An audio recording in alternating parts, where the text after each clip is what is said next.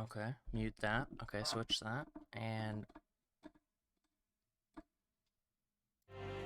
there we go. Cool.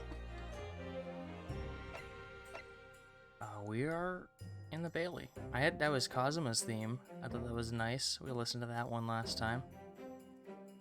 Maybe. We'll probably hear it again, but you know. Get everything set up. There we go. So we left right at the start of the trial. I can't remember what's happening. Gina's on the hook for a murder. No, not that one.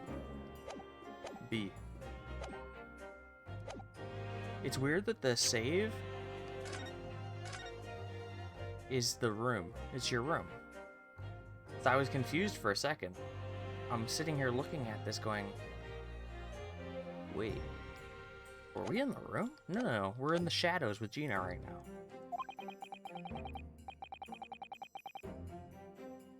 She's worried and scared. We can tell.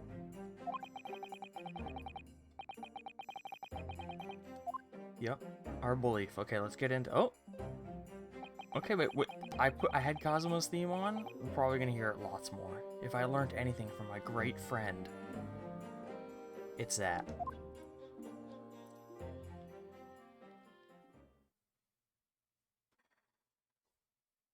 Okay. In the courtroom. This could be it. I hope so, because I want to play spooky games. I don't want to interrupt spooky games time to go back to finish our time in the courtroom.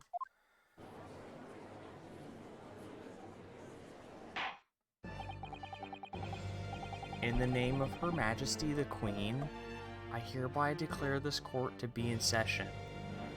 Listen up, folks. This trial shall determine the guilt or innocence of Miss Gina Lestrade. I now call upon the counsels of the prosecution and the defense to declare their willingness to proceed. Van Zieks already. What luck! We get to see Van Zieks every time.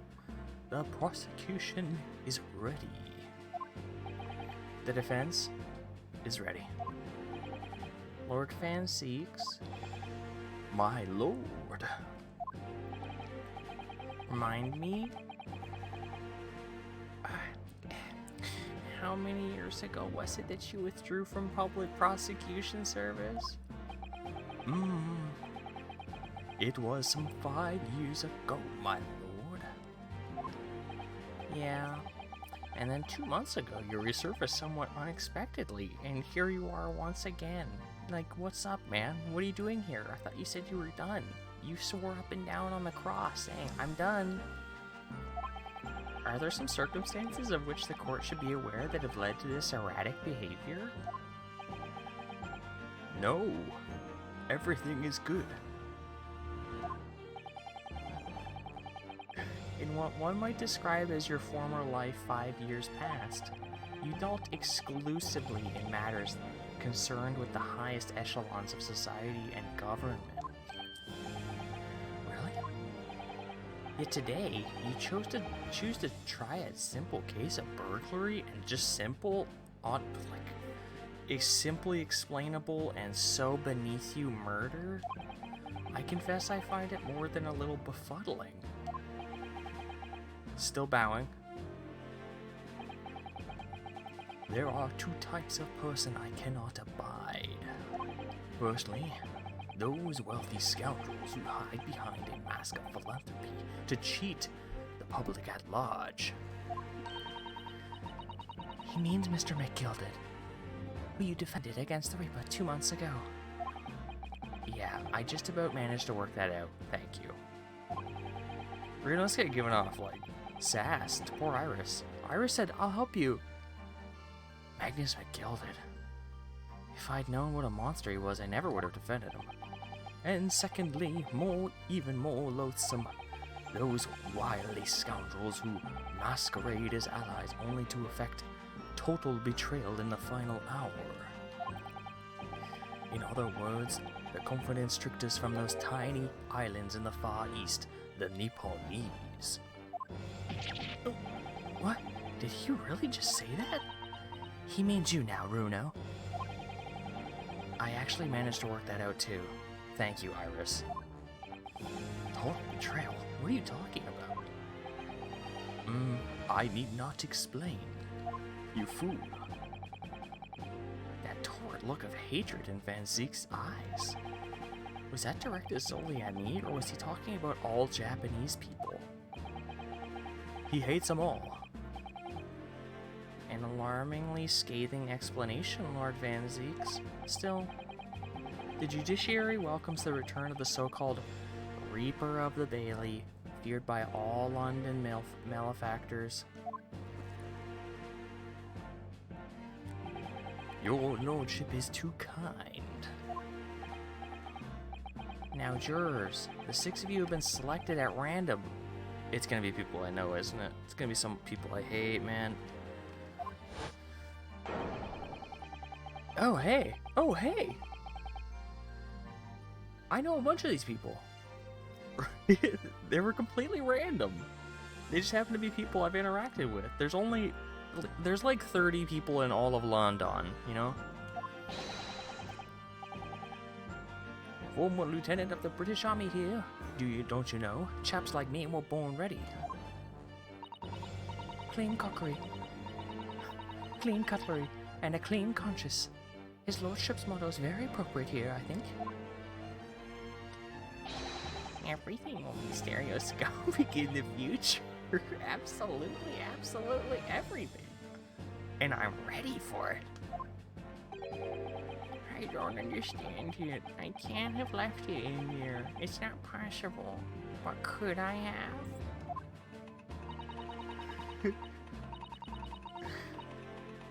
I love the stereoscopic dude. He's awesome. Women indispensable in society. Stop. Female-centric future awaits. Stop. It's the revolutionary. The Russian revolutionary. And his cute little mouse. Good day. I am visiting London for sightseeing. I'd like to take bus to Crystal Tower, please. Wouldn't you have to be a citizen of the country you're in to be on the jury? Is something wrong, or no? Oh, not exactly. It's just... I know all these freaks, and I hate them. I'm fairly sure I recognize these jurors. Almost all of them, in fact. The only one I don't recognize is Stereoscopic Man. Really? Funny coincidences like that do happen from time to time, don't they? But it is quite strange. The jurors are chosen at random from London's 6 million inhabitants, you know. So I've been led to believe, but something tells me I'm being duped. Shut up. Now, Lord Van Zeeks, go ahead. Go do your thing, buddy. Oh, you missed it. Susto left. Her father got sick, so she had to go back to Nippon. She's gone. She went to Japan. Well, her father? I don't think that was a dialogue choice. I didn't see that path available to me. As you wish, my lord. Allow me to begin with a word of warning to the ladies and gentlemen of the jury. In short, this wily rat, there has never been a more self-evident case of cold-blooded murder. Oh. That's a wrap, then. The victim, Mr. Pop Winterbank, proprietor of a pawn shop on Baker Street, was shot from behind and died instantly. The prosecution presents this photographic print of the crime scene. Uh-huh. Get a deep inspection in there. Okay. As the court will observe, there is a single bullet wound just below the gentleman's left shoulder. The evidence suggests that the bullet pierced the man's heart, resulting in a near-instant death. That's a pretty gnarly... It looks like an exit wound. It does not look like an entrance wound. Personally, in my opinion. I am a bullet doctor. Moving on to the findings of Scotland Yard's coroner. His report states the bullet entered the body on a rising diagonal trajectory. And what's that supposed to tell us? That the killer was shorter, or at least crouching. It means the victim was likely shot by someone significantly shorter in height than himself. Someone like the accused, you might say. That's conjecture. You don't know that. Objection! The prosecution wishes to present the autopsy report and crime scene photograph as evidence, my lord. Okay, sure. Hand them over. I gotta read that autopsy report. I've seen that picture. We don't need to see that again. That's new, too. I now ask that the court turn its attention to this plan of the establishment where the incident occurred.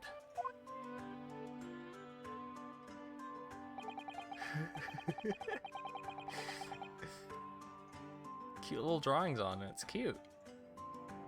The proprietor was found in the storeroom where they kept articles pawned to him.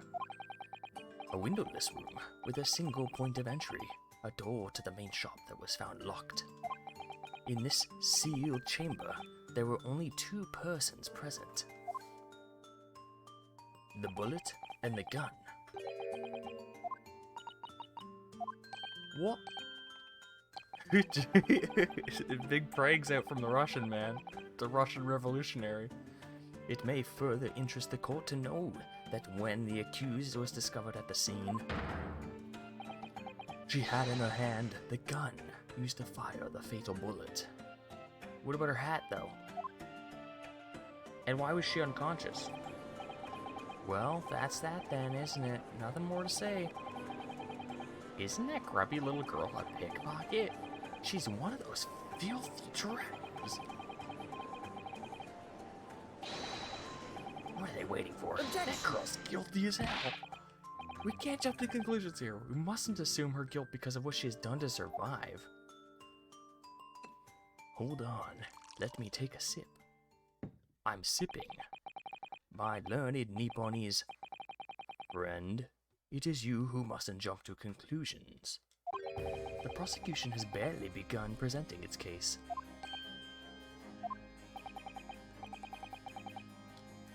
Conveniently, this appalling act of murder did not go unobserved. There were witnesses. Good gracious. After their testimony, this girl's true nature will be exposed. Pitiful pickpurse or cold-hearted killer. Here's to establishing the truth. Cheers. Cheers to that, buddy. Blink. We're here for the truth. The court will take the floor plan and firearm into evidence. Wait, did he bring the gun? At once, my lord. Cheers. Oops. Hey, you know the rules. I have to ban you now. Unmod. That's a freebie. You get a freebie. Once a month. I'm keeping score. You get a once a month freebie, okay?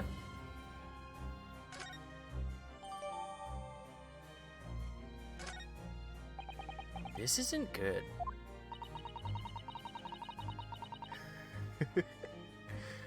Oh, and you know what? It's the 27th. You almost get another freebie soon. I feel like the mood in here has turned very gloomy all of a sudden, Bruno. Hey, see this? Is this coming in clear for you? Hey, how about here, we'll get rid of some of the obstrusions, you know? There you go. Is this coming in clear for you? You see this? Maybe I'll move the straw out of the way. You see it? My hand's wet now. I think that's because it has. He's uncloaking! Already? Let us begin.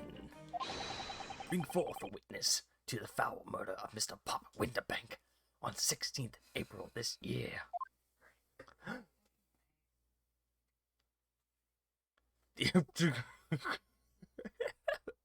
These guys are criminals. These are the villains.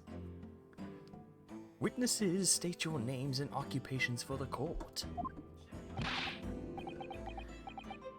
Name's Nash Skulkin. Occupation is baddie. Professional baddie. Name's Ringo Skulkin. Occupation's same as him. Tobias Gregson. Scotland Yard. I can't remember his accent. Scotland Yard Inspector. He's Australian. That's right. That's what they call the three Skulkin brothers.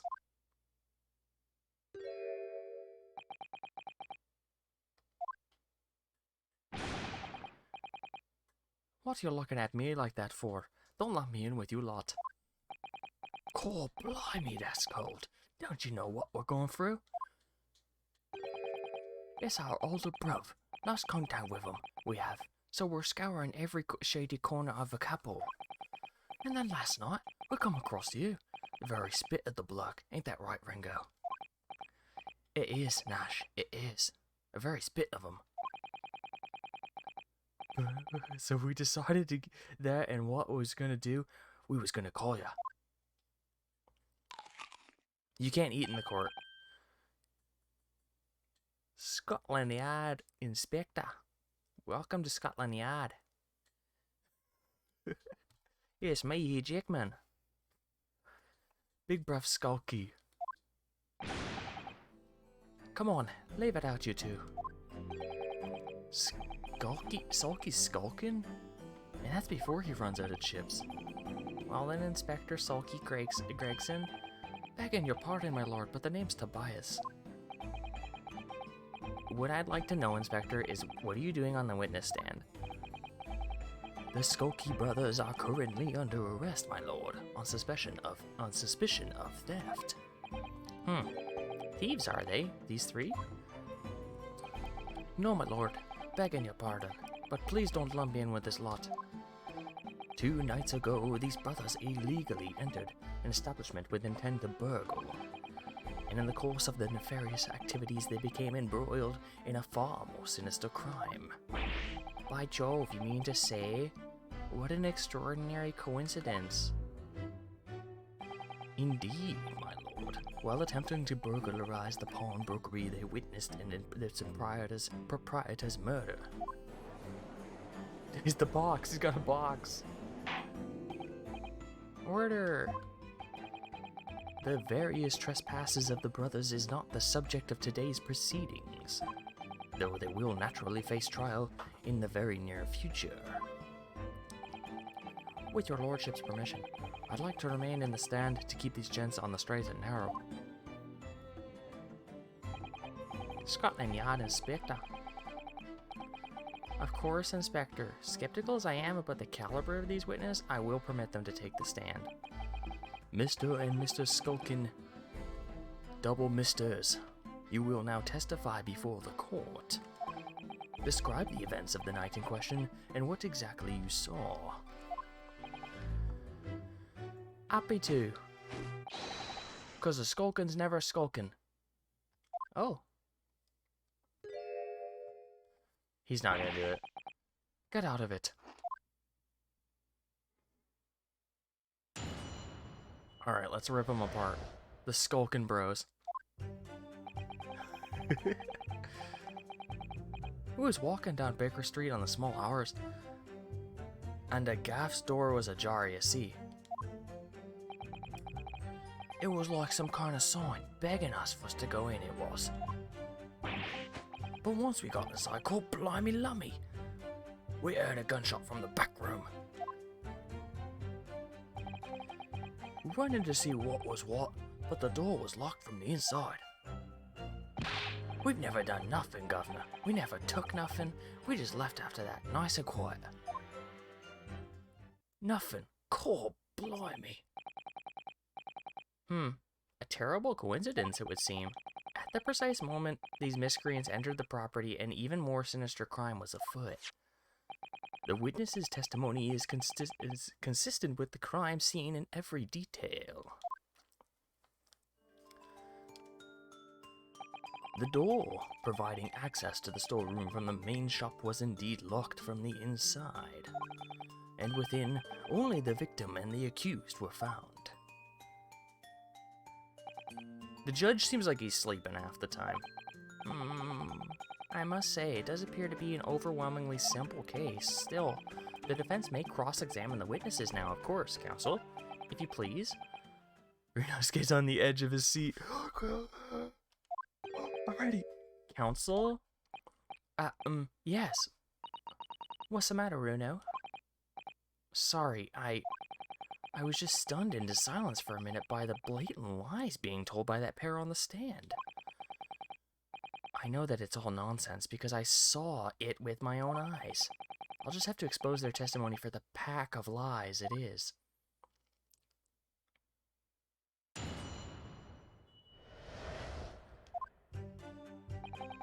We was walking down Baker Street in the small hours, and the gaff store was ajar, see? I don't think it was. It was like some kind of sign, begging for us to go in, it was. But once we got inside, God blimey lummy, we heard a gunshot from the back room. The gunshot couldn't have come from the back room because there's a bullet in the front. The gunshot, you say? Just the one? Are you sure about that? Yeah, just the one, Governor. I swear to that. It was, Nash. It was. Ain't that right, bruv? The firearm used to belong to the victim himself. Yes, Mr. Winterbank always used to leave his gun lying around the counter. Right, I remember. When we examined it, we found the revolver was completely at our arms. That makes sense. Mr. Winterbank always used to say he only ever kept a single bullet loaded. That's true, I remember him saying that as well. So we can say with considerable certainty that only a single round was discharged from the firearm used as a murder weapon. Yes, my lord, we can. And I should remind the court that the firearm in question was discovered in the hand of the accused. Wonderful. What about the bullet, though? That's true. We never done nothing.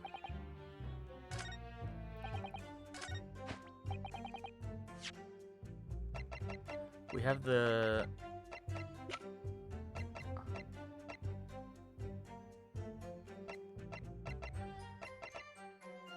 There are signs of a single discharge. He only discharged once.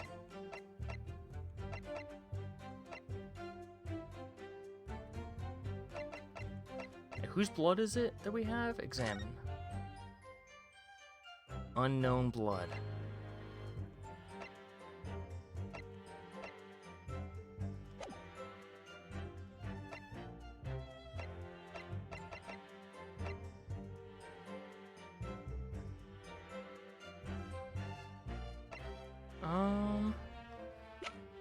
We don't really have anything to show him. I mean, we have the blood, but, you know.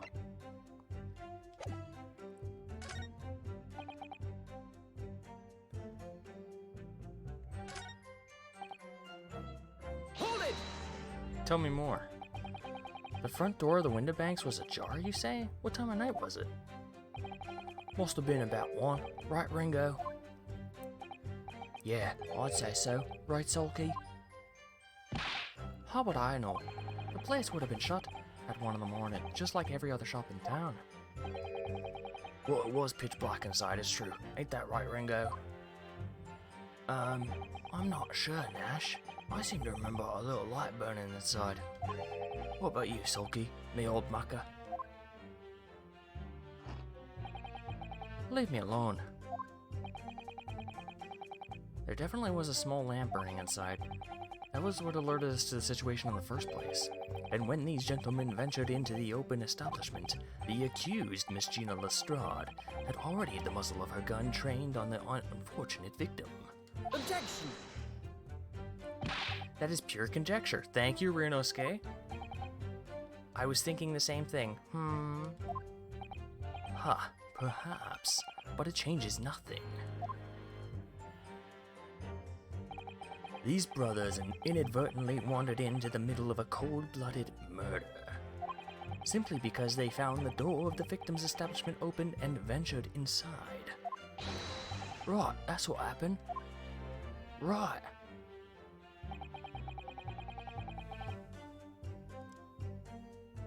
Hold it! What are you trying to suggest? That you had to go in? Well, God moves in mysterious ways, they say. Don't they, Ringo?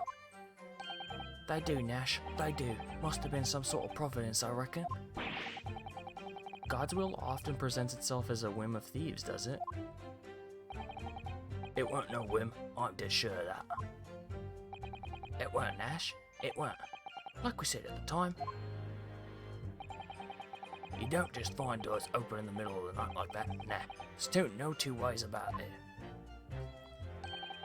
It was a sign that our long-lost brother was inside. They're not very good liars, are they? Well, you can't deny it. It led us to the bloke who just looks like our bruv. Looks just like our bruv. I said to cut it out. Those chips are getting a chomping today. Chips. Cool, blimey. I wonder if I can present them with the blood.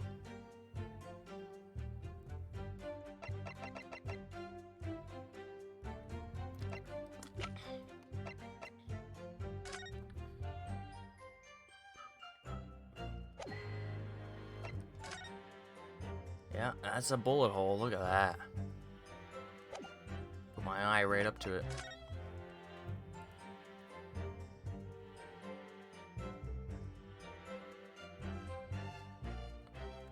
Hands up. This is a robbery.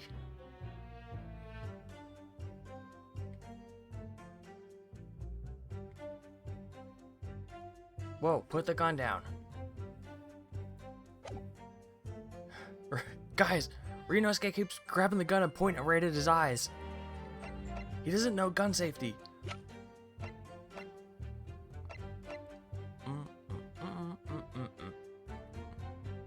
Objection! Nope.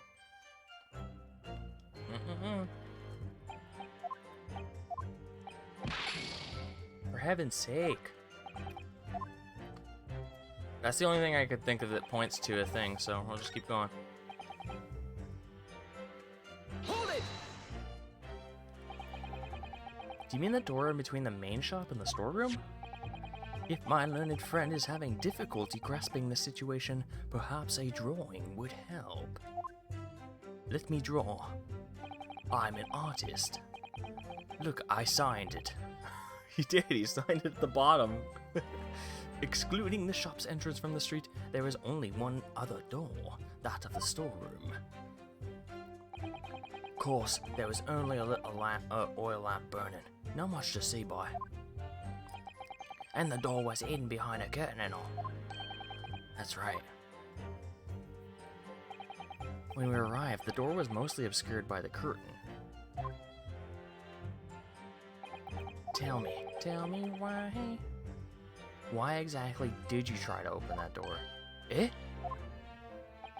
A normal petty thief would run at the sound of a gunshot, I should think. Oh, well, your turn to rabbit, Ringo. Well, Nash, yeah. I suppose you'd have to say we ain't normal, eh? Broadly speaking, humans respond in one of two ways hearing a gunshot or scream. The timid flee, gripped by fear, or while the courageous investigate, to see if they might help. Ah yes, these gentlemen are of the latter inclination, my learned Ebony's friend, it would seem, is of the former. Alright, somehow I just proved that I was a coward that night. Thank you, councils. Thank you! So we all understand that Ryunosuke is a coward. The defense is cowardly. Let it be known. Put it in the record. Proceed, witnesses.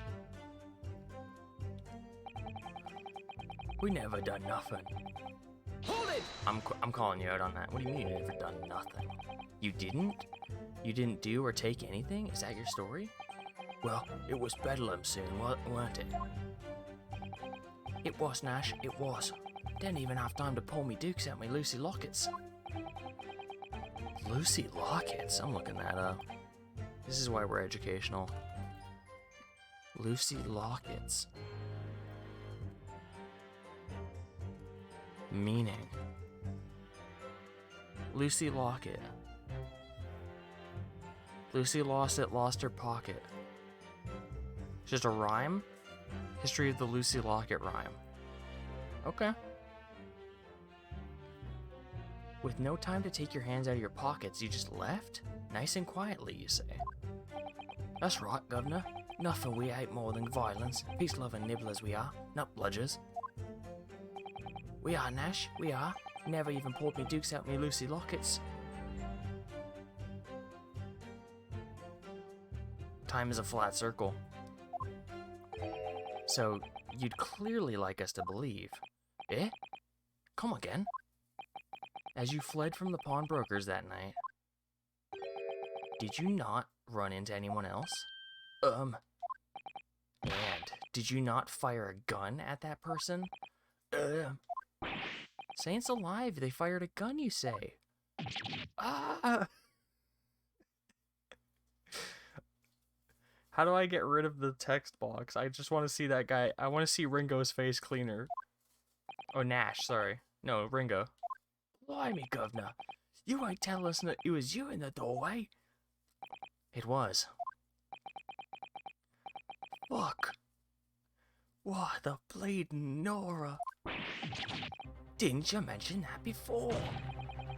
You were armed with a gun, and you fled the scene. As you fled the scene, you fired that gun at London's greatest detective, Herlock Sholmes. They shot the great Mr. Sholmes? I did hear that, actually. There was a rumor he'd been rushed to the hospital. Great Sholmes, that's beyond the pale. On the night in question, this pair were arrested by the police within minutes of discovery of the scene of the crime scene. Their suspicious countenance rapidly gave them away. Hehe. Hehe. And when searched, a firearm was indeed found in their possession. Oh, innocent. Furthermore, the barrel shows signs of a shot having been fired from it. I don't think it was them, though. Look at that gun. Way cooler. The prosecution invites his lordship to examine the firearm recovered from these brothers. Yeah, looks like a gun.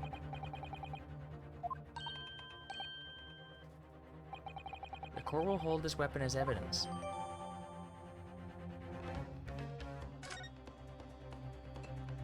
Let me take a sip, I am thirsty. Now, my learned Nipponi's friend. Yeah? Here's to your successfully presenting the evidence.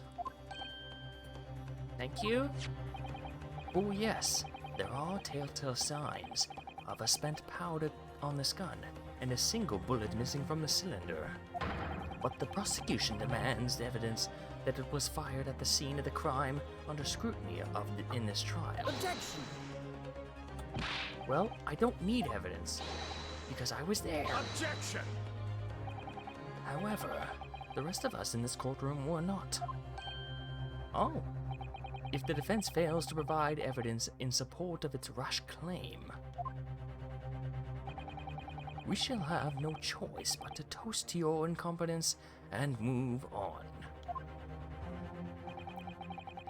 Evidence that these two fired the gun before they left the window banks that night. Yeah. That's basically what he said. The blood, right? This? Take that! Like that. The evidence is in this portfolio. What? What on earth do you have? What is that? What the heck? Open that up. What's in there? During the course of our investigations, we discovered a number of blood stains. I hate blood. not trusting the police to do the job they're trained to do. How arrogantly Nipponese of you. Well, anyway, we analyzed all the blood samples we found and recorded the results in this portfolio. And you claim to have the evidence the court is demanding therein? Yes, my lord. No more dallying then. Show me. What do you have in your portfolio that proves the witnesses unloaded a firearm at the scene? This one. Take that! What is that? Explain. It's a photographic print taken at the Windibank's pawnbrokery the day of the incident. From the scene of the crime, is it? Yeah. Is that a bullet hole? And if my eyes do not deceive me, it appears the bullet is still lodged in there. Yes, as your lordship noticed, the bullet pierced Mr. Windibank's calendar, after it pierced Herlock Sholmes. The date shown being the 16th of April, the very day of the pawnbroker's death. The incident occurred 1 hour after midnight, but this indicates that a separate shot had been fired sometime after the calendar had been set to the 16th. That's right. And while it isn't irrefutable, the defense believes this is credible evidence that the witnesses did fire a round from their gun at the pawnbrokers that night. Nah. Nah. How does the prosecution stand, Lord Van Zieks? Guilty, Your Honor.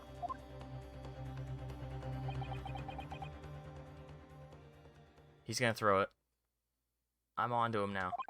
If that is the direction my learned friend wishes to take, the prosecution has no objection. What? Yep. I saw it. He is foreshadowing. But you'll forgive me for flinging my hollowed chalice aside in disgust at the repugnancy it exposes. How many of those chalices does he have? Yes, on the night in question, these brothers entered the pawnbrokery illegally.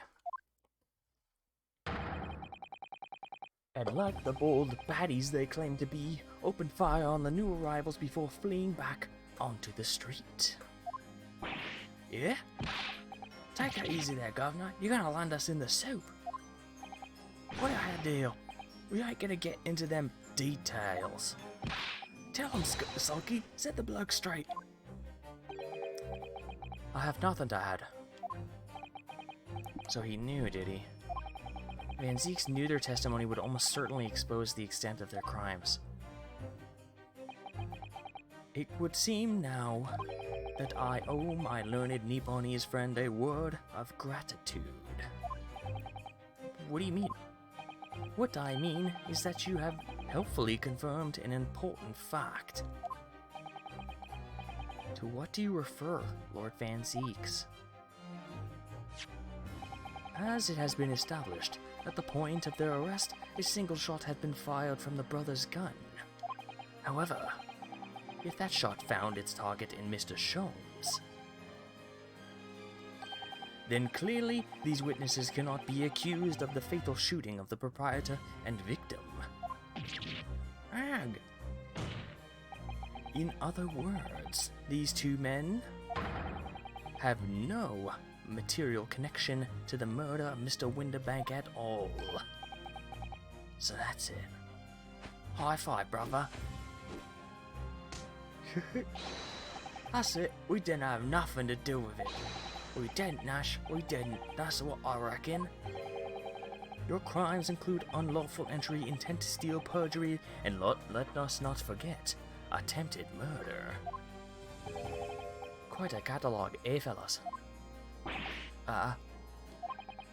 We're in for it now, bruv.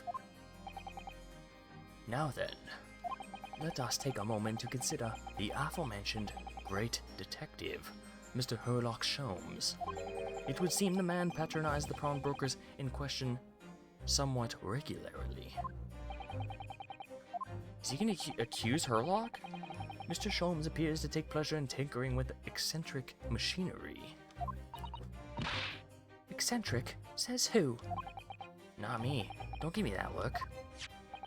He installed a pair of machines like this one in the victim's shop. The cameras! That's one of Hurley's red-handed recorders. What is that, Counsel? It has the appearance of a photographic contraption, but I can't quite make it out. It's kind of weird. It's a wacky invention. As your lordship has surmised, it is indeed a camera attached to a small timing device. I did it? Case over? What'd you do? Who did it? Who did it? Whatever, you know the thing. What? What thing? What's the thing I know? What is it? What is it? My glasses! Hold on. What's the thing I know? I'm trying to figure it out.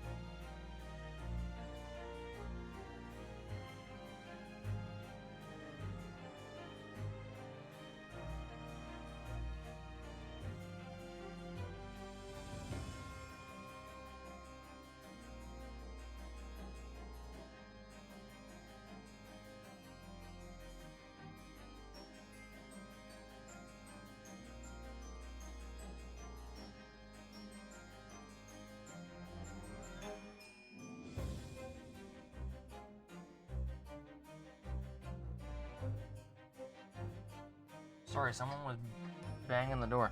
I just did the thing I did. Whatever the thing is, I'm guilty. Next case. You're guilty? It's murder. You know that, right? You'll be hanged. You will be hanged. There is no next case.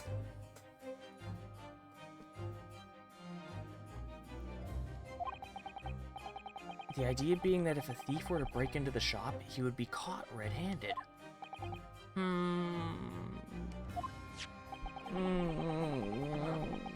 The prosecution has obtained the photographic prints taken by the device on the night in question.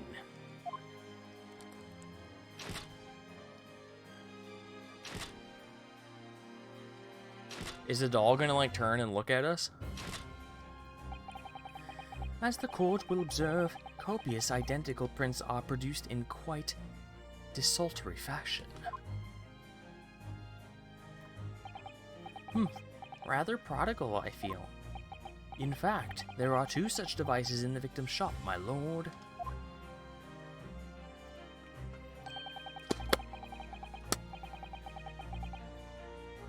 If I may refer the court to the plan of the premises, their respective positions are here and here. Yeah, Van Zeeks is an artist.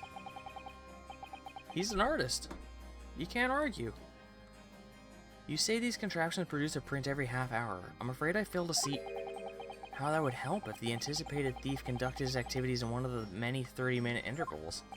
One can pray that the would-be criminal lingers, my lord. Everybody knows that crimes take less than a half an hour to commit. On the night in question, the witnesses currently on the stand were not caught on camera.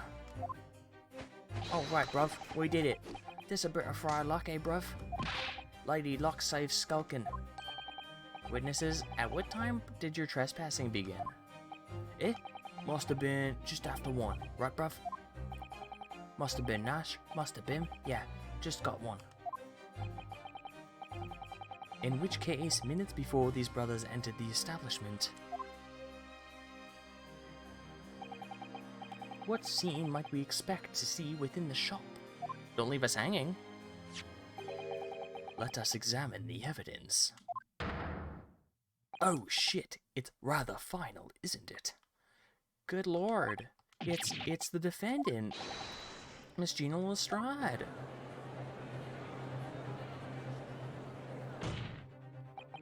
As the court can clearly see, the accused is pictured, gun in hand, facing the victim over the shop counter. No doubt coercing the proprietor into opening the door to his storeroom. Quite. One can only too easily imagine the events that unfolded. The court will take this photographic print as evidence. Okay. Ah, I don't believe it. Ginny. In short, the accused is the only person who could have possibly have killed Mr. Winterbank.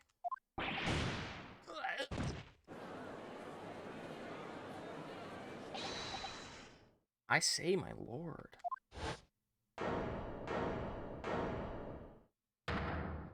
Oh. Wonder if I might put in a word at this point. Go ahead, Mr. Foreman. Took a bally bullet to the knee in the Battle of Maiwand. 1880, don't you know? Decorated for it and all that, but forced to retire from the service, sadly. Of course, a medal can never outshine the exploits of a chaps like us on the battlefield. Yes, Mr. Foreman, and he's pissed, dude. Judge is sauced right now. What exactly is your point? Carried on the battle after retirement, you see. The battle of daily life, if you like. And here I am, leading this small squadron, 6 men, all good and true. And we'll all go down together, you mark my words, one for all and all for one. Alright, let me just pour a drink. The ladies and gentlemen of the jury have reached agreement, have they? Is that what we are to understand? Well, Mr. Foreman, is that correct? In a manner of speaking, yes. This is the Garradeb Squadron's position, sir. What? No. It's too soon to make a judgment here. Status report for the court, men, on the double. I'm not a man, but I'm saying guilty. Oh my god, the guilt is in 3D. It is. He basically said that.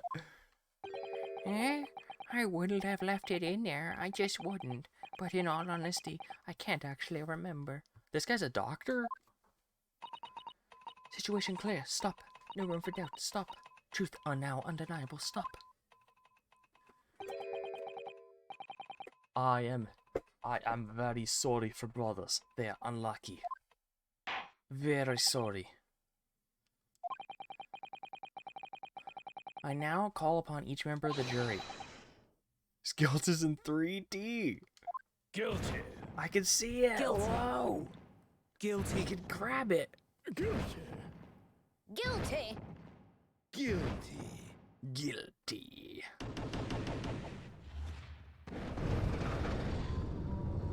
Whoa. Overwhelming.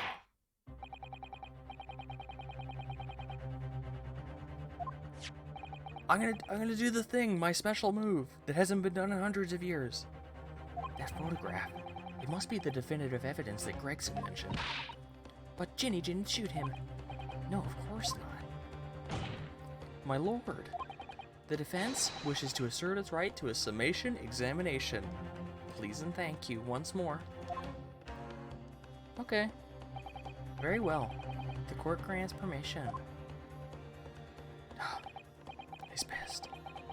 So you refuse to admit defeat again? How uninspiring. We shall proceed immediately with the summation examination. Mr. Foreman, all the members of the jury ready? Absolutely, sir. Always ready for action, my chaps. Very good. Ladies and gentlemen of the jury.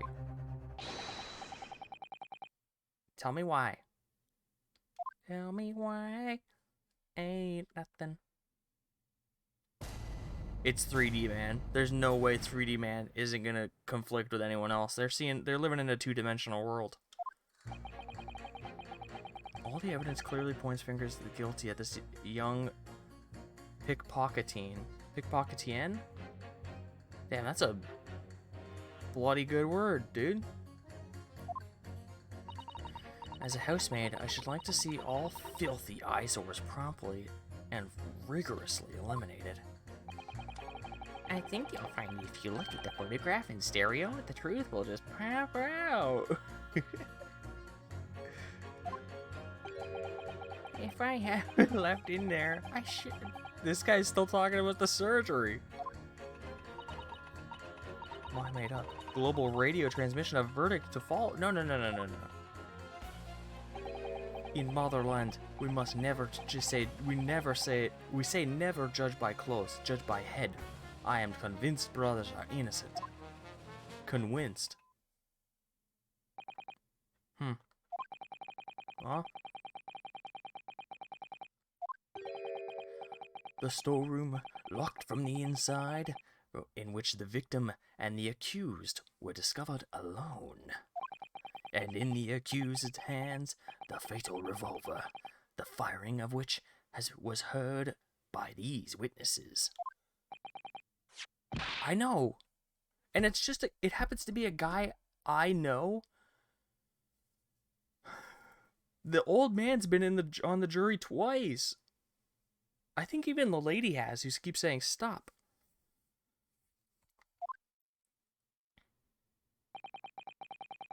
Take it from a chap who's seen action on the battlefield. That young girl's on the verge of pulling the bally trigger.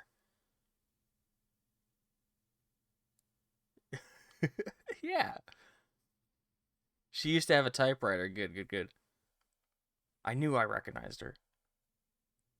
Prove it. I'm proving it. Bolshevik. She's downgraded, yeah. She's a telegrapher now.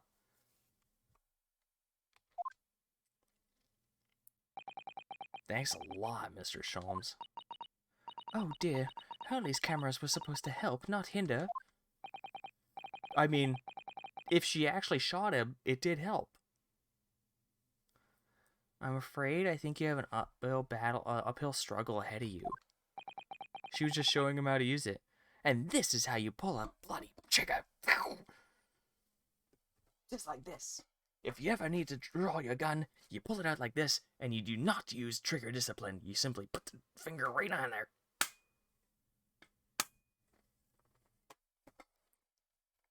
Like, if you were to shoot it, that she didn't point it at him. She pointed it up in the air, right? So she is, like, showing some safety concern. Whoever's upstairs is dead, but, you know. She's our little thief, that's true. It's our Gina.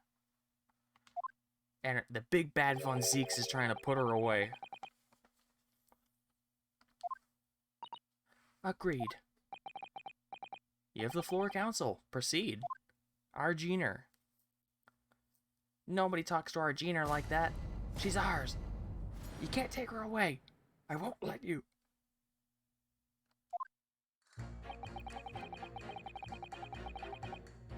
All the evidence clearly points the finger of guilt at this young pickpocketeer. Let's press. Does it, though? You're Mr. Natsume's landlord, Mr. Garrett, aren't you? We really must stop meeting like this. Ah, you're that lawyer chap. Well, there's a turn-up for the books. Kill the landlord? Eat the rats!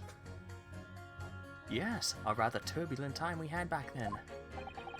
Some extraordinary events took place at your house, that's for sure. Luckily, Mr. Sholmes and I were able to get to the bottom of it all. I think we did a rather lot for you, didn't we? Oh, a little hushed, are you? I mean, obviously. I wouldn't be suggesting that therefore you should change your leaning to not guilty or anything like you owe us anything, but, I mean, we did a lot.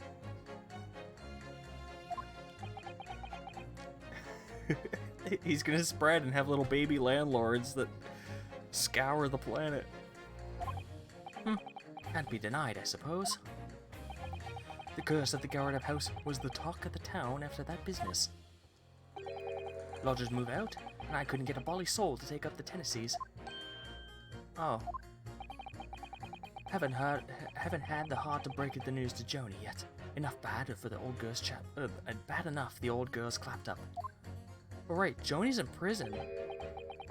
Cause she technically almost killed Olive Green. Green Olive.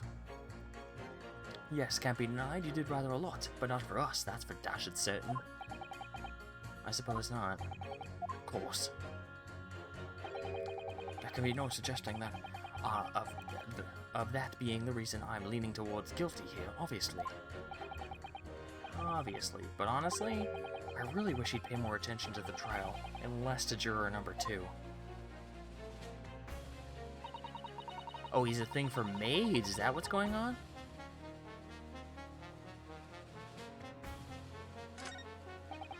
I'm gonna press the 3D man. Hold it! Explain to me what a 3D world means. What do you mean look at the photograph in stereo? Sorry? What? Don't you know? Creepy old guy, great. Mr. Garrett, we knew he was creep. He makes his wife dress up as a maid. And then pretends that it's not his wife. So, like, not even in their own personal stuff, he does it in the real world.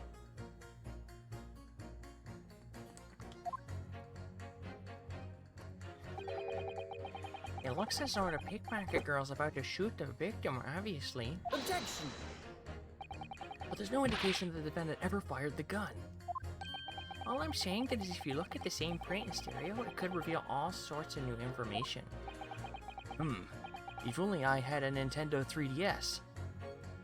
Or I didn't need glasses or anything.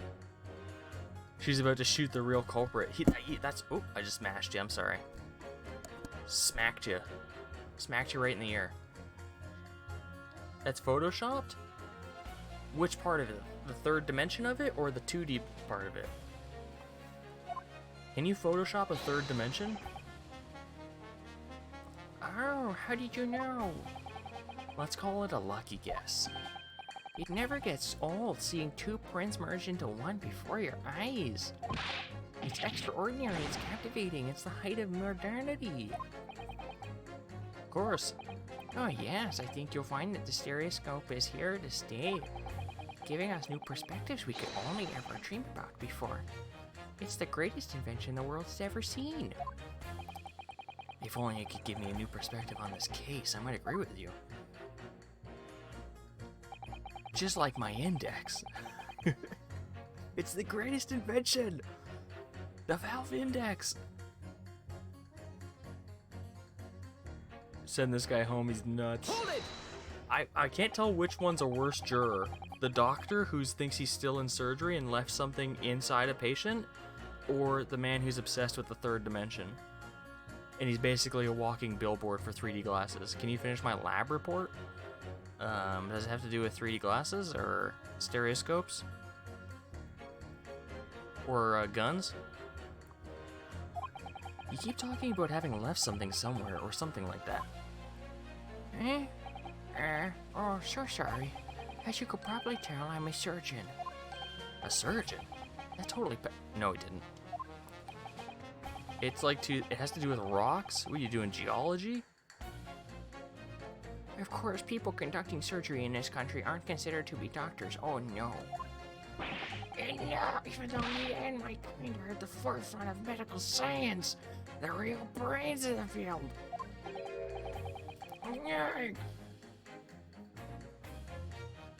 So, what is it you think you've left behind?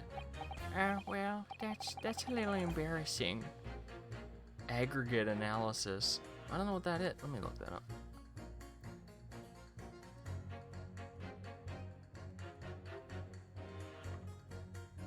Analysis. Aggregate analysis determines the upper bound of the total cost of a sequence of n operations, then calculates the amortized cost of Tn divided by n. The accounting method is a form of aggregate analysis which assigns to each operation an amortized cost, which may differ from the actual cost.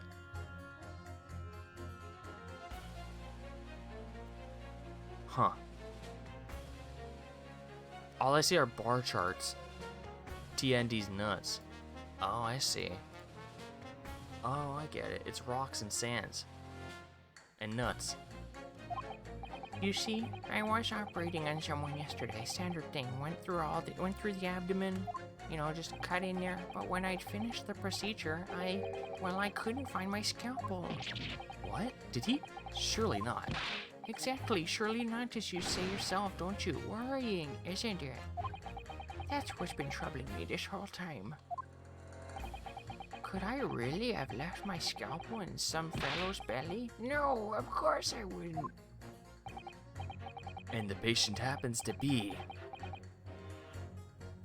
the victim. So there you have it. Like I said, a little embarrassing, really. That's one way of putting it. The other is manslaughter. That's exactly my concern, and seeing this case appears to be all but sewn up, I need to focus on trying to remember exactly what I've sewn up elsewhere. Now, I'm sure I made everything back as it should be. Well, as sure as you can be without being sure. I'm sure you need to be more sure. Okay, so that was nothing to do with the case.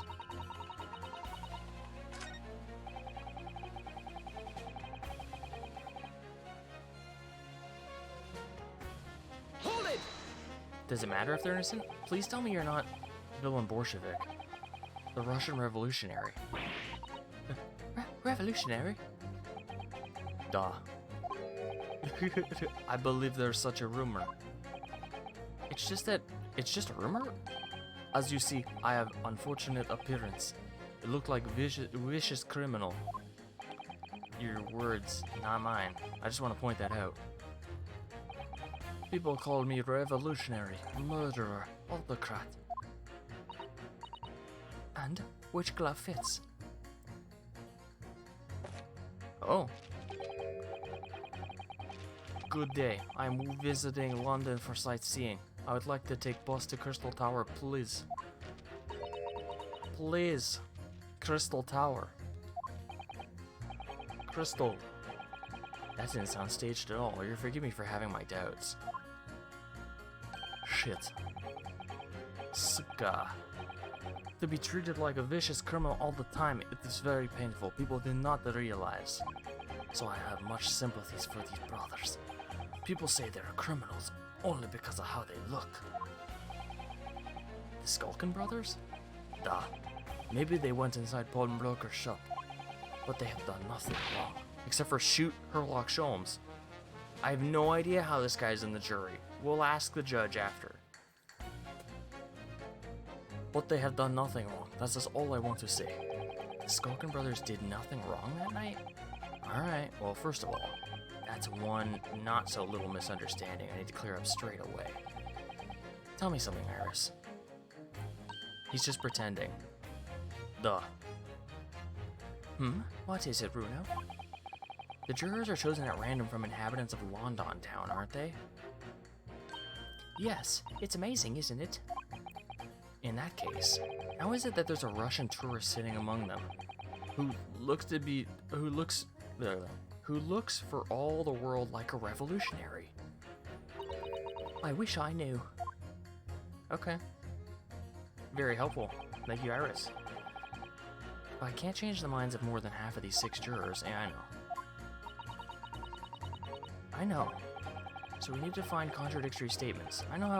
We know how a summation examination works. This is like our 7th one.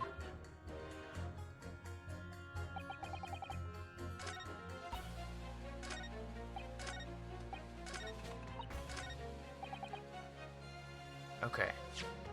We have stuff that shows that they're not innocent. We have the gun.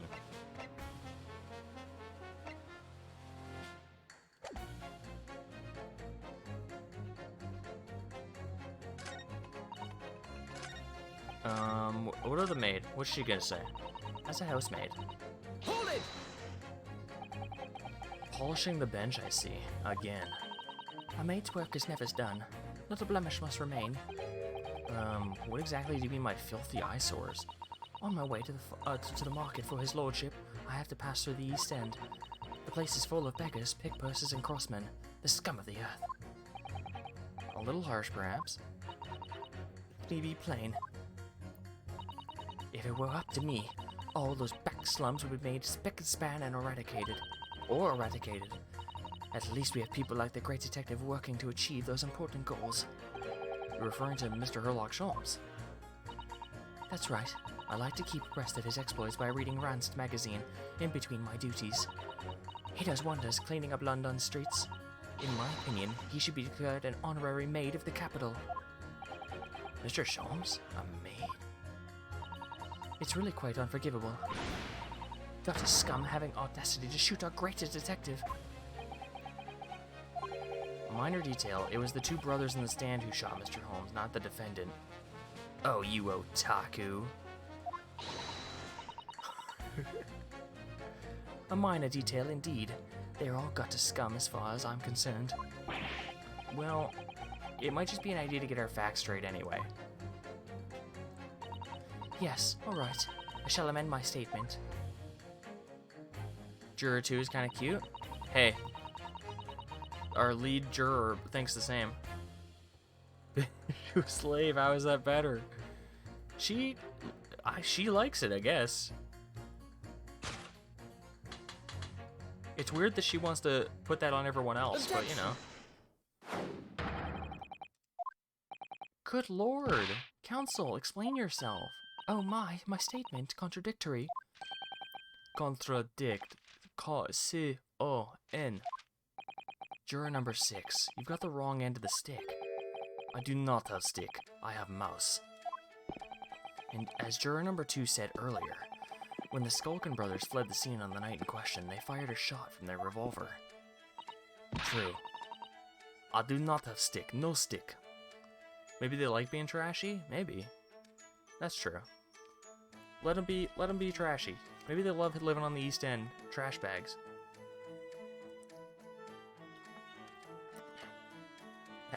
You know what? I was gonna say they're a juror, so they couldn't be guilty. But the last case we had, a juror was guilty. So, me too, off. Thank you for the good blessings. Thanks for popping in, dude. Yes, they had shot Mr. Holmes in the abdomen, I understand. Surely you're not going to tell the court now that you didn't hear. Because they just grab anyone. That's true. Poop is always innocent. It could have been the judge. Ooh, it'd be such a good one. And the judge doesn't even know. He has no idea. Oh, it was me? The abdomen. Abdomen. A, B, D. Sir? Sorry. My English is still learning. That's true. It is. That's what it literally what happened with the other thing. She threw a knife out the window. It fell and landed in Olive Green's back and almost killed her. Attempted manslaughter. Yeah. You are telling the court you didn't hear? Forgive me. I did not hear. Here is word. Abdomen. Part of person's body containing stomach and other vital organs. If this is what you mean, you should say in plain English. I'm Russian, not native speaker. Who thought it was a good idea to let this man be on the jury again? I put down mouse and pulled out big prig. Don't tell me that's spoilers? Oh, true. Sorry, Huff. It's the journey. It's the journey, not the destination. And who knows? Maybe there's something else with that case.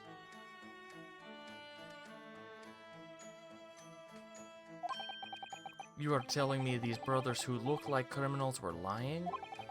They said before we never done nothing. But truth is, they shot detective. That is double negative. Yes, that's exactly right. Oh my god, the mouse! Lying is wrong, especially when lie is said by person who looks like criminal. Coming for you, that seems surprisingly prejudiced. That means when they say we never took nothing, maybe it was also big fat lie. Is this true? According to the police report, no stolen goods were found, so... Enough! I trust no one now. I hate all of jury. I don't trust any jury.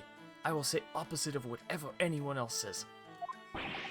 I must see with my own eyes. I must investigate crime scene myself. Yes, it is, Runo. Easily. Sorry? with the prints from Hurley's red-handed recorder. Ah, if you compare the prints in that picture's Ginny and the next print from the half hour earlier, you'll be able to see straight away if anything was taken or not. Cooey, Mr. Prosecutor?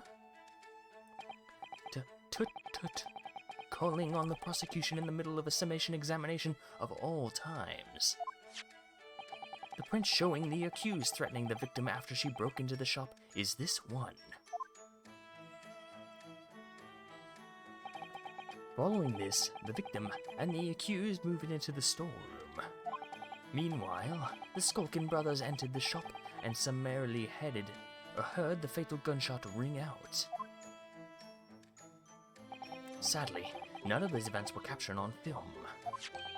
This is the print produced by the camera a half hour later, after the brothers' flight.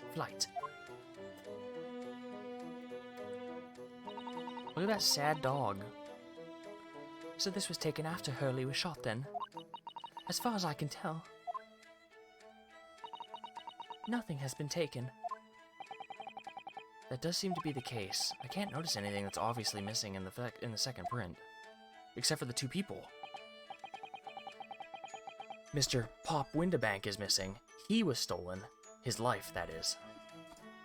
So, the brothers who look like criminals only told one lie. They shot men, but they stole nothing. It would seem so, yes. Good.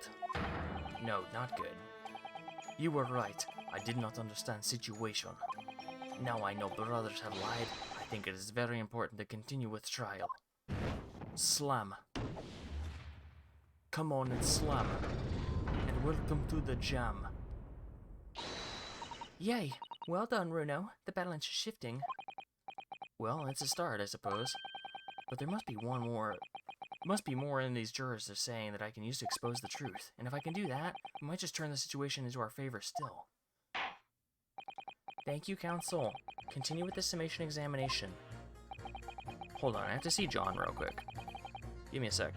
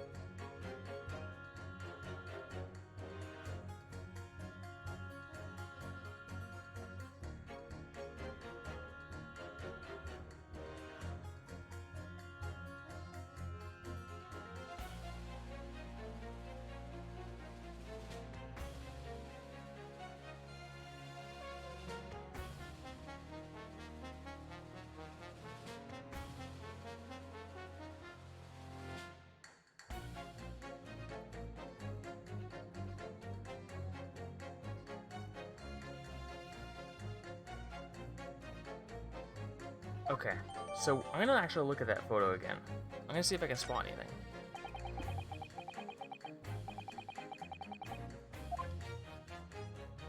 I wonder if there's something hiding in that print. In the lake of lies are many dead fish. We must find the truth. Therefore, I said, not guilty verdict.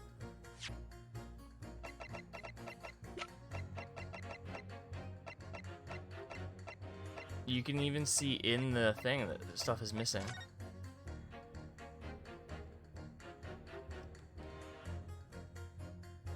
Or at least it's moved.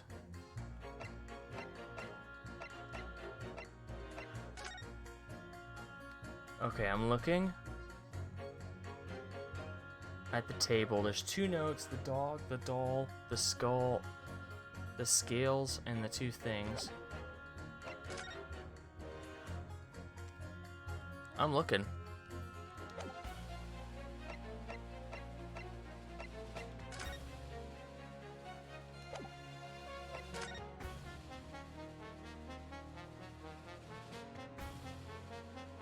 The only thing I can see is that the lamp has been broken.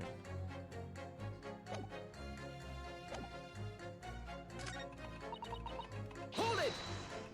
Hold it! Sorry, radio transmission? What do you mean? Are you from the Far East? Stop. Yeah, from the Empire of Japan. All communication with Far East nations used to be take place by mail. Royal mail steamers take more than a month to complete the journey. Ah, but now we have the electric telegram. We can send messages using electrical signals. Thousands of miles of cables have been laid along the ocean beds, connecting the entire world. Thousands of miles of cable on the ocean? That makes my head hurt just thinking about it. You are well informed, my young lady. Oh, flattery. But cable will soon become a thing of the past. Stop. And just when I was starting to catch up. Radio transmission is the future. Stop. Message carried by overwaves the four corners of the globe. Stop. Excitement growing. Stop. Atmosphere electric. Stop. Right. Try not to wear out your fingers. Era of wireless telegraphy. Stop. Driving technological revolution. Stop. Anyways. And people say inventions like the stereoscope are the height of technology. What utter piffle. I can't understand it. I really can't. Oh. He's pissed. He's pissed. Excuse me. Excuse me. We have one. We got excuse me. Juror number 3, sorry to interrupt when you're obviously fuming, but what? Do you perhaps something to say to juror number 5's last remarks? As if I couldn't guess. Oh, you bet I do. Say that again. Go on. I dare you. Goodness, are you talking to me? I think he just might be, yes. You think stereoscopes are just toys, do you, huh? Absolutely. I mean, really. A machine to view photographs in 3 dimensions? Why on earth would you not just use your eyes to look at the world around you? It's all 3-dimensional. What a great way to appease the man. No, I'm sorry. Stereoscopes are of no practical use at all. He looks calm, but this man's broken. You just don't know. Pardon? I think you'll find viewing a photograph through a stereoscope can unlock all sorts of possibilities. I'm obviously gonna have to demonstrate. What sort of possibilities? Well, take the crime scene for example. If you had a pair of photographs from the crime scene that you could view through a stereoscope, it could reveal hidden clues you never noticed before. What? Have you got any, Runo? Any prints we could look at with a stereoscope? How about this print here? Should do the trick, right?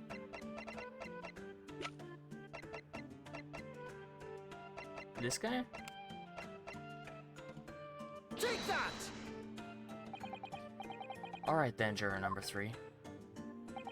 Are you saying that you can do this with any 2 suitable photographic prints? Of course I can. Very well then, I'd like you to demonstrate. I'd be delighted to. Just give me one more print and I'll make you all. Take that!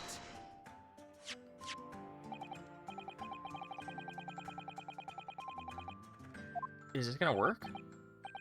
Yes, I see. Tell me, Mr. Lawyer, do you know how stereoscopic images work? Do you understand the principle? Yeah, I do. Well, I think so. I did have a lesson only yesterday. In case you don't remember, the left and right images need to be the same, only with a slight shift in positions of some objects. Then, when your brain merges the 2 images together inside your head, it notices a shift, as it were, depth. Yes, exactly. It's that small shift between certain objects in the 2 pictures that's really important. So, what happens if you use 2 photographic prints that are exactly the same, then? No. Obviously, that wouldn't work at all. Not for seeing 3-dimensionally, anyway. Oh, of course. Now I see it. Ah, the young girl's discovered the secret. I have. Iris, your eyes. Can you uncross your eyes before you tell me? Have another look at these two pictures from Hurley's camera, Runo. Go on. Do I have to cross my eyes? Or will it do it for me? Can you see that there's a really obvious difference between them?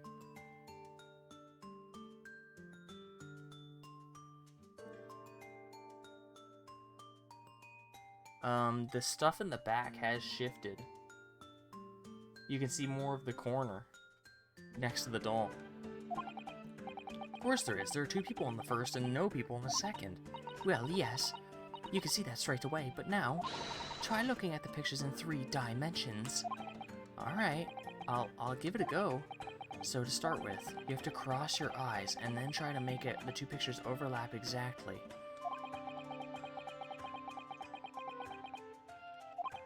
Let's see if by crossing my eyes I can make the quill pens from each picture overlap in the middle.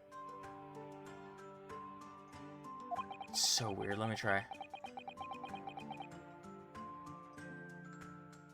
Ah! I can't! It's my glasses, dude. I keep looking at my glasses. Wait. Well, did you manage to see it properly, Bruno? Yeah, I saw it.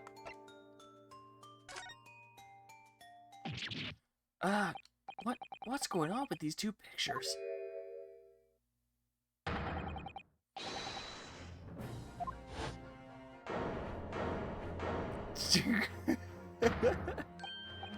Zeeks has got the glasses. Dude will be like, holy shit. Holy shit. I can't believe this works. Yes, that's it, you see. That's the amazing power of stereoscopes. Other amazing power?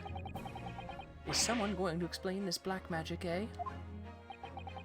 Why the deuce do some of the things on the counter seem to jump out at you like that, hmm? I think you'll find that if you consider the basic principle of the stereoscope, you'll answer your own question. Basic principles of the scope. As I said before, if you try to look at the two identical pictures using a stereoscope, it won't work at all. It's the slight shift in the positions of the certain objects that lets you see the pictures 3-dimensionally. Ah. Even though at first glance it seems the objects in the counter haven't moved at all between the two pictures, I think I could tell that immediately, just looking at them. Yes, there must have been.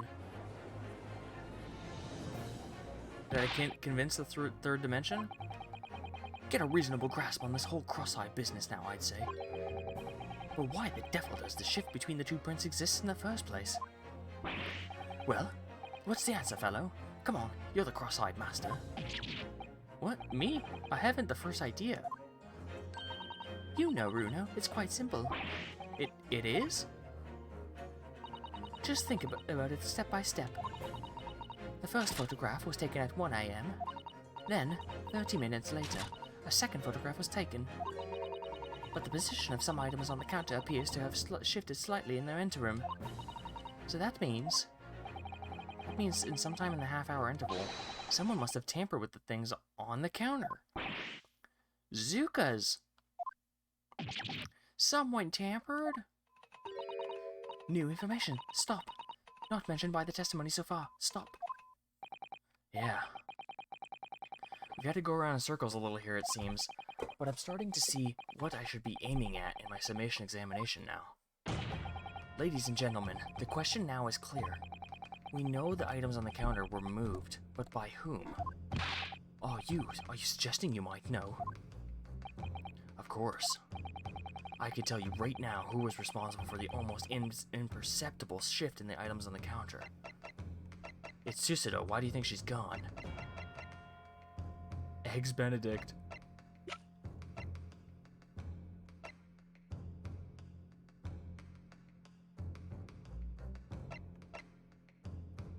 Scrambled.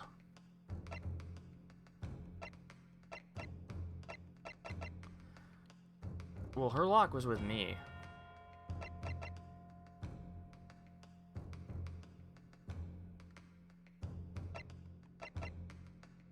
Pop Windabank, maybe? It's Gina? I'm saying this would make her guilty.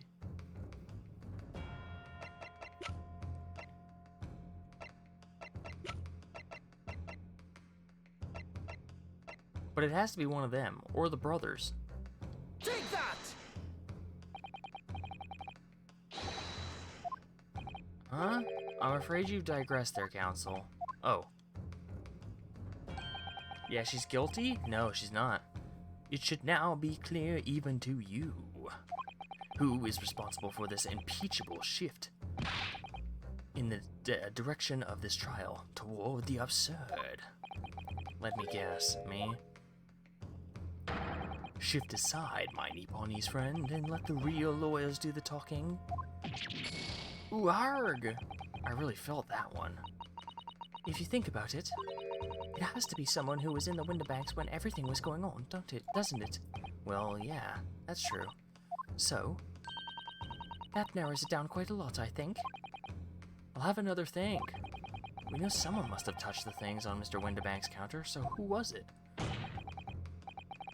Ladies and gentlemen, the question is now clear. Okay. It wasn't Gina.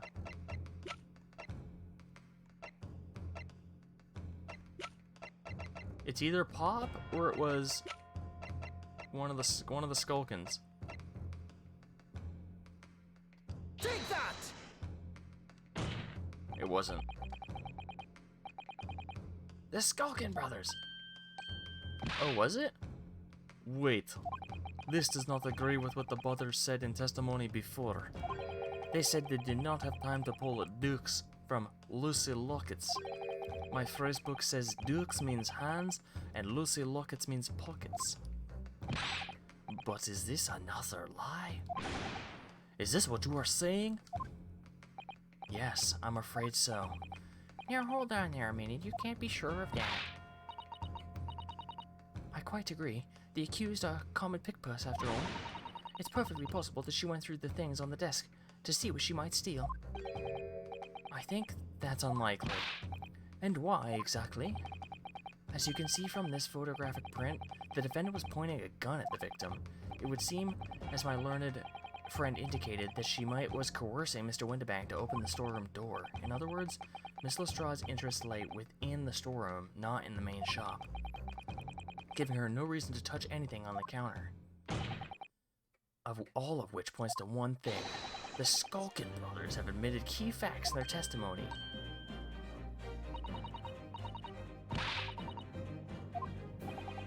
Because the Skulkin brothers are thieves, madam, no better, or in fact worse, than the pick purse. Oh!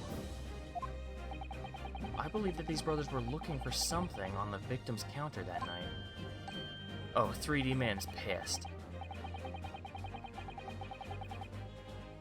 If you would condemn the defendant on the grounds that she's a pickpocket, wouldn't it honestly be right and proper to thoroughly scrutinize testimony given against her by two thieves? Well said. I, for one, would like to hear more from that shady pair. Brank. He smashed his head on the table. No wonder he's forgetting things. Can you all see it now? I think you'll find stereoscopes aren't playthings. You've seen their extraordinary potential firsthand.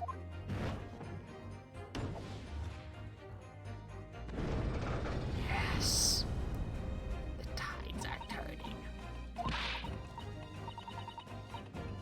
Oh. Must purchase.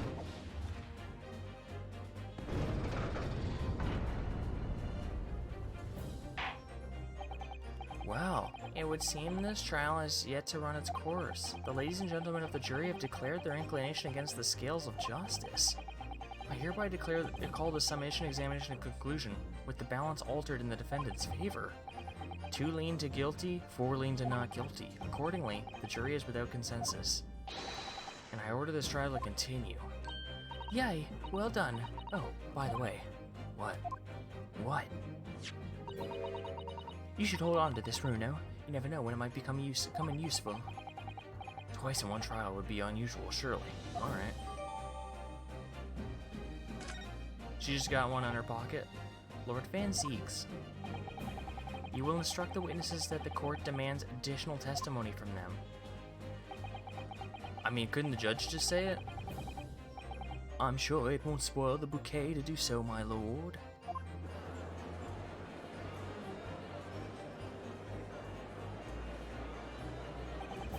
I've won myself another chance to probe that pair about their activities that night at least. And I won't stop probing them until I've proven that Gina is innocent. Keep probing them, Ryunosuke. Is that part 1? Part 1. To be continued.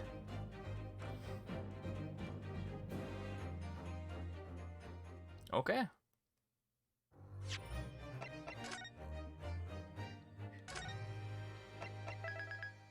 I really like the soundtrack for this game. It's good. I've been listening to it on the side. It's a good soundtrack. Especially the character themes are good. Nothing incredible, but it's nice. It's pleasant. It's a pleasant and easy listen. Order, please. Let us resume proceedings. Witnesses! You will now retake the stand. Oh, they're sweating. Not Gregson, though. Old man. I presume you heard the defense counsel's summation examination?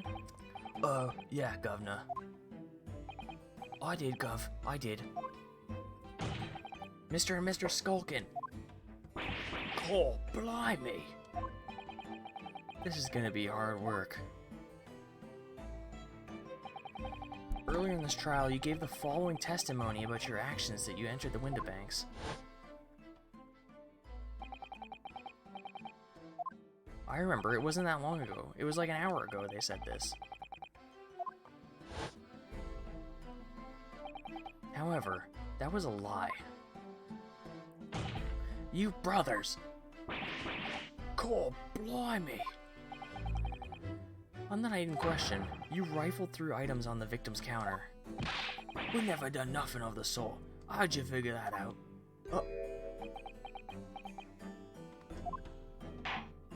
We got like a Mario and Luigi thing going on. You will now give formal testimony once again. You will tell the court precisely what happened on the night in question, and this time you will tell the truth. And he pulls out a shotgun. Or else. Each lie that passes your lips serves to increase the severity of your punishment. And I will crush your skulls if you lie 4 more times. And that, gentleman, may deal a crushing blow to your chances of ever seeing the light of day again. It was the inspector? He is being really calm about this and not, like, saying anything. He's being hush-hush. He's just chomping on his fish and chips, dude. Oh, blimey. A thought worth pondering, perhaps. Say no more, Gov. We hear ya. We'll blab, we'll squeak, we'll peach.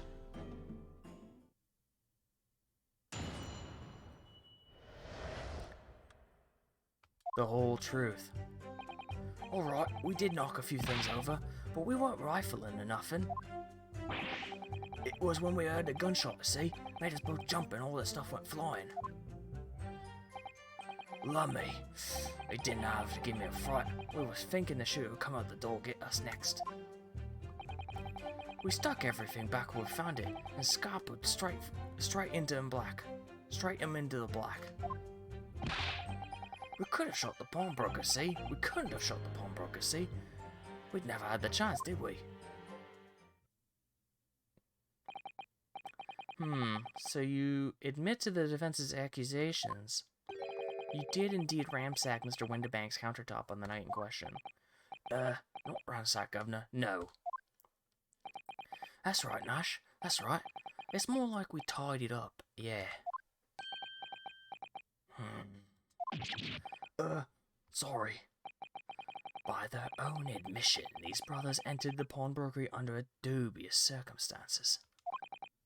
However, they panicked and fled on hearing the gunshot, having first made good on the mess. The way you say it, we hardly sound like roughs at all. We don't, Nash, we don't. Can't you make them sound a bit more cutthroat. It can't just be coincidence that these men showed up at the Windabanks that night. There's more to their testimony than meets the eye. I'm sure of it.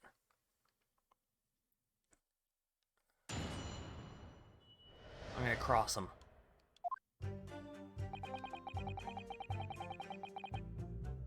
Hold it! Press them. If that's the case, why did you testify to that effect in the first place? Why didn't you? Well, you know, we ain't exactly squeaky clean, are we? We ain't, Nash, we ain't. If we admitted something like that, people would think we was up to no good. I mean, you were up to no good. Well said, Ringo. Me old China. We only land ourselves right into trouble. And in fact now, as a result of lying in your previous testimony, that's exactly what you've done. Landed yourselves in even more trouble. That's rotten luck. Says the rotten apple eater. Was the apple rotten? It would just look like a regular apple. Witnesses, explain your actions to the court. Why did you ransack the victim's counter? We never ransacked nothing.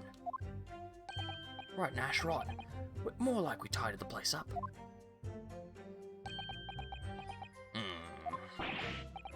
Sorry.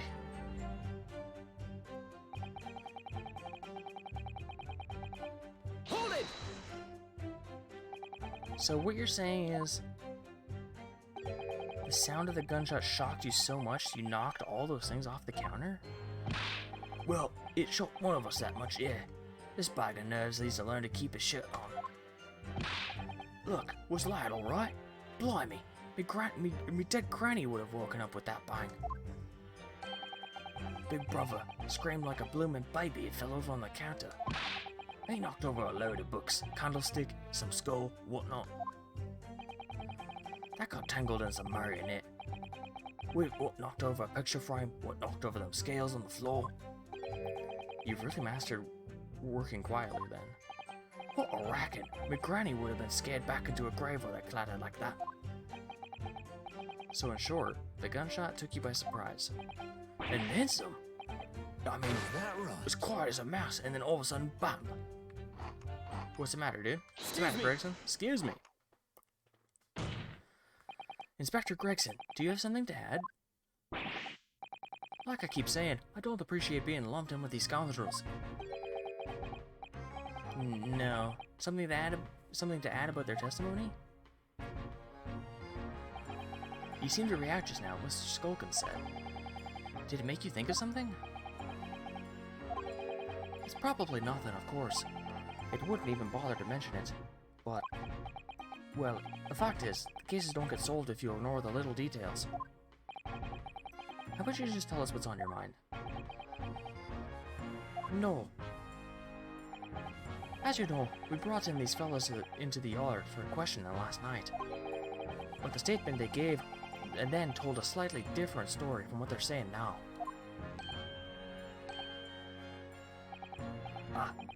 Did it? You claimed you heard the victim shout something out before the gunshot. Might have, Governor. Might. Does ring a bell now that you mention it. Granted, it's only a minor detail, but still. I can't help but feeling perhaps you've been a bit sloppy with your testimony here, eh, fellas? If I discover the witness's testimony has been any more than sloppy than is hitherto proven to be, I shall be forced to bring the very harshest punishment to bear against them. Easy, easy. We got it right this time. That's it, yep. It's all coming back to me now. Then speak. Supplement your testimony with whatever details you have miraculously returned to your questionable minds, sir. Right you are, Gov. Just before the gunshot, we heard a voice yelling out, "Give me that gun! Give me that gun!" Hold it! So in fact, you heard a voice and then the gunshot almost simultaneously. We did, Gov, we did. Although, I suppose if you're being honest, we heard a kind of wavering voice before the yelling and all. If you don't want to get shot, give me that gun. Bam. Kind of thing. A career in acting tragically missed. And where were the voices coming from? Could you tell? Of course we could. From the other side of that door, behind the counter it was. From the storeroom, where the victim was found dead. And the voice you heard, it was that of the victim, Mr. Winterbank. On me granny's life, of course it was. Isn't his granny dead? On his granny's life, of course it was. So that would mean that you both knew Mr. Winterbank and the sound of his voice? Eh? So that would mean what? What? Nash, what? Any ideas? Yes, Counsel. Indeed it would. Nah. We didn't know the geezer. How am I supposed to deny it when that bloke in all the fancy clubbers giving us the evil eye? If you value your lives, you will ensure your testimony is accurate and true. On me granny's life, it is. On his granny's life, it must be. Exactly, it's a good job. His granny's dead. Rinosuke, dude. To summarize, then immediately after hearing the voice of the victim, you then heard the gunshot.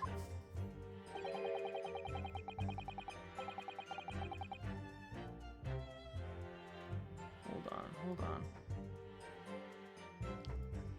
I'm a little large. Because you stumble and upset the items on the counter, causing you to stumble and upset the items on the counter, scattering them all over the shop floor. You make it sound like we're clumsy. Don't forget we tied it up, like good little boys, after, anyway, the way I see it. Oh, I thought there was gonna be more than that.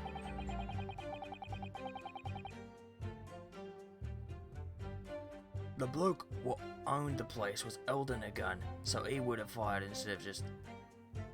So he should have fired instead of just yelling at the girl. Hold it! That's new. You're saying that Mr. Winterbank had a gun in his hands?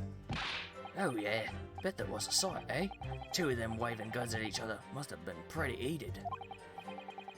I mean, just before we shouted, we heard the geezer say, if you don't want to get shot. Didn't really sound like he meant it. Mind, more of an empty threat, you could say.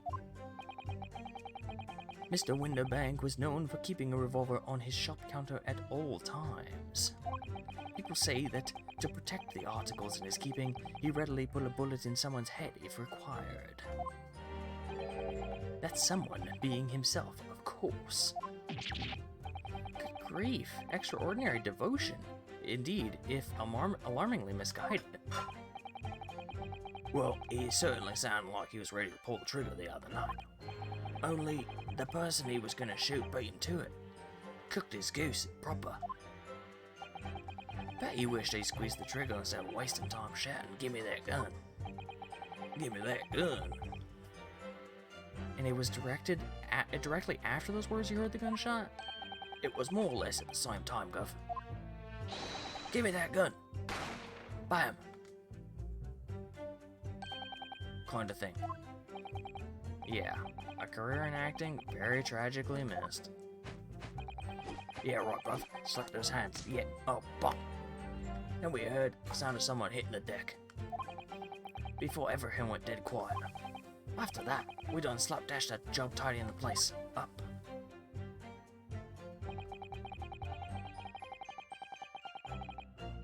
Lummy. Hold it! These guys are great. They are pretty great. I don't think that they're the murderers. I don't think so. I think that they're innocent. I don't think that they're innocent completely. I don't think that they killed Mr. Pop Winterbank, though. Anyone who says Lummy is innocent. So, you didn't try to open the storeroom door then? Not on your life. It went deathly quiet after that, it did. Put the wind right up me. But anyway, the door was locked, weren't it? No way it was opening. Yeah, of course. It was locked from the inside, so we've been led to believe. It was, Gov, it was. From the inside. Right. We had no way of knowing what was going on in there, did we? Unless there was some other way to get a view of the inside the storeroom, like through the keyhole or a spy hole, perhaps. Don't ring no bells, no light, no light, no lights. Don't light no lights. We had to cut and run before we noticed anything like that. We're still cutting our teeth in this game, you see, but one day we really cut the mustard. Please, cut it out. But as we know, behind that door was the victim's lifeless body, with the accused not 2 feet away. Yeah, unfortunately. Remember that? Gina was there, unconscious, with the gun in her hand. To confirm, would it be correct to say that neither of you set foot inside the storeroom? That's right, Gov. That's right. Good enough, even if we wanted to.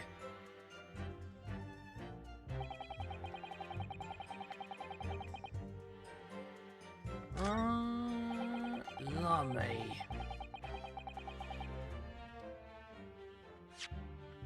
Do we have something to prove? Because there is a thing to open on the door.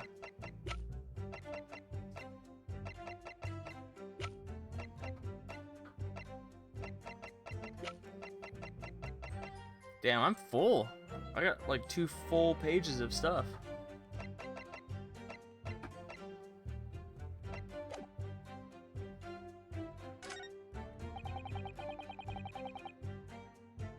Hold it! Yeah, whereupon you fired a shot from your own gun at Mr. Horlock Sholmes. Oh, yeah, it was a bit hasty there, a bit hasty. We was, Nash, we was. Truth be told, I was already shaking like a leaf when you lot turned up. You're shaking like a leaf. Don't put a loaded gun in your hand. Good advice, miss, good advice. Truth be told, your mind went totally blank. Before your mind goes totally blank, make sure you don't have a loaded gun in your hand. Mental note made, miss. After we legged it down the street, but apparently we looked dodgy to the coppers or something, so they clapped the darbies on us like winking. Clapped the darbies on us like winking. And after you'd been handcuffed, the police found this revolver in your possession, correct? Well, yeah. But listen, that proves nothing, huh?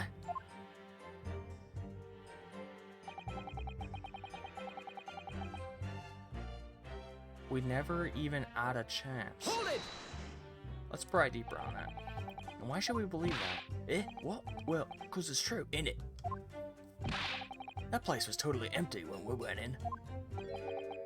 At that time, the victim was already in the storeroom, having been forced to open the door by the accused who had a gun to his head. In other words, on the night in question, these 2 witnesses never even laid eyes on the proprietor of the pawnbrokery, Mr. Winterbank. Correct? You got it, mister. Down to a T. So the Skulkin brothers never actually encountered Mr. Winterbank. Is that really true, I wonder?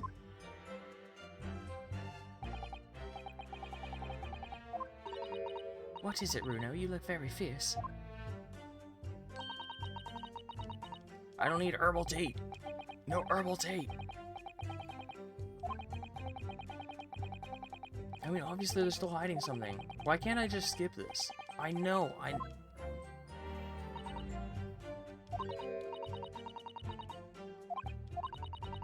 People's expressions, the movement of their eyes, the words they choose. You could take all that in your brain, quietly analyze it, and come up with a feeling like you describe. Mm-hmm.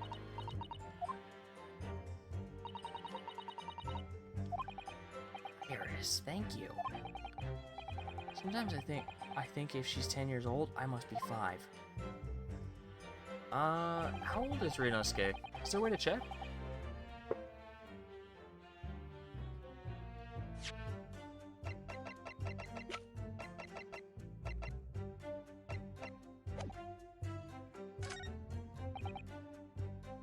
Give me that gun.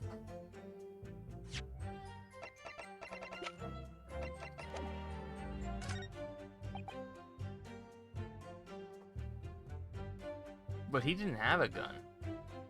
I didn't see it. There was no mention of another gun.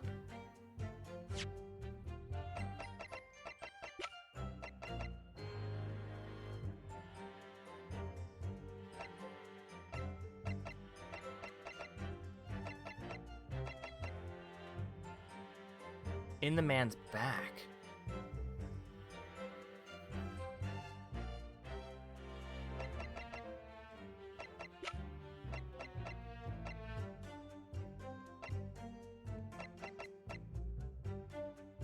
Oh wait, what's this? I wish I knew who this belonged to. One small box.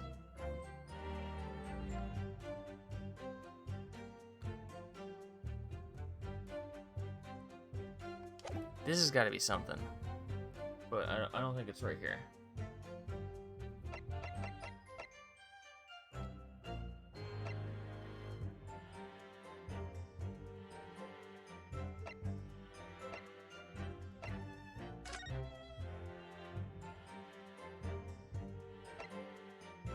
Okay.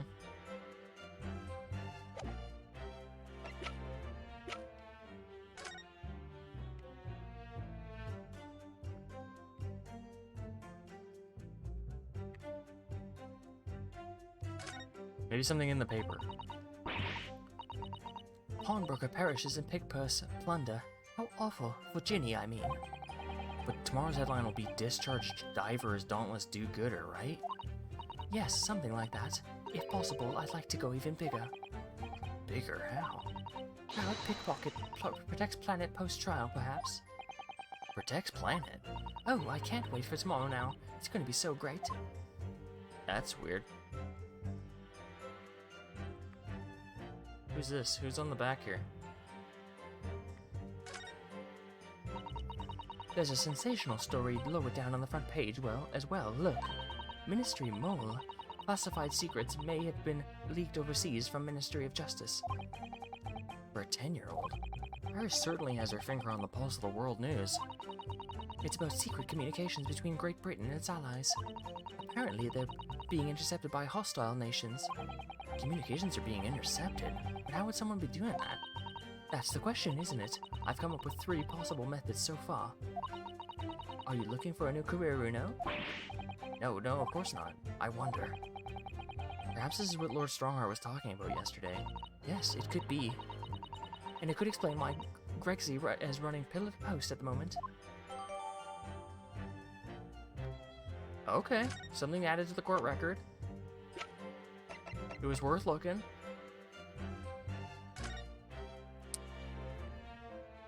Anything weird on their gun?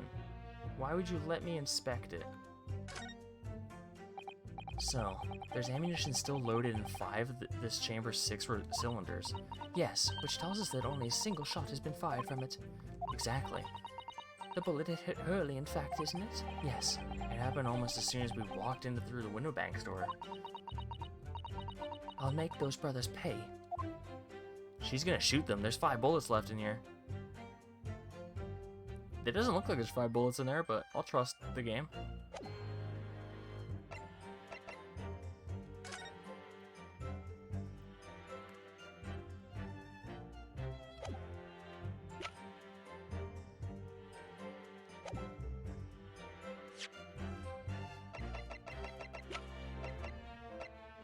Objection!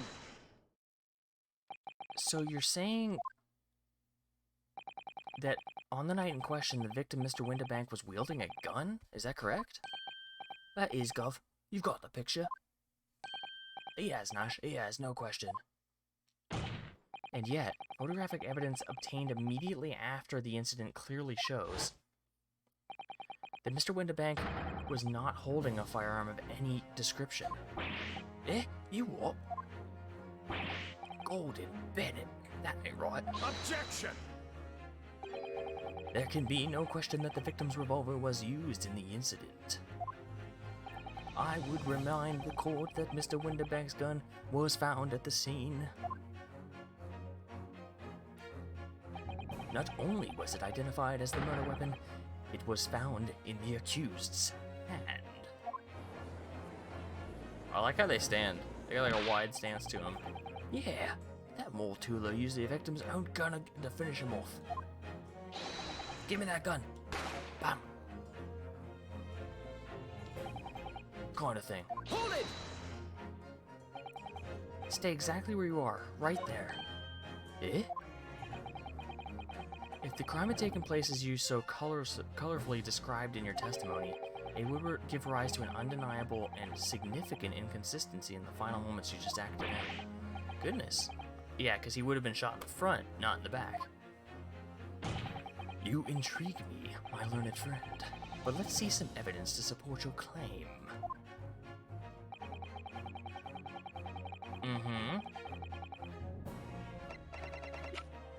It's the same thing. It's the same picture, right? Because he was shot in the back. Take that! According to their testimony, the witnesses claims to have heard a gunshot of "Give me that gun," followed by the gunshot. Indeed, with the two events happening almost simultaneously, or so we've been led to believe. Yes, that's right. Now, if that testimony is true, it would mean that at the moment of death, the victim and his attacker would have been facing each other. However, if I could ask the court to study the photograph of the victim's body again, you can clearly see that Mr. Windibank was in fact shot from behind. Ah. So as I stated before, there is an undeniable inconsistency in your testimony, Mr. and Mr. Skulkin. Yeah! Yeah! But it's the God's honest truth. It is, Nash, it is. When he was shot that night, the shopkeeper had his gun in his hand. We saw it with our own bleeding eyes. But you said you didn't see them. Did I hear you right just now? You actually saw Mr. Windibank holding a gun? Something like that might have slipped out. Oh. Ladies and gentlemen, you've all just heard the admission by these two witnesses that on the night in question they actually saw with their own eyes the victim wielding a gun, which can only mean that despite their testimony of the contrary, the Skulkin brothers must have encountered the victim in person. Nash, we just ruined their lives. They're going to prison forever, dude. Order! Witnesses, explain yourselves at once. Well, the thing is, it wasn't supposed to, It would seem that my previous warning fell on deaf ears. I made it quite clear that the false witness would be the death of you. The Reaper of the Bailey. Come to claim his prize, dude. Might I understand that you replaced the untruths of your original story with renewed lies? Ever so sorry, Governor. Truth is, we, Cut it out, Nash. Cut it out. If we blab now, you know what he'll do to us. He? Who are they talking about? Let me make your position here perfectly clear. You will talk. There is no other option available to you. Bruv, come on. Game's up. But they'll have our guts for garters. In case it hasn't quite sunk in yet, no matter how hard you try to hide it, the truth will come out. On the night in question, it is now apparent that you brothers met face to face with the victim. I demand that you testify again and explain the precise circumstances under which the meeting took place. Do we have to? On pain of death. I suggest you make yourselves fully aware that this is your very last chance to tell the truth. Another testimony? Damn, dude. For real this time. Alright, so we just got inside the gap and heaved a sigh of relief when the geezer showed his mug. Give me that gun, he bellowed. And then he flew at us like he was possessed. We thought we had it. For one more geezer, bloke was strong as an ox. He chucked me over the counter. They pulled me gun on him. I pulled me gun on him, and they legged it through that door in the back room. We never had nothing to do with killing him. That's what happened, I swear.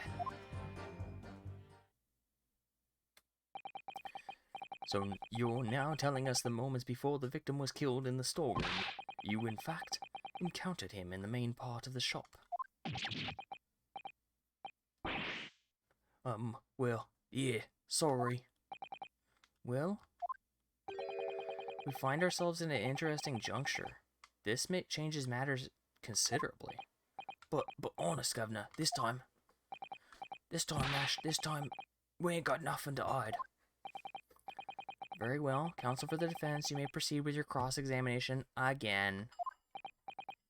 Yes, my lord, this is it. The moment I've been waiting for. Oh.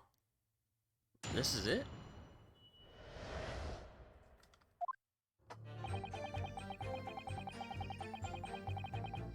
Hold it! When you say geezer, I presume you mean the victim and proprietor of the shop, Mr. Winterbank?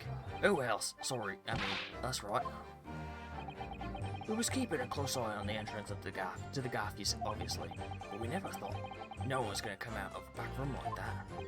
The back room being the pawnbrokery storeroom? Yeah, that must be where he popped up from. Only place could have been. So it would seem the victim was already in the storeroom when the brothers entered the premises. Which means Ginny must have been in there at that point as well. But that doesn't make sense, does it? If Gina had threatened Mr. Winterbank into the storeroom with her at gunpoint, then why would he have emerged from the same room all alone when the brothers arrived? Oh, I don't know. Did you see the accused at that time? Well, that Mortula couldn't tell ya. No way, Cobber. We had bigger fish to fry then.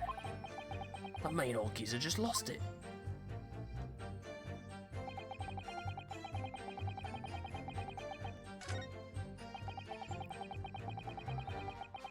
He chucked me over the counter.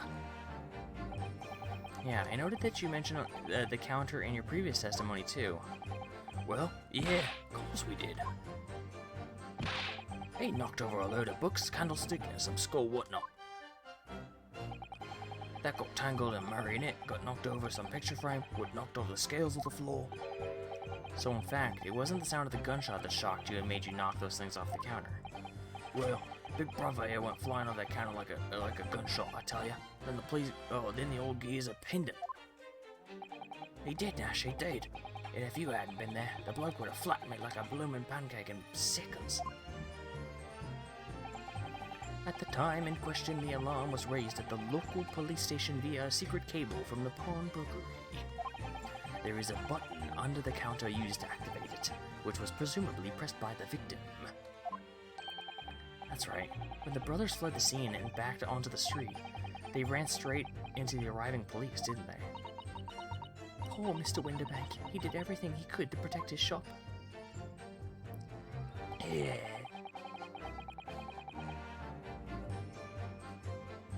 Hold it! Were you intending to shoot Mr. Winterbank? No. Never. I was just, slapping hands with my brother.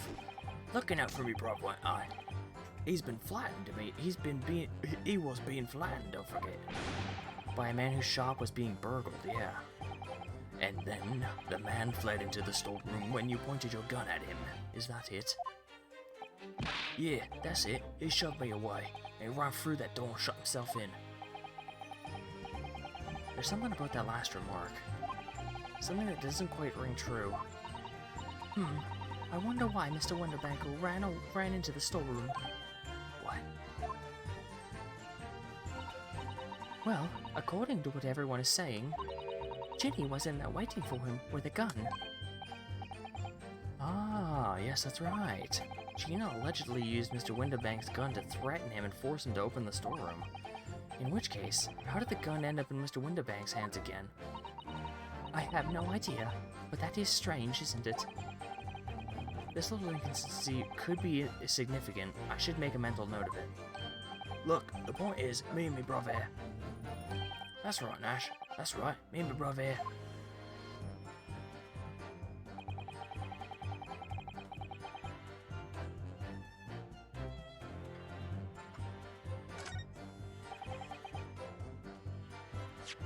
Legged it through that door.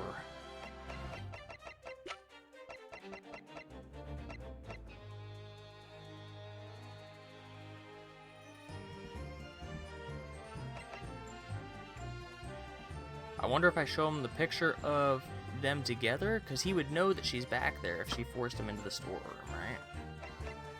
Objection! No, I was wrong. Shit! What implications? I'm gonna save, just in case. The only thing I can think of is the gun, maybe? His gun?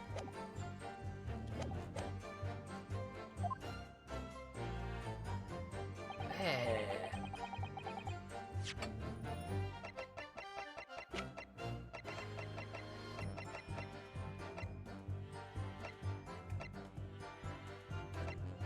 Objection! Nope.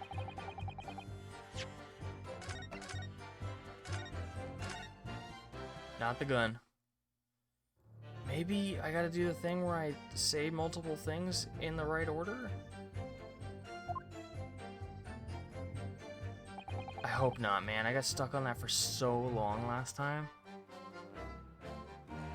Let's check the history.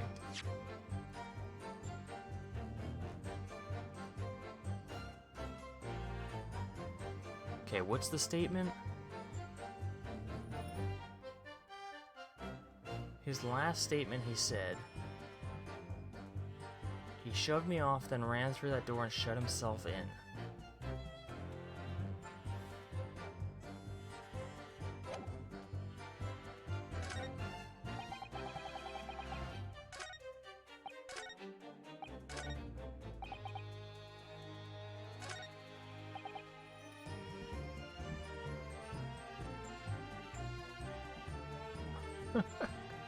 Gina's always causing problems. Always.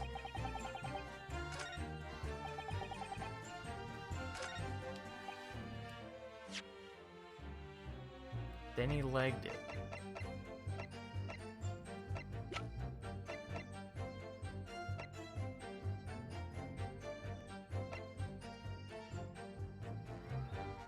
I wonder if there's something on the map. Like, is there another place to get in here that we just don't know about yet?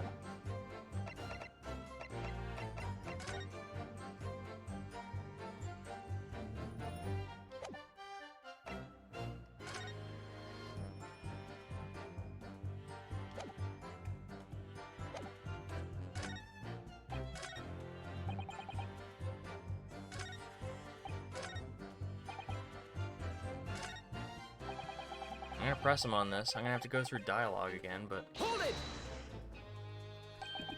You say you had nothing to do with it. Nothing at all. Nothing, Gov, nothing. The geezer went and shut himself in the back room, didn't he? Locked it was, from the inside. We know it was, because we tried to open it.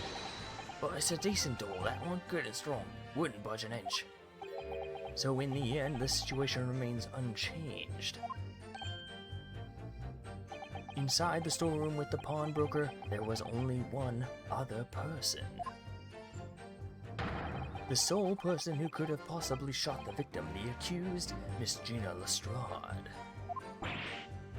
Ag. It would indeed appear so. What say you to that, counsel? I don't know. Was there anyone else apart from Gina who could have possibly shot Mr. Winterbank? Yeah, there could have been. Mr. and Mr. Skulkin. Eh? What? What's that look for? From the moment you admitted that you had encountered the victim face to face that night, the course of this trial has changed completely. It did? What? What is your point, my learned friend? The question we must answer is who could have shot Mr. Winterbank? and it is the belief of the defense that the defendant is still not the only person possible answer at all.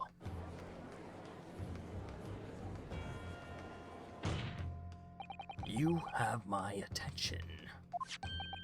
In that case, let us return to the plan of the premises. The victim was killed in the storeroom, which was locked from the inside. Those are the facts, so pray, what other possible answer to the question of who shot the man could there be? Counsel, you must now provide an answer to the court in respect to the two conundrums. 2, my lord? Twice as many chances to be right, maybe? Indeed, namely, from what location did the culprit shoot the victim? And furthermore, where was the victim at the time? Understood, my lord. Are you alright, Bruno? I'm not entirely sure, but there's one thing I am sure about. If I can prove that there's a credible new alternative to what happened, it would change Gina's prospects hugely. So now, time for some clarity. Show the court on this plan the answers to the questions posed by his lordship.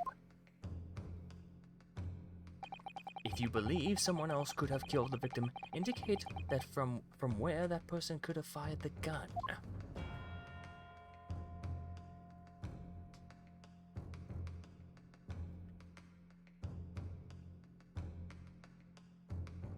In the room, maybe?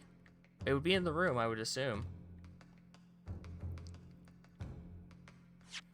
Is there a way to look at that room again? Do I have a picture of it?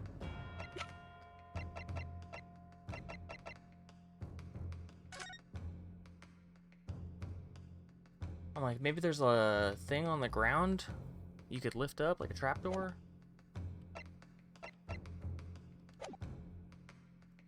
Take that!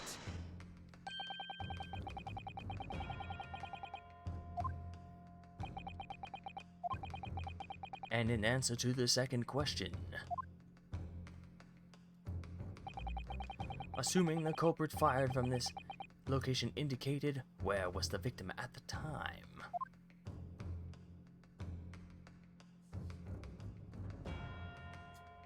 Shit. Is there a way to go back? I feel like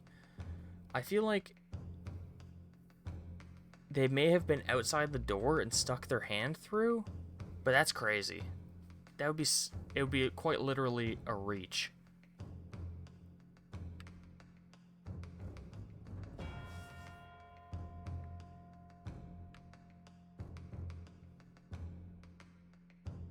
Thank you. Take that! Objection! Thank you. I'm glad you're laughing.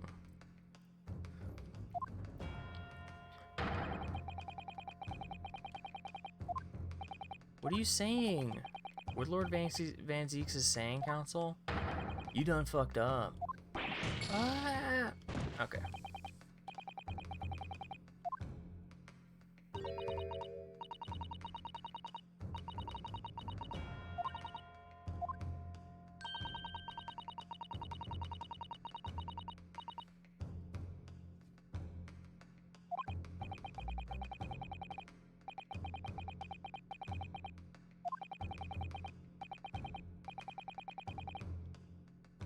Give it a try. They must have been behind him. If they were facing each other.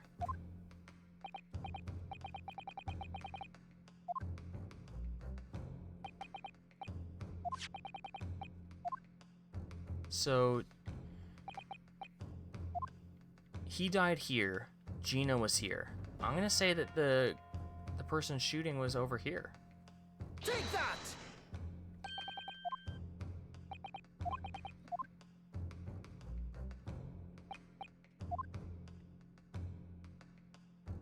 Take that! Objection!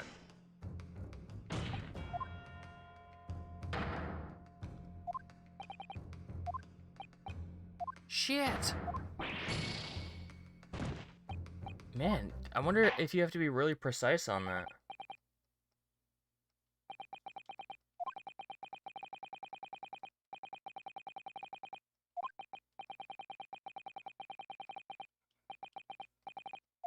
I wouldn't mind going through this and being like, okay, retry. If it didn't take so damn long. It takes so long to get a game over. Guilty. Like, I just gotta sit here. Guilty. Guilty. Guilty.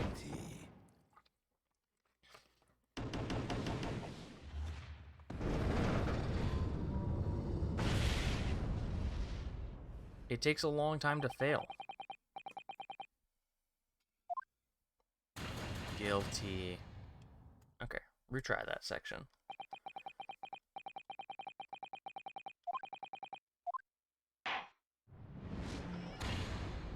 Gina! No!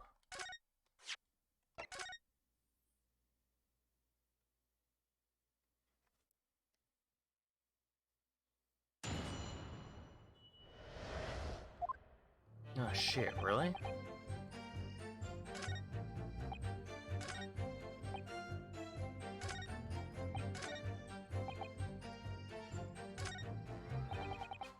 Hold it! I gotta zip through this again?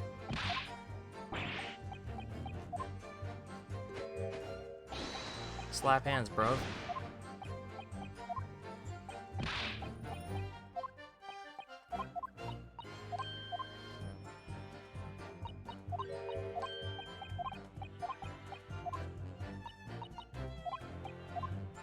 Okay, so after I'm done the cross-examination, I gotta save, because I don't want to do this again.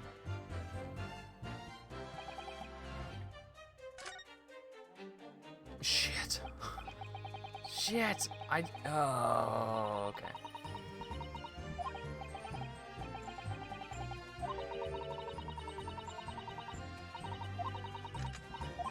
Can I? What does autoplay do?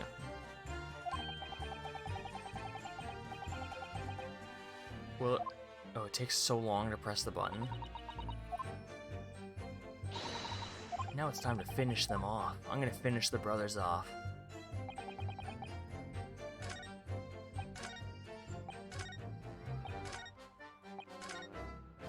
Shit! Oh my.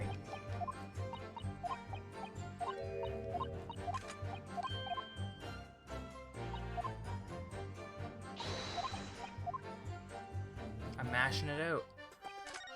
Don't mash. And press and press. Hold it! Nothing. Nothing.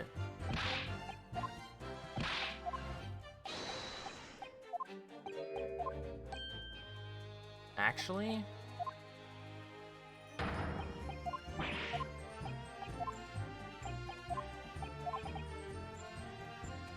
there could have been.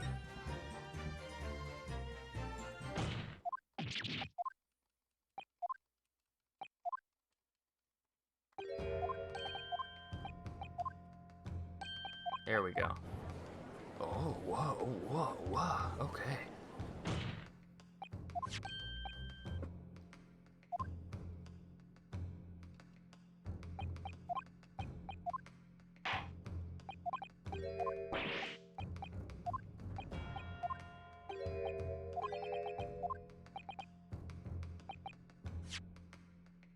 Okay, save.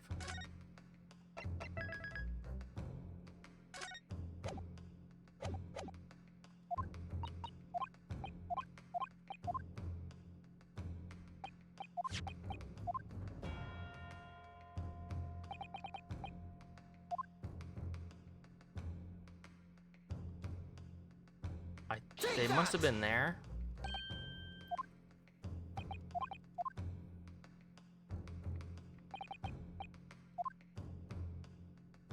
Take that!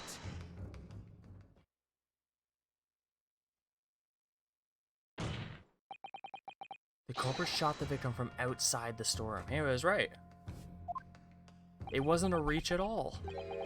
Continue. Mr. Windibank died instantly from a bullet wound in his back.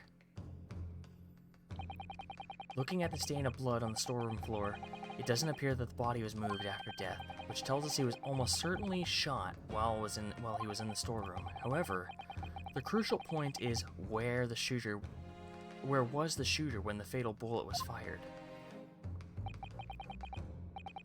So you were adamant that the shot was fired from outside the storeroom?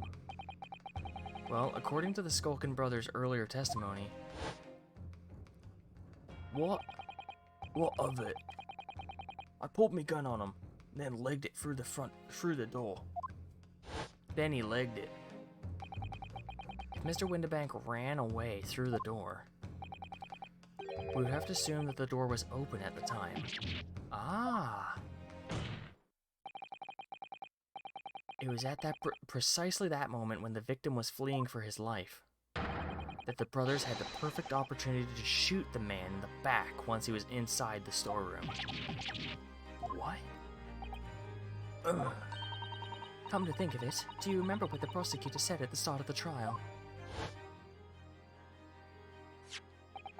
Moving on to the findings of the Scotland Yard's coroner. His report states that the bullet entered the body on a rising diagonal trajectory. It means that the victim was likely shot by someone significantly shorter in height than himself. So they shot him. Then Gina closed the door, maybe? Poor man, shot while he was running as fast as he could to safety. Ah, of course. He would have been leading forward as he was running away. So even if the bullet was fired horizontally, it would still have entered his body at an upward trajectory. So the culprit isn't necessarily someone shorter than Mr. Windibank. Objection! I'm sure my learned friend can't have forgotten that the storeroom door was found closed and locked from the inside. You claim that the victim was shot as he fled into the room. Do you also claim that his corpse was dexterous enough to turn the key in the lock? No, Gino was in there. Yes, there was someone else who could have locked the storeroom door. Is that so? Very well then, counsel. No, Gina was in there. This is like drawn out for no reason. It was obviously Gina. She was there. Take that! Obviously, the person who locked the door was the only other person inside the storeroom at the time, the defendant, Miss Gina Lestrade. Objection! That's absurd. You're suggesting that the accused deliberately engineered the sealed room? For what possible reason? Such actions would only serve to tighten the noose around her neck. I'm inclined to agree, I must say. Well, counsel?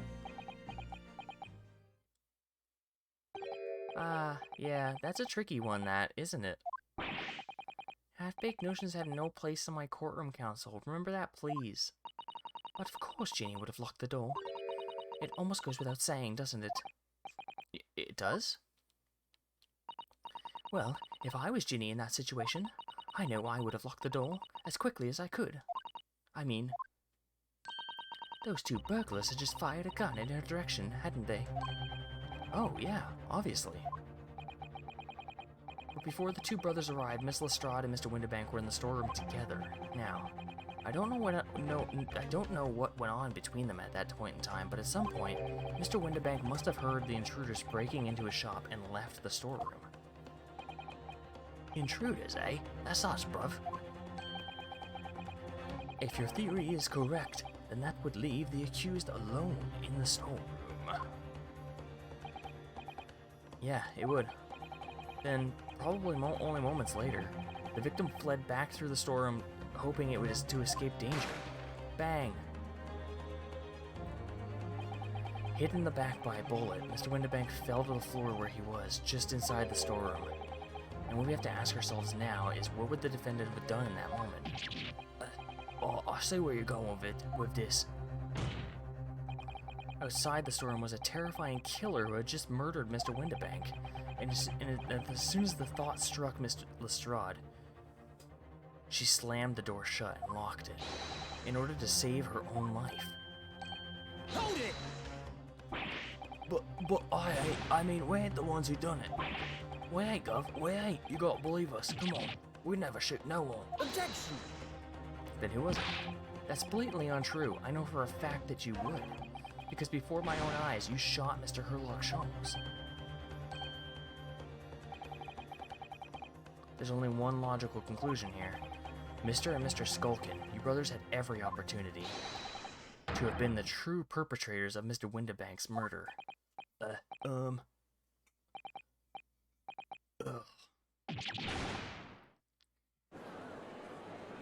Now, when does the spinning man come in? The spinning blonde man.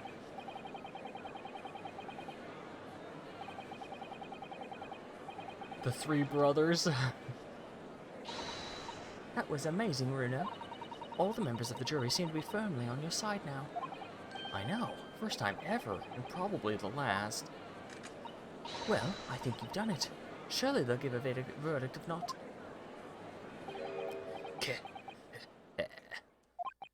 An admirable effort, my learned friend. What's this now? He's laughing. You find the situation amusing, Lord Van Zeeks? I myself find the defense's argument most persuasive. Hold on. I am thirsty, I dare say. Such a chicanery is the bread and butter of the street performers in your provincial eastern nation. But such blatantly malicious conjuring tricks amount to nothing more than inexcusable pedophagy here. What? What's pedophagy? Pedophagy. Definitions of pedophagy: a quarrel about petty points, bickering, a spat, a squabble, a tiff. Okay. A what? The hypothesis you put forward so ostensibly credibly cannot and will not stand. Because, you see, it contains a fatal flaw. Is it a pun? A fatal flaw? Someone's... A fatal flaw? Do you mean to tell me that you're unaware of your logic's failing? I say, Lord Van Zeeks, might it be an idea to explain this body conjuring trick or whatever it is to the troops on the ground, The fatal flaw in my learned friend's argument is really very simple to understand. You didn't even... Did he even take a drink? Assuming you're not too dim-witted to count bullets. By George, count bullets? Oh dear. He noticed then. What's everyone talking about? Counsel. Yes, sir. Tell the court how many bullets were found at the scene of the crime. Two. 2 bullets. Correct. The first, that which had hit the victim in the back, ending his life. And the second, which had struck the detective, Mr. Herlock Sholmes, on his arrival at the scene. Indeed, the defense presented a picture showing the damage caused by the second bullet earlier in the proceedings. The bullet which injured Mr. Sholmes appears to have passed through his body and strike the calendar. We don't know that. What if Sholmes just shows up with the bullet? Your lordship's understanding is correct. Furthermore, we know there are 2 firearms involved in the incident. The revolver belonging to the victim, Mr. Windibank, and the Skulkin brothers' revolver. The evidence shows that a single bullet was fired from each gun. Yes, indeed it does. A single bullet. Now then, my learned friend. You yourself told the court only moments ago that these 2 brothers shot Herlock Sholmes right before your eyes. Yeah, I did. Oh my goodness. I think you'll find that if a single bullet was fired from the brother's gun to hit Mr. Sholmes, it means Windibank not shot by same gun. Stop. Only 1 bullet. Stop. Exactly. Yes. This Nipponese street performer presented an ostensibly credible argument. However, It was never anything more than a diversionary trick, with no hope of standing up to scrutiny. My trick! My trick! Order! I'm done with this. Pray forgive the discourtesy of flinging the dregs of this hallowed nectar into the public gallery. Lord Van Zeeks? But this court needs it to open its eyes. The accused, Miss Gina Lestrade, is no ordinary little girl. Despite her young years, she can, regrettably, no longer be described as a juvenile. Hold on, I'm full of water. I'm full of water. I'm fit to burst.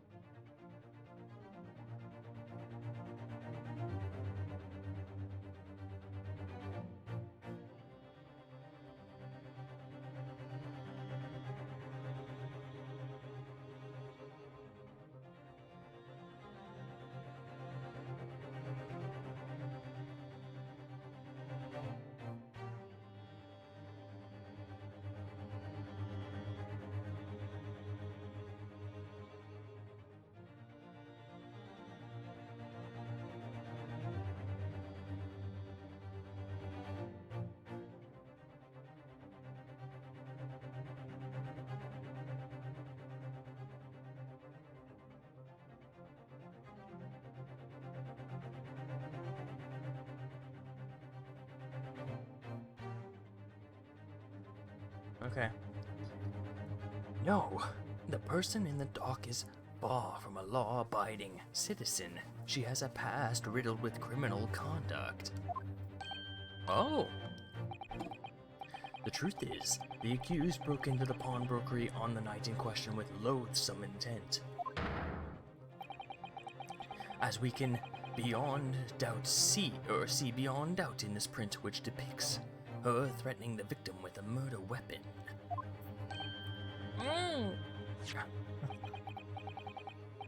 And here I have in my possession one more piece of evidence the prosecution wishes to present. The discus! I remember the disc. I'll be taking whatever it is of Mr. McGilda's down to the art. Thank you very much. No! Don't give it... Don't give it to him. It's mine. That is mine.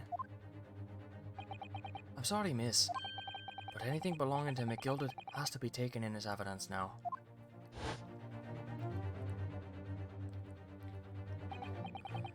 Yeah, that music box disc. McGilda's music box disc. The very day before the hateful murder of Mr. Windibank, the accused attempted to make off with this article, which clearly doesn't belong to her. And with none of the subtlety of a pickpocket, I might add, but by brute force and brazen impudence. Good gracious. Make no mistake, any sympathy for the accused on account of her years is misguided and dangerous. There are no depths to which this girl would not stoop if pushed. No crime she would not commit. The court forgets that as a fact at its peril. Pet that mouse. Is it a mouse or a rat? I think it's a mouse. I think it would be prudent to take this music box disc into evidence counsel. As a grim Lord Van Zeeks, Inspector Gregson, what? Yes, Inspector. We had a meeting yesterday at the yard with the prosecution service, and, I think I agreed that the disc wouldn't be used. It was agreed that the disc wouldn't be used as evidence. Shut up. I agree to nothing. What's this all about? Why is the inspector acting strangely?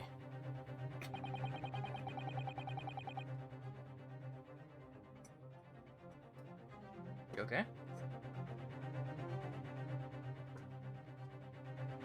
Chose a token. On water? On hot chocolate. I am unaware of any such meeting. But those were the instructions, right from the top. The government bigwigs were assistant. Inspector, I am the prosecutor, and I alone determine how to present my case. Your warning is noted. Thank you. The prosecution wishes to proceed with submitting this disc as evidence, my lord. Indeed, bailiff.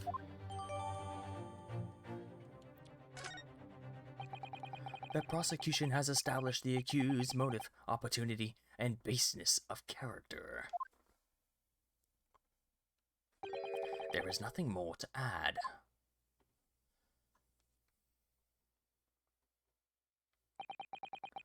Ladies and gentlemen of the jury, I await your informed decision and rest my case. I don't believe it.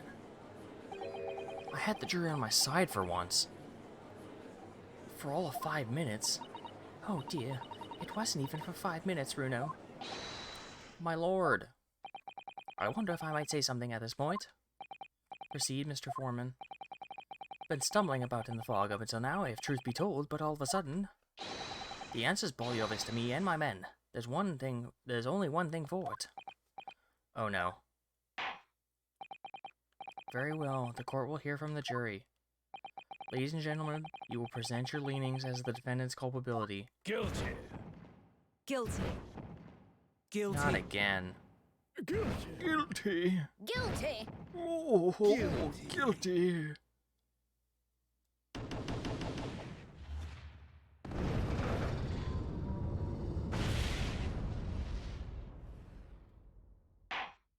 He sits back and thinks, and then he presents it all as one big cluster so it converts everyone. I gotta pick away. We have a consensus among the jury, it seems. When you have eliminated the impossible, whatever remains must be the truth. That's my line. I wrote that for Hurley. Ugh, how dare he use it against us? Don't worry, Iris. I don't think we're finished yet. There's still more to this case than we realize. There must be, because there's one thing that I'm absolutely certain of. Gina didn't shoot Mr. Windibank. That's beyond any doubt. Very well. We will proceed with the second summation examination of the day. Mr. Foreman, are you and the other jurors ready? Garrett Up Squad is primed and ready for action, sir. Very good. So, ladies and gentlemen of the jury, you will explain on what grounds you have determined the defendant to be guilty. Okay.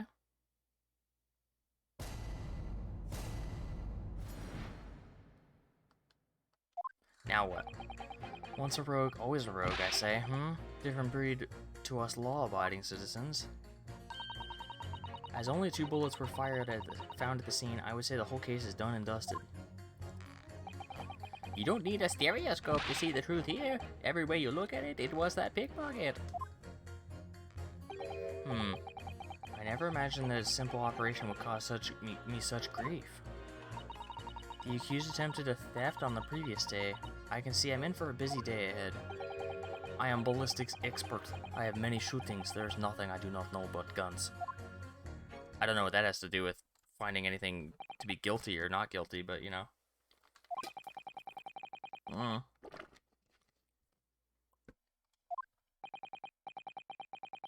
Have to admit, I was rather bowled over by the argument put forward by the chap in black. But when that fell apart like a house of cards, I saw that I'd been jolly well hoodwinked. Well, no more. Everyone's against me. It's not fair. Iris, that prosecutor's being mean. Just because Ginny's done something she shouldn't have done in the past, doesn't make her a murderer. You're right. Allow me to savor this fruity vintage while I savor the spectacle of your fruitless debate on the matter. That's cute. I like that. Good wordplay there. Here's to the truth coming out, eventually. That's enough preamble. Counsel, proceed.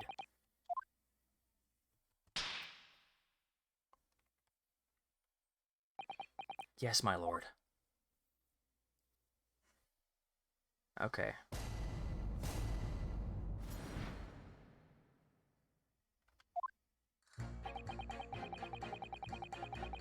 Let's make our way through it systematically. Hold it!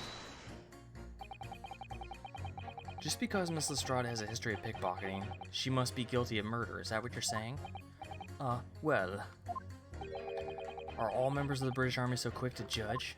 I beg your pardon? Are you mocking Her Majesty's Armed Forces? The greatest military organization in the world? Yes. I'm simply illustrating my point by doing so. Oh. Making assumptions on people based because they're a soldier or a pickpocket is wrong and dangerous. Well, yes. Might have a point there, I suppose. But let's not forget the girl had already shown she had done it, and had it in her from before. She's clearly a criminal, sold through and through. Can't deny it. When you say that she'd shown it, she had it in her, are you referring to this? Exactly. Tried to swipe that only a day earlier, huh? Or am I mistaken? Not exactly. Given that I was actually there at the time, it's hard to refute that. I'd never actually really seen the real thing. I can't wait to have a closer look at it. Oh yes, of course.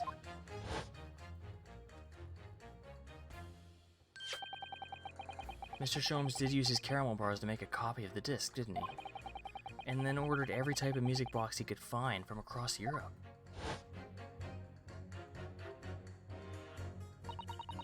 We still don't know what the tune plays though, do we? But I'd love to see how the original compares to Hurley's copy. Big gilded disc. Could it be a clue somehow? Perhaps we should examine it in more detail. Let's read the note on the back, dude.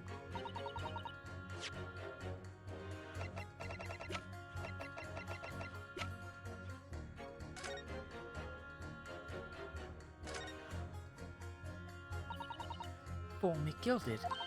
That's the man you defended in court a couple months ago, isn't it, Bruno? Yeah, or rather, mistakenly defended. I wonder what his name is doing on the back of the disc. That's a question I'd love to know the answer to myself.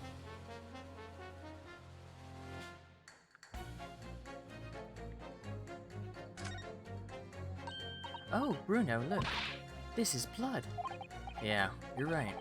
Just a small smear, but definitely blood. Actually, I feel as though I might have noticed that before.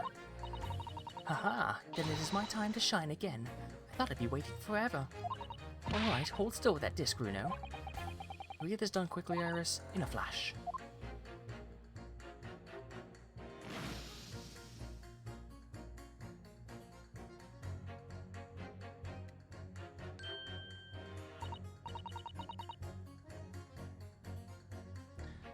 The bullet on the calendar has the same blood as this.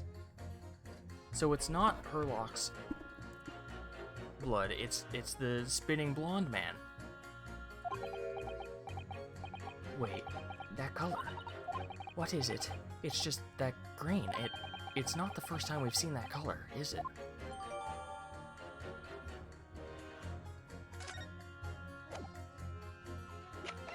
So how is this updated now? What updated here? Unknown.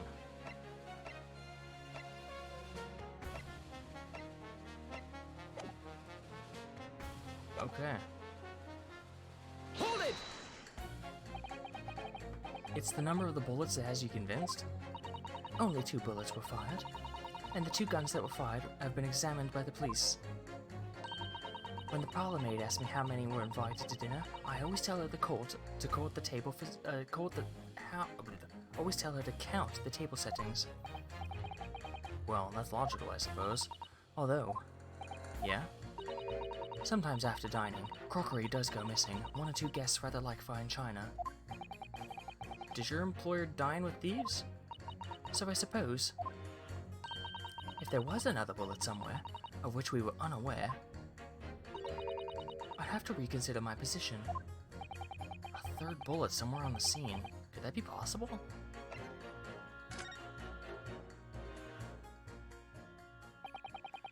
Allow me to show you then. A third bullet. I have no idea.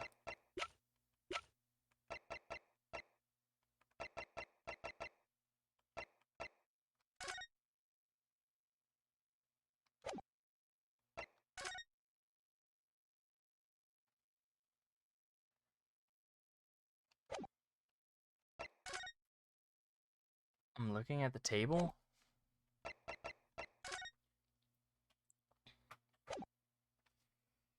What the hell?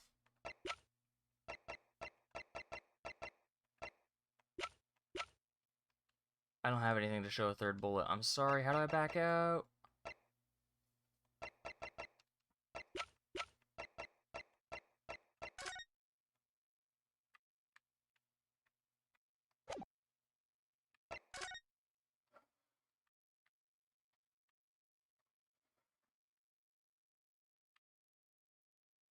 Look at that dog. I like that picture of the dog for some reason. Take that! What are you looking for?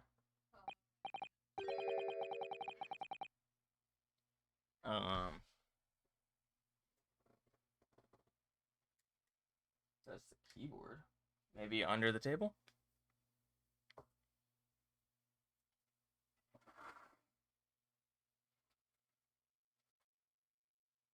Looking for Chelsea's mouse. Anyone seen a mouse around here? I think the Russian guy has it.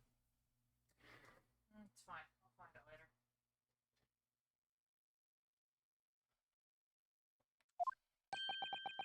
It passes for a bullet as much as you pass for a lawyer, my learned friend. Coming from you, I'm gonna take that as meaning not much. In no way does it resemble a bullet, if that helps your understanding of my last remark. Oh, I'm sorry. I'm sorry. I know, we're gonna find the last bullet. Hold it! I knew I didn't have it, but couldn't back out of my accusation. So if I've understood correctly, you need two pictures, a left one and a slightly different right eye one. Exactly. Then you can see the scene in 3 dimensions, like this. So if we have 2 bullets, I don't suppose you could see anything useful with them. I think you'll find that no matter how much you squint, the truth of the situation always looks the same here. The only person who could have shot the victim is that girl on the dock. How could you be so sure of that? Think about it. She's in the 3rd dimension. Can you trust anyone like that? Yeah, that's been mentioned once or twice. Well then, surely it's coming into focus now, isn't it? This is a waste of time. I'm not going to change this man's mind anytime soon. Hold it! Would you please stop muttering about things that have nothing to do with this trial, sir? The defendant's life is on the line here. Well, the thing is, I couldn't really say that this has nothing to do with the trial, to be honest. Huh? I mean, there's no question that the man was shot, but the bullet had simply vanished from his stomach. It's quite inexplicable, don't you think? I almost don't want to ask, but this surgery you've been muttering about all this time, were you operating on... What was the fellow's name now? Herlick? No. Herlock? No. Hairlock? Herlock Sholmes by any chance? Yes, good lord. It was that Hairlock fellow. What? You're the surgeon that operated on Mr. Sholmes? That's right, using the very latest anesthesia techniques, I might add. It was a fairly major op, I can tell you. This is crazy. Let me see. The fellow was brought in not long after midnight, if I remember correctly. Figures. there's a scalpel hiding inside his tummy. They said he'd been shot by some criminal or something, so I opened him up like a shot. But the funny thing is, I went over his insides with a fine-toothed comb. I couldn't find a bullet anywhere. So I'm afraid I had to throw up my hands and just stitch the fellow back up. I hate to state the obvious, but... Yes? Surely that's because the bullet is still at the scene of the shooting. Yeah. As is clearly shown in the photographic print, the bullet that the Skulkin brothers fired at Mr. Sholmes hit him in the stomach region, and then exited his body and lodged into the wall shop, where the calendar was hanging from the door. I think you'll find it's really quite simple if you just consider the problem three-dimensionally. Who do you think I am, son? Well, juror number 4 is about the best I can do. As soon as I saw the wound in the man's stomach, I flipped him over. Like a pancake? Are you saying you checked his back? Of course I did. And there wasn't any trace of injury. No sign of a bullet that had left the body at all. What? That's the point. That's the only logical conclusion, was that the bullet was still somewhere in the man's innards. Which is exactly why I set about slicing him up. And I'm still none the wiser, even now. How many times do I have to say it? Could somebody please explain how it happened? Can somebody please solve the mystery? I hate it. It's almost as much of a mystery as how this jury was put together.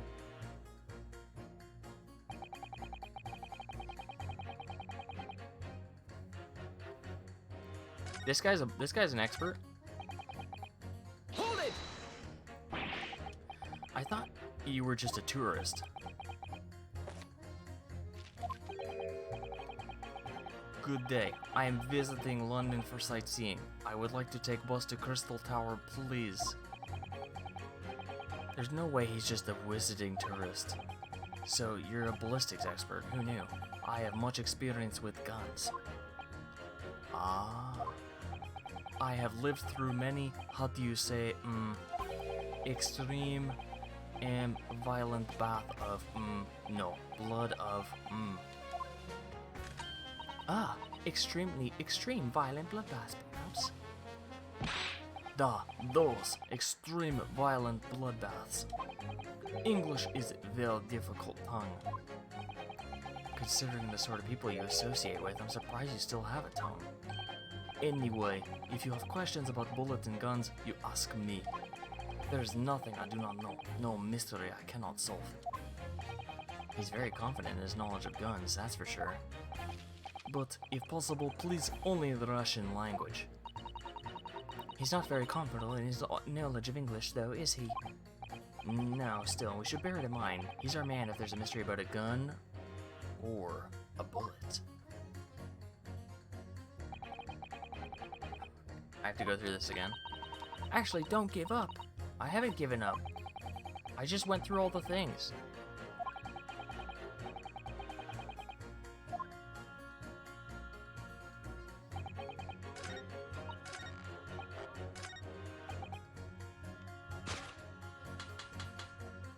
Objection! Talk to each other now.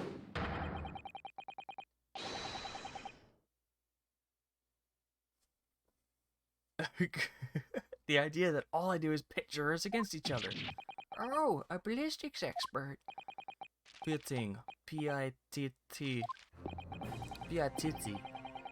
On the night in question, Mr. Sholmes was shot by one of the Skulkin brothers. But since there is no sign of an exit wound on his back, we must assume that the bullet didn't pass through him. However, no bullet was found lodged in Mr. Sholmes' body either. Furthermore, a bullet was found lodged in the wall of the shop where Mr. Sholmes was shot. Juror number 6. Hello, my name is Villain. Pleased to meet you. This is apparently a contradiction in the facts that is so clearly troubling juror number 4. Are you able to explain the mystery? Duh. I have seen very similar situation in Motherland. Oh. It was night. There was blizzard. I was running along a mountain road in freezing cold. Absolutely blisteringly cold. Golly. The snow was piling high on both sides of the road. It was very narrow, very dangerous. My pursuers had hunting rifles and they were on dog sleds. Mental note, don't ask too many questions.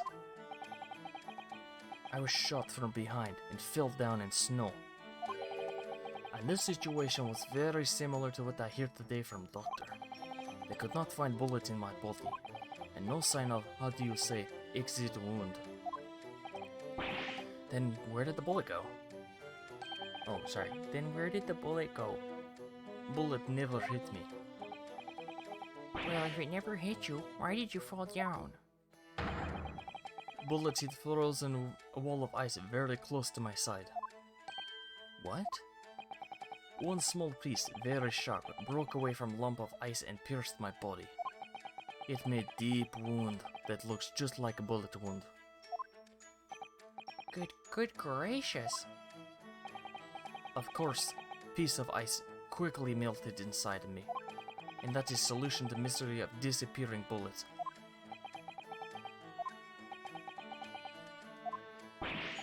But that doesn't answer the question at all. Hmm? The shooting happened in pawnbroker shop. Not some snowy mountain and road in another country. Just an idea, but we might not be looking at exactly the same scenario here. Hold on, I gotta fix my seat.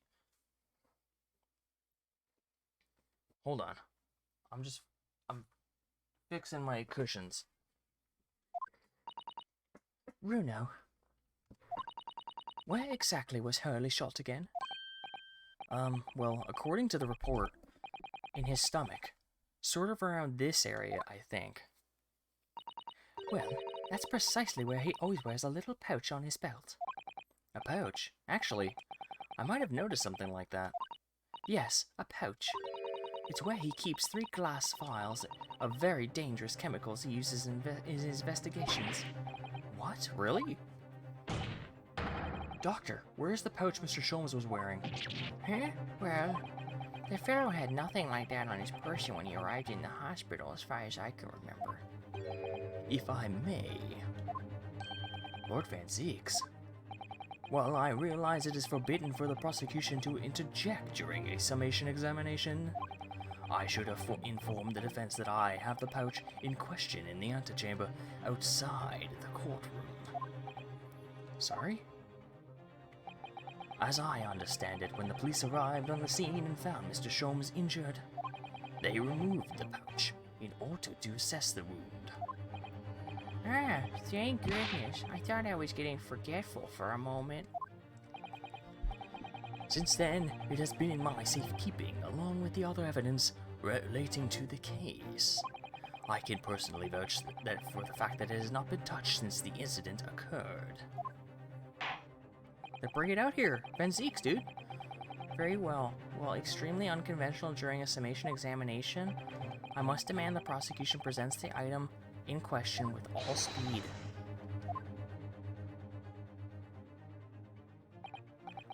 I see.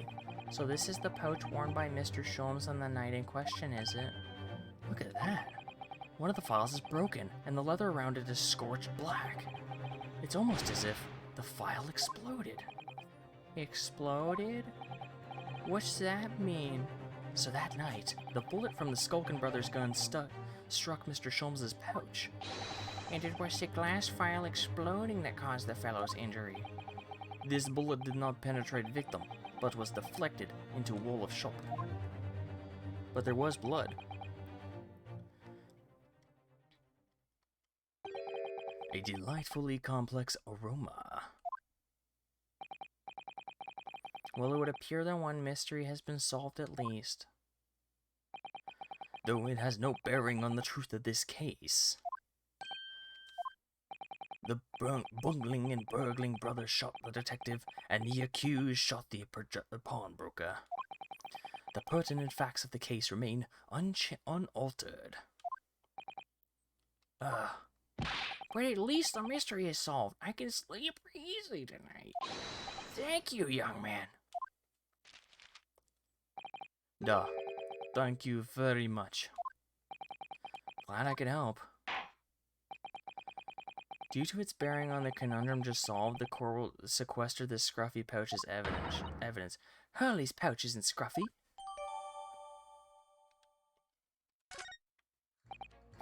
Now, the summation examination. It would appear the defense is somewhat struggling to alter opinion, Please, my lord, a little more time.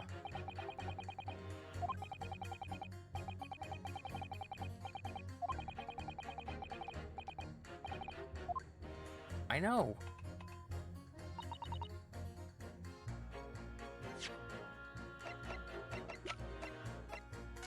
Take a look.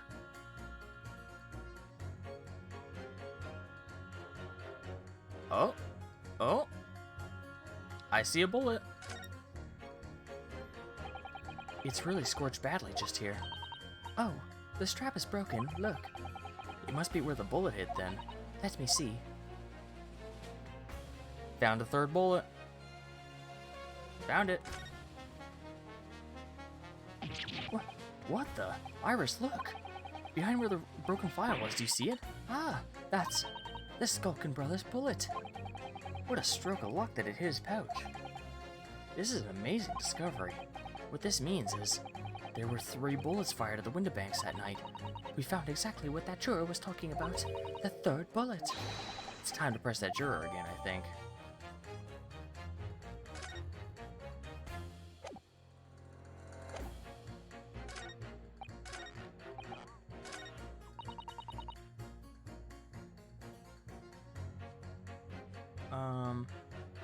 Yeah, press.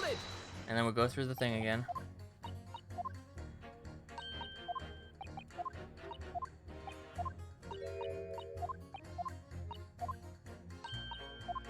There is another bullet. I can prove it. I got it in my pocket. Look at this. Just like whip the 3rd bullet out. Take that! Take that! Take the bullet! I don't want it! Here it is. We just discovered it now. Smug Renosuke, dude. Yes, on the night in question, the Windibank's pawnbrokery, another bullet was fired. Hold it! Oh, I thought we were gonna foot slam. What is this new trickery, you Nipponese conjurer? Where did you find that bullet? It was lodged inside Mr. Sholmes' pouch.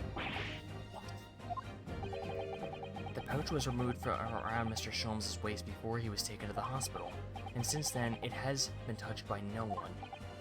Do you mean to say the shot fired by the Skulkin brothers that night? Yes, as your lordship has surmised, it hit this pouch. But that makes no sense whatsoever. We already know the whereabouts of the bullet fired at Mr. Sholmes. It's clearly visible. Ah. 2 guns from the scene have already been submitted into the court record as evidence. Yeah. That of Mr. Windibank and belonging to the Skulkin brothers. The examination of both guns revealed that only a single bullet had been fired from each.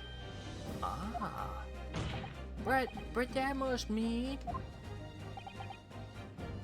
3 bullets? 3 dimensions? Line them up, I need to see them. However, only 2 bullets were fired from the guns recovered from the crime scene, and until that incontrovertible inconsistency is somehow explained, we cannot and must not pass judgment. Oh. Ooh, that's the first time we've gotten Van Zeeks like that, dude. Order. While this summation examination remains incomplete, the court has been presented with new facts. Facts that would appear to shake the very foundations upon which the case against the defendant has been built. It is my prerogative in this situation. I hereby temporarily suspend the summation examination. By Jupiter! What? Bailiff, bring the witnesses back to the stand at once.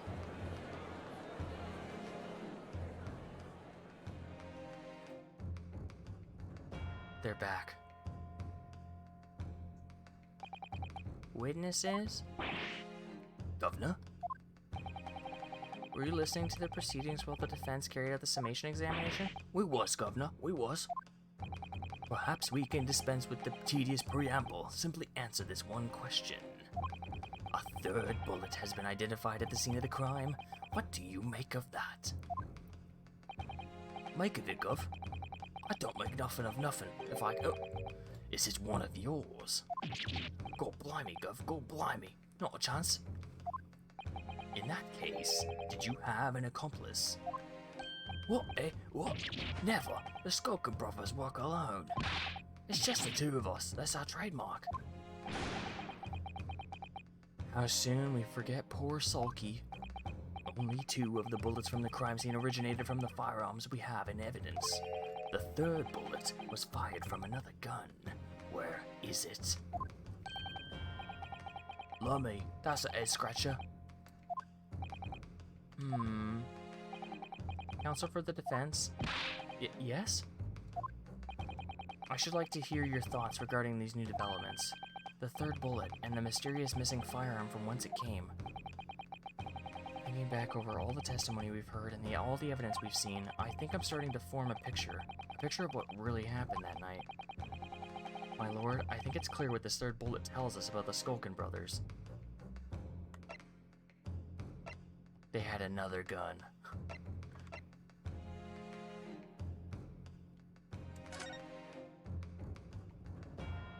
They obviously had someone they want to keep secret.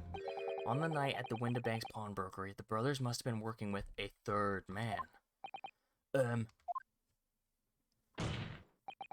witnesses are clearly doing their best to cover up the existence of this accomplice, but all the evidence points to the fact that there was someone else present, carrying a gun. Objection!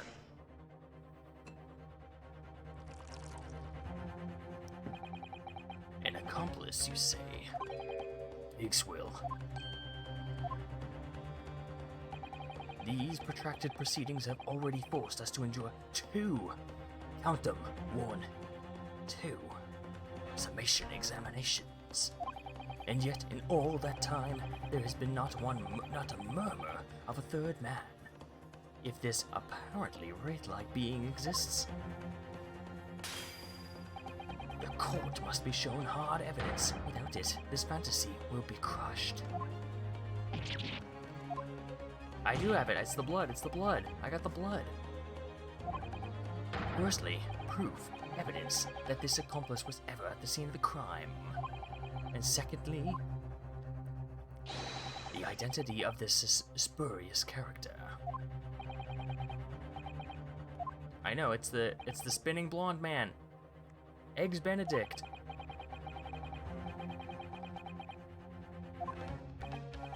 Well, counsel? Come on, spit it out.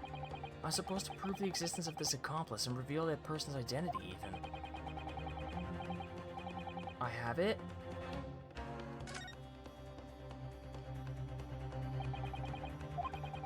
I believe I can provide all the answers to the prosecution's demands. So, my Nipponese friend, despite the swimming eyes, you seem to think you have something to say. This promises to be interesting. I have to push forward. There's no other option.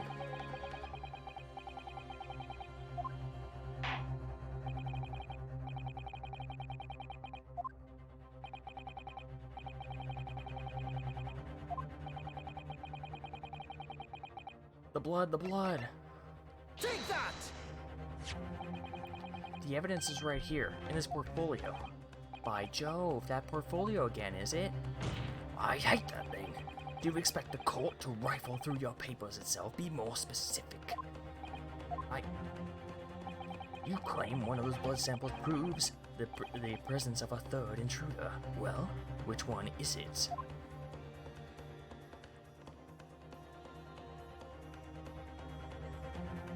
Take that! am I looking at here? There appears to be some green paint or such like around the bullet hole in the middle of the calendar. That's a blood stain, my lord. A blood stain? What's that? What? Green blood. I'm curious, even for you. Is the court to understand that the intruder was some unhuman creature? Yeah, he was an egg in particular. A Benedict egg. It's something developed by Mr. Herlock Sholmes. Why, the great detective. New invention. Stop. Not appeared yet in stores. Stop. It's this, you see. It doesn't have a name yet, though. This fogger sprays a chemical that reacts with different elements of people's blood to change its color. Different elements of people's blood? Yes. Everyone's blood is slightly different, you see, because it's made of different elements. So by seeing what color it changes, you can tell, in a flash, whose blood it is. Oh, that brings a whole extra dimension to looking at blood. This guy's... he's busy tonight, after he heard that. As an example, this one shows the blood of the victim, Mr. Windibank. Ah, very striking. Oh, wow, it's like I'm looking at the sky blue. Yeah, so you see, the green color of this bloodstain on the calendar shows that someone else was shot in the main part of the shop. Now hold fire there, young man. Could this be some unrelated incident, couldn't it? No, it's not unrelated. Oh. The date showing on the calendar is the date in which Mr. Windibank was killed. By golly. Therefore, we can assume that whoever was shot on the same day. Then whose blood is it? Well, the Skulkin brothers in the stand don't appear to be suffering from any gunshot injuries. Which means it must be the blood of somebody else, the third intruder, in fact. Objection! Whose identity the court is still waiting to hear. You can't delay this any longer, my learned friend. Who is this alleged third intruder, Eggs Benedict? Take that! The man's name is Eggert Benedict. Eggert Benedict? Who on earth are you talking about, Counsel? He paid a visit to the Windibank's pawnbrokery on the afternoon before the incident took place, when the accused attempted to deceive the pawnbroker into releasing this article into her possession. That's right. The man identified by the defense, Mr. Eggert Benedict, then attempted to take the article from the defendant by force.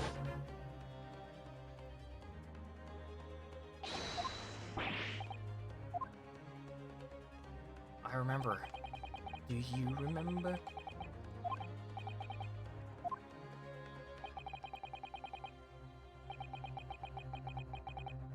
I can't remember the voice we did for Eggert Benedict.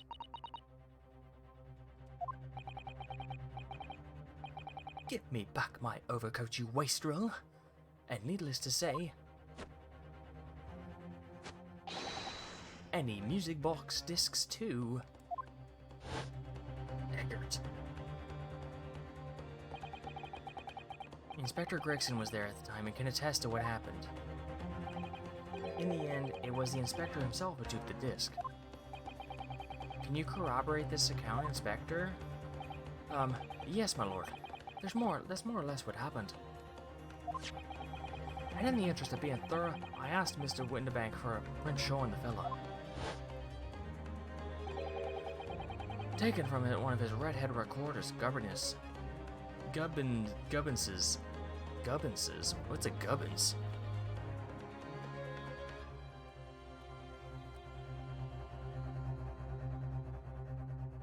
Gubbinses. Meaning. What's this mean?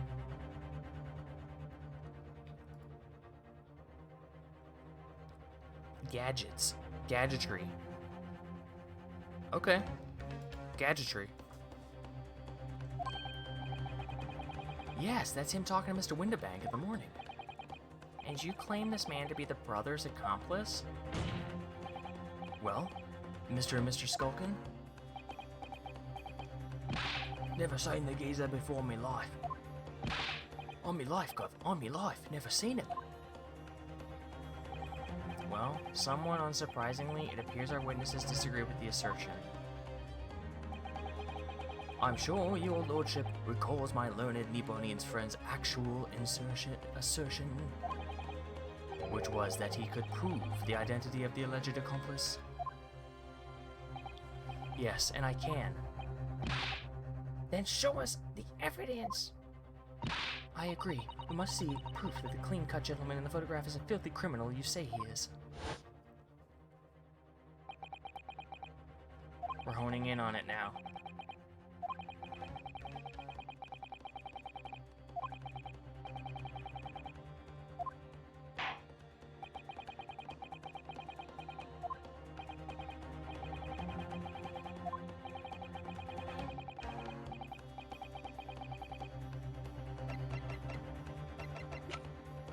The blood? Is it the blood?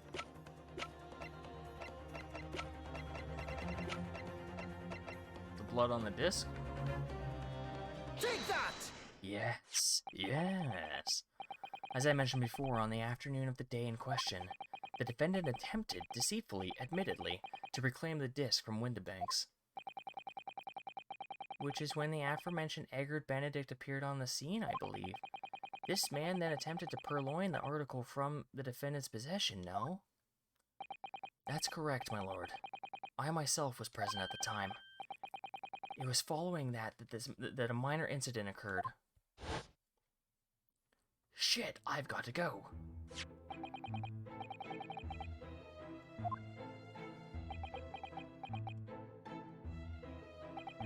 Very well. A villain! That's a villain!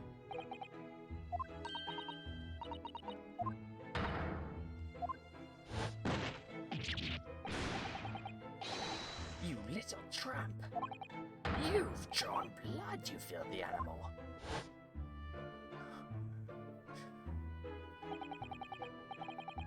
Being a music box disc, it has countless small but sharp metal protrusions over its surface. The protrusions cause Mr. Benedict's finger to bleed, and the resulting smear of blood is still visible on the disc now. Goodness, a bloodstain, is it? And now that the judge knows what a bloodstain is, my assistant and I have just analyzed the bloodstain here in this very courtroom, using my trusty Fogger gun. Yes, we added the results to this portfolio. I say, it's green. Exactly. Oh no, wait. Who's that again? I can't remember who juror number 5 is. I think it's the lady. Beep, beep, beep, beep, beep, beep. The man calling himself Mr. Eggert Benedict, who was in Windibanks earlier in the day, is the accomplice who was present at the scene of the crime the same night.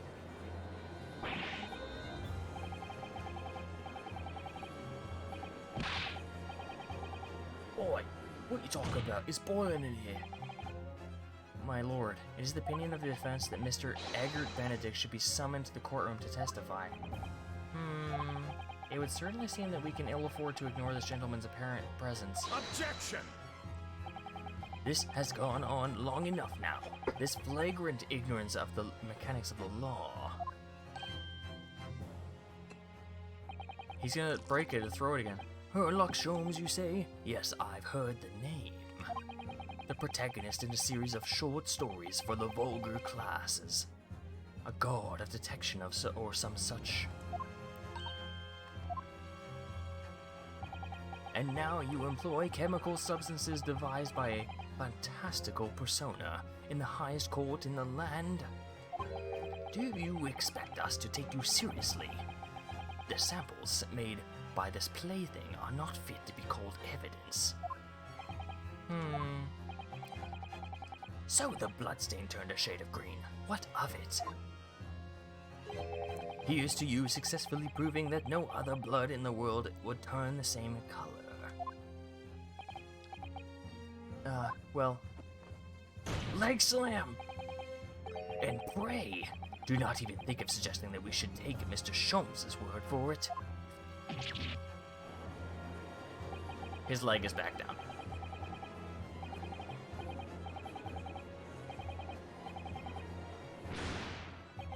Well, we bring him in here anyways. Let's see what he's got to say. I knew it would come to this. Of course Mr. Sholmes' invention is going to be recognized by any official body. But what other choice did I have? I'm just remembering what Father Christmas over there said before. About how he was temporarily suspending the summation examination. In other words,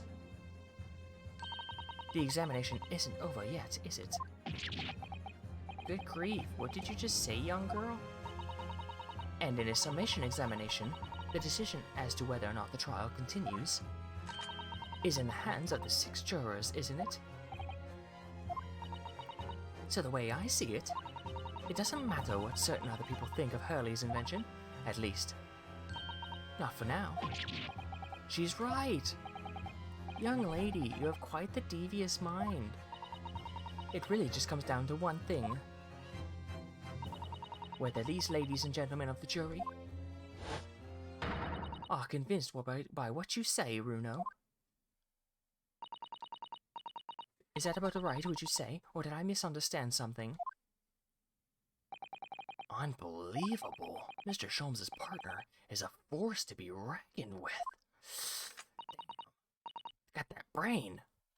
Iris Wilson, sharpshooter.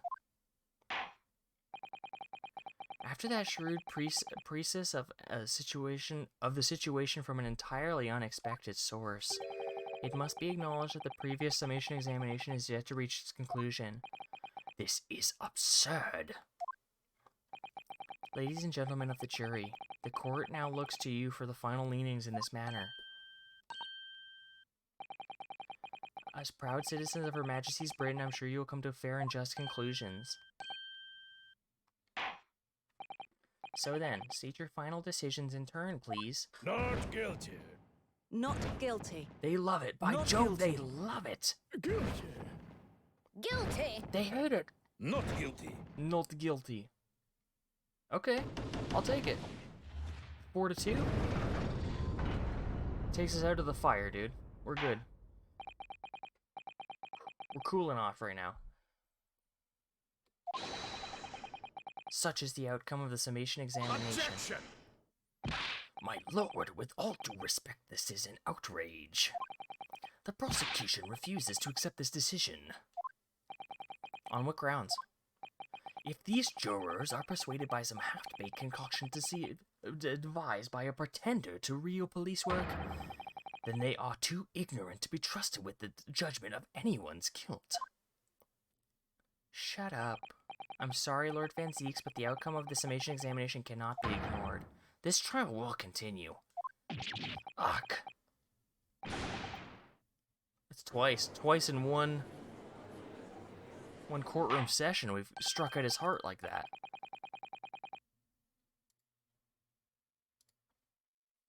Nevertheless, we find ourselves in a rather awkward situation. The defense has very reasonably questioned the subpoena of a new witness. But sadly, I fear that that will be impossible. What? The name of the gentleman gave for himself, Eggert Benedict, is quite clearly fake. What? I don't believe it. Eggert Benedict was a false name? Who would do such a thing?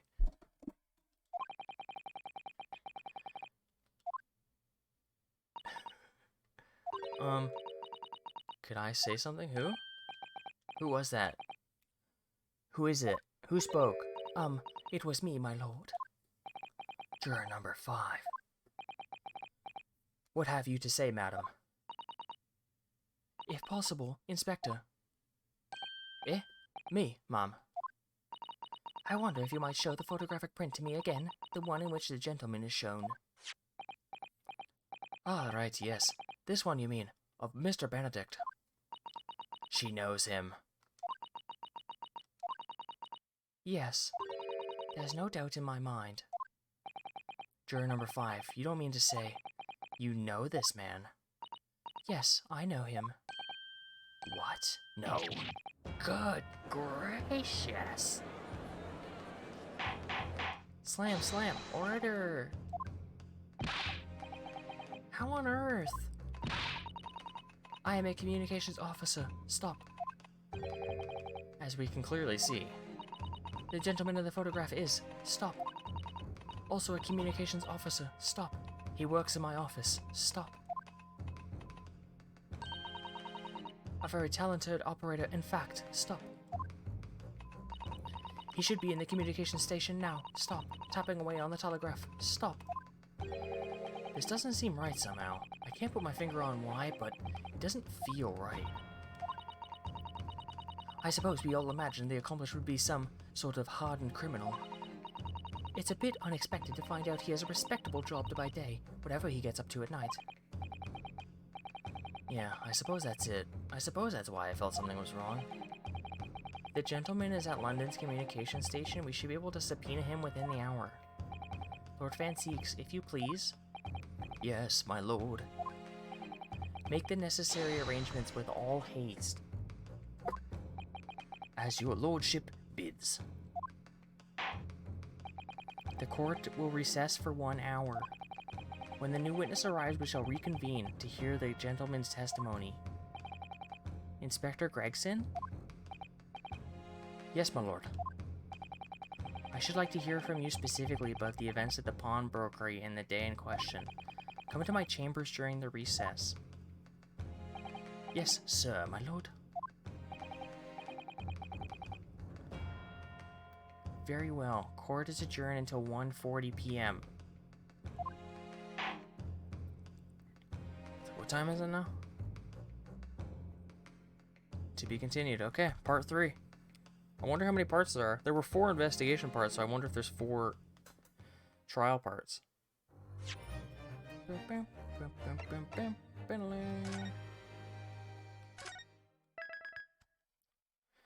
Trial part 3. Eggs Benedict.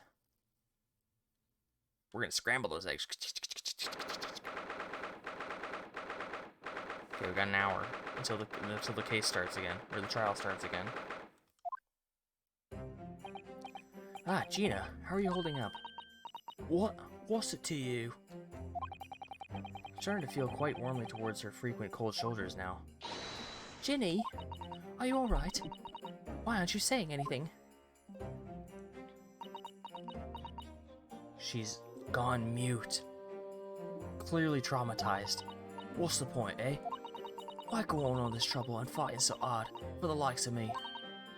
What? Well, you saw it, that picture. What picture?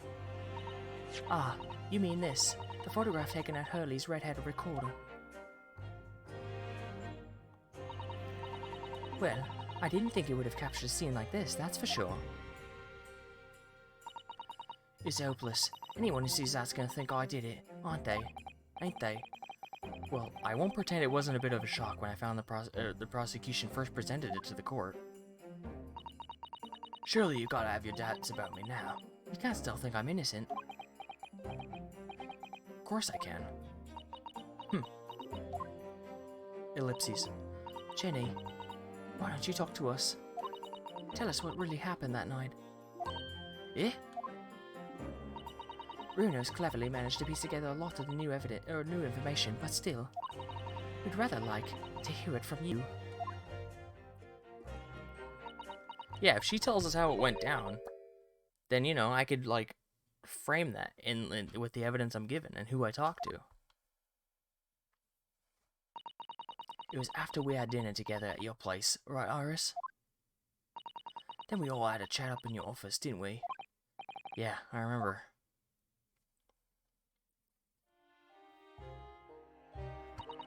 After that, I just couldn't get to sleep. So I slipped out and went down to the street down 2 to 1 to Winterbank's place. I had to know if Iris' story was there or not. The Hound of the Baskervilles. I don't know what's it about or nothing, but if you ask me, there's something about it in Sholmes don't like. Something what we don't want people reading. So that's why he lied to Iris about sticking it lug with Winterbank for safekeeping. At least that's what I thought at the time. So you broke into the Winterbanks? I just had to know if it was there or not. I mean, I had no idea it was going to kick off, did I? I struck the lock and stuck inside. It's dark as you like in there. So I gave the oil lamp counter a bit of wick, and that's when... Oh! I nearly died, I did. Next thing I knew...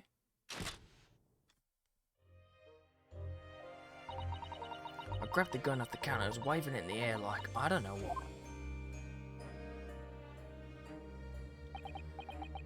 Ah, you're the girl who was here this afternoon. I didn't think pickpockets went for armed robbery. The mantle script. You got it here? Did Sholmes leave a load of paper with you? A story.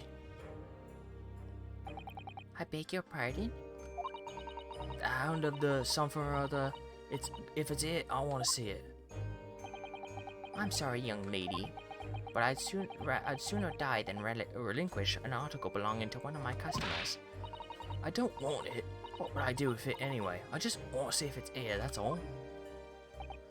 Oh, you want to see it, do you? I want to know if Sholmes really pawned it here or not. Please, just let me see it and I'll go. Oh, very well then. But for pity's sake, stop waving my gun around, would you?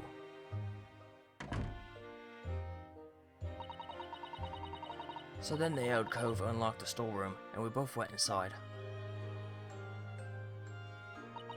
And it was there, alright. The mantle script.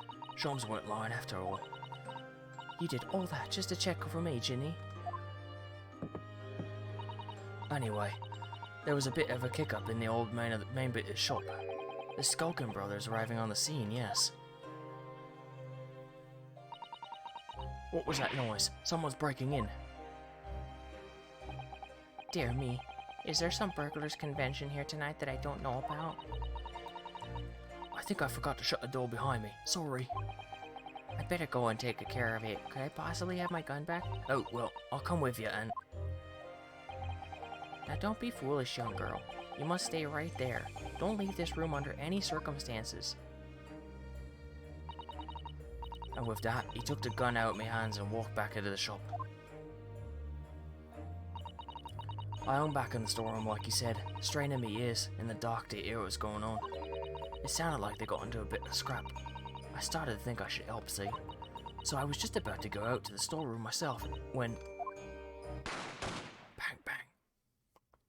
They shot me down, bang, bang.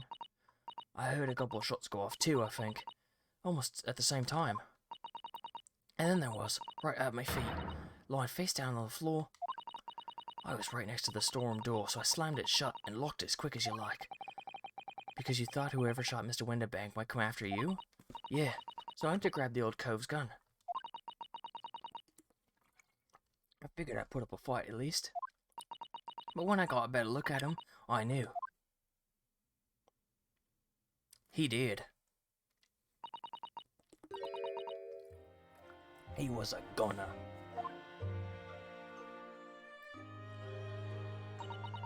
It felt funny in me head all of a sudden, kinda dizzy. And after that, I don't remember nothing. That must be when you passed out, Gina. If I hadn't done what I done, the old cove might still be alive. Did you tell the police everything you just told us? Of course I did. They didn't believe a word of it, did they? They all said if I kept telling lies, it'd make it even worse for me. It'll be alright, Ginny. Don't worry. Just stay strong a little longer. Runer's about to put the real culprit through the mill. Yes. That covert was there that afternoon. That Eggert Benedict. A villain if I ever saw one. I still remember how he looked at me, like I was nothing. Damn sexy villain. He was there that night. We don't know his real name yet, but I'm convinced that he's involved somehow. Anyway, thank you for telling us what happened, Gina. I appreciate your honesty. You what? You can leave it all to Rune in Runo's capable hands now, Ginny.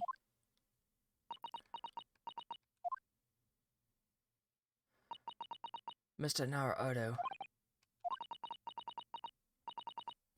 How come you can trust me? I don't get it.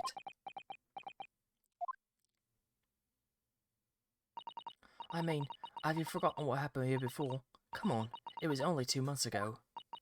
Me and McGilded, we told you a whole pack of lies. And you got a bog trotter off with him, even though he was a killer.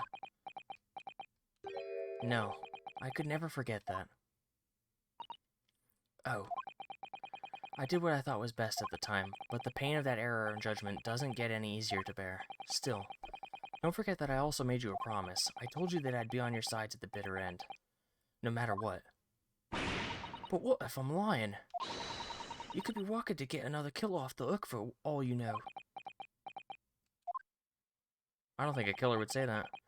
I was once in your position, Gina. I was the accused in a trial. You were? Before I left Japan, I was accused of murder. And, strange as it might sound, the circumstances of the crime were pretty damning. I was sure that no one would believe it wasn't me who'd done it. Oh, Runo. But there was one person who stood up for me. Cosima. My best friend.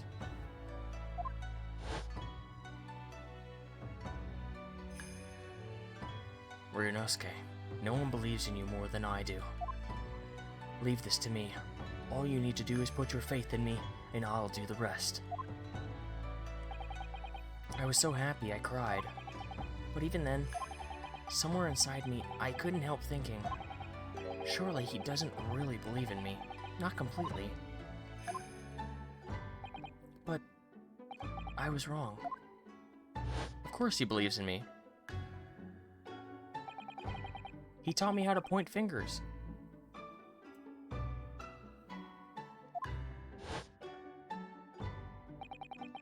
That he had absolute unwavering belief in me. And in turn, I developed an absolute unwavering belief in him.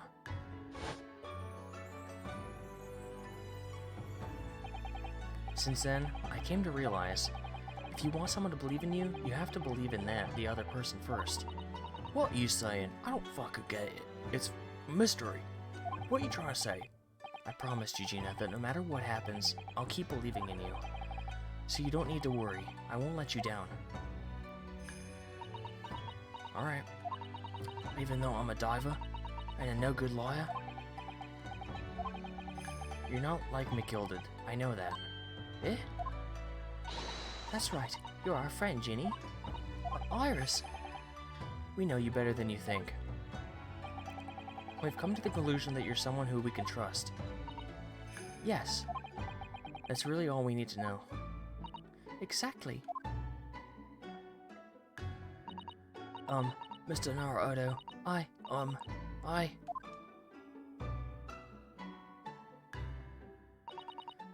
Sniffle, sniffle. Back out in the court. Get back out there.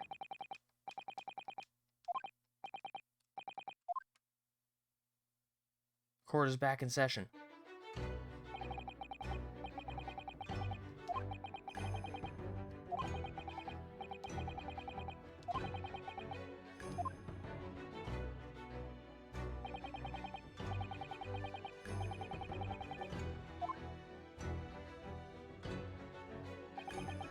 This is it at last, the final chapter, the final battle.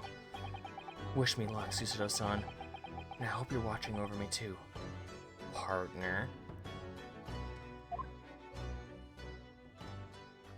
Hope you're watching over me, partner. My good partner. He's the best partner.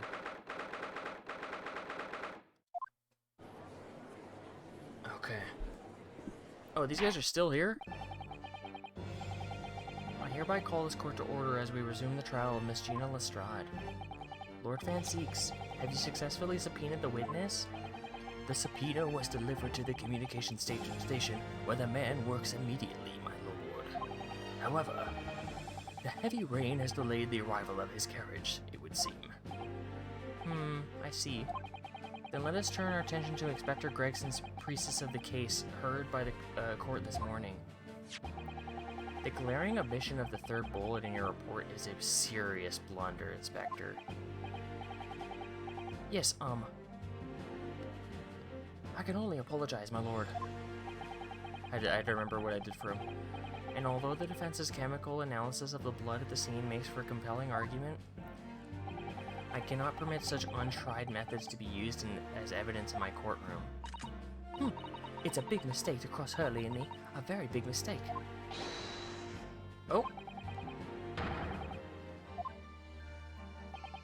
Thank you, officer. Show him to the stand without delay. Mr. Eggert Benedict. I didn't expect to be crossing paths with him again so soon, and certainly not like this. Not like this.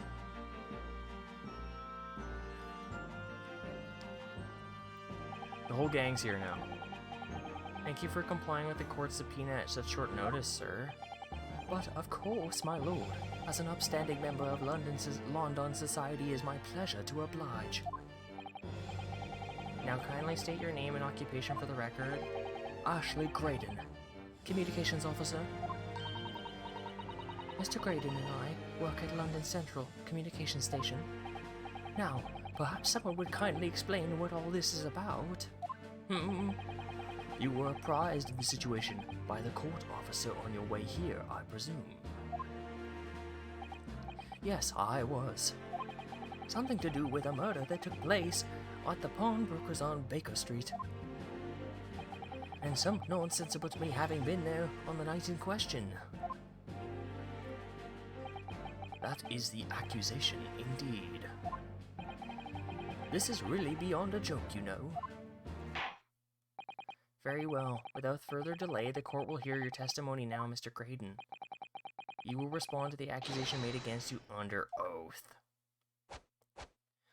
Okay.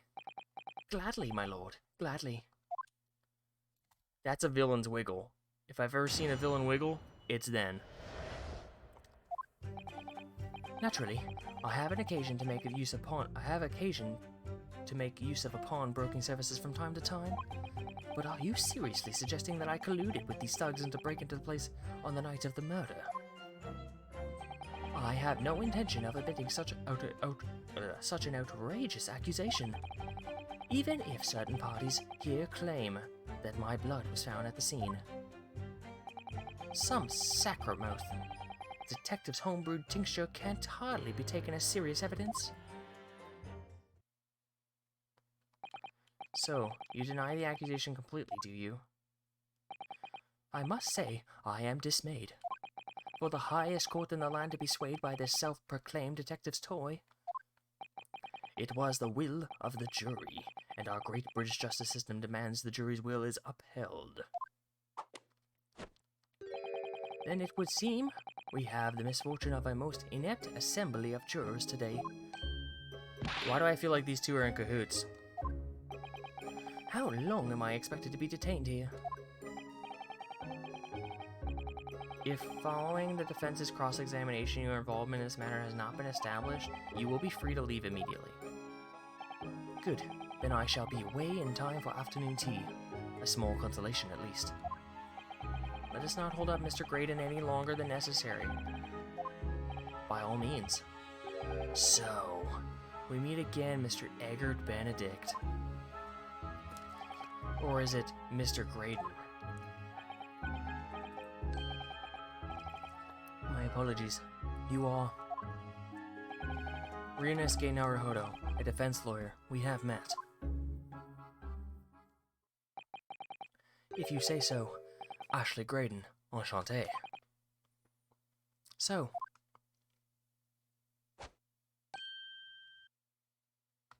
a free hat!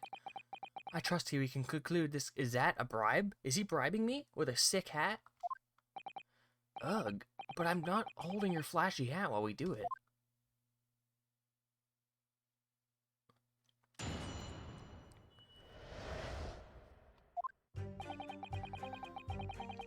Okay. Hold it!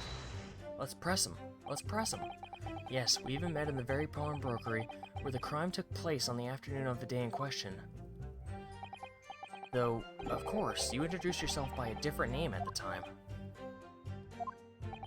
It was Mr. Eggert Benedict, I believe. Tell me, what made you... Objection! The witness is here to testify about the events that took place that night. He is under no obligation to answer such unrelated questions. You can't be serious. Thank you, because I certainly do not feel inclined to answer such inappropriate question. So he's going to be evasive, is he? In an effort to not give anything away. This could be tricky.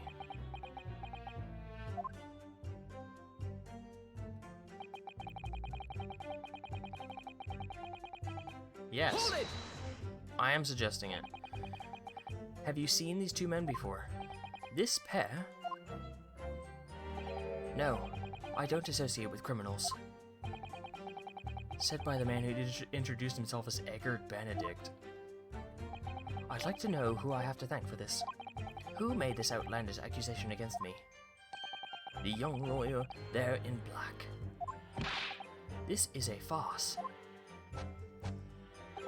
Whose idea was it to permit an outsider to work in a British court anyway? Well, needless to say,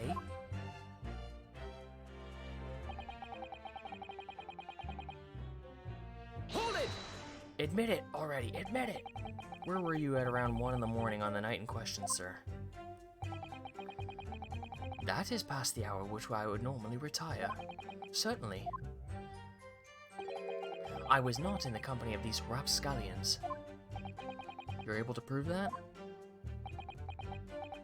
Objection! Listen carefully, my learned Nipponese friend, for you appear to be under a gross misapprehension on this point. What do you mean? The witness maintains that he was not at the scene of the crime. He has no obligation to prove his absence. If your accusation is that the witness was present at the scene, then the obligation lies with you to prove your assertion. Fuck, he's not wrong. You will fulfill that obligation before putting any more unreasonable questions to the witness.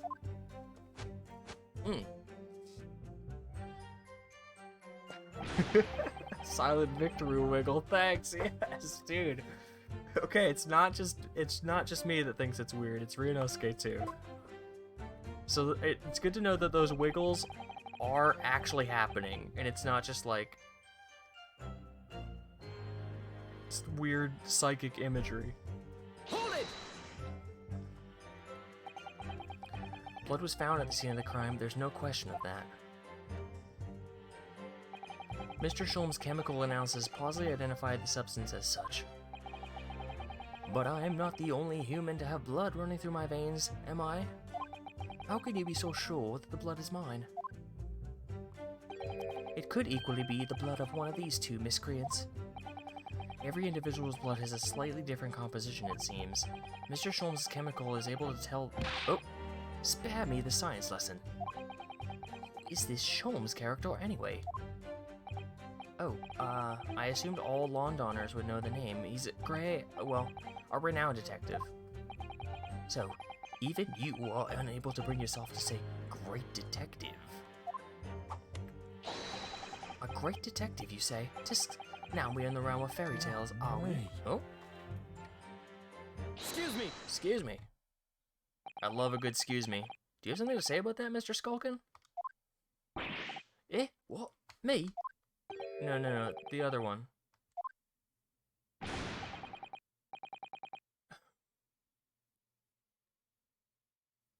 Right, I've had it up to here with this. How many times have I got to tell ya?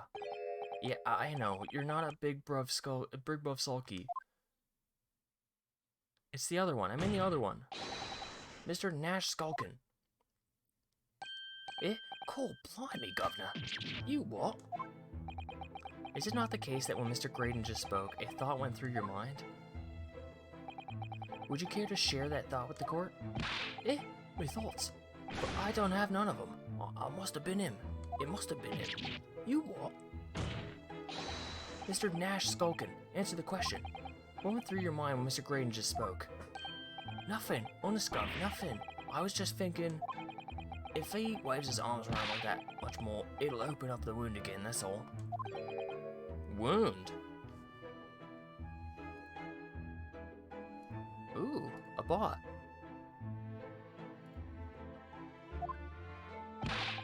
Well, he took the bullet, of course. It was only 2 days ago. It ain't gonna be healed up yet. So it was, well, you know, I was worrying for him, and... Oh, hell's bells. Mr. Graydon, did you hear that? What? Your comrade is worried about you, it seems. Let me lean on my sword confidently. On account of your injured arm. My lord. Yes, Mr. Graydon? I have no idea what these two wretches are talking about. Certainly, I shouldn't be expected to answer anything in relation to this mindless insinuations. We know that someone other than the victim was hit by a bullet at the scene of the crime 2 nights ago. And from the height of the bullet hole in the wall, that person was likely to have been hit in the upper arm or thereabouts. Perhaps you'd allow a court official to examine your arm, sir? The left arm you're currently clasping with your right hand, as if in pain? No, I don't think I will. I refuse. Oh. You have shown no evidence whatsoever that links me to these common thieves. Accordingly, I am not obliged to permit any such invasion of my privacy. As I've already said, I'm completely uninvolved in all of this. I've never had anything to do with these pawnbroker where the fellow was killed whatsoever. I take offense at the insinuation that I was in any way involved. You claim to have nothing whatsoever to do with Mr. Windibank's pawnbrokery? My lord, The defense would like that one last statement to be added to Mr. Graydon's formal testimony. Very well, counsel. Continue with your testimony, Mr. Graydon. he's pissed. I'm gonna slam you on that one, I hope you know. I'm slamming you, dude. I got you, I'm slamming you. Where's the picture? Where's the other picture?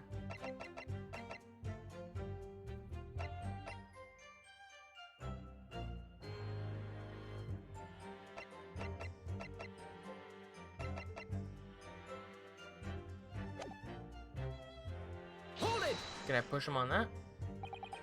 Never had anything to do with it? Okay, cool. You forget that I was there, Mr. Graydon, on the very afternoon of the incident. Obviously, I'm not a complete stranger to the pawnbrokers.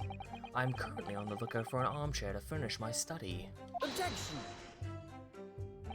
No, you were there to redeem an article. I have no idea what you're talking about. Oh. Excuse me! Excuse me. Do you have something to add, Inspector?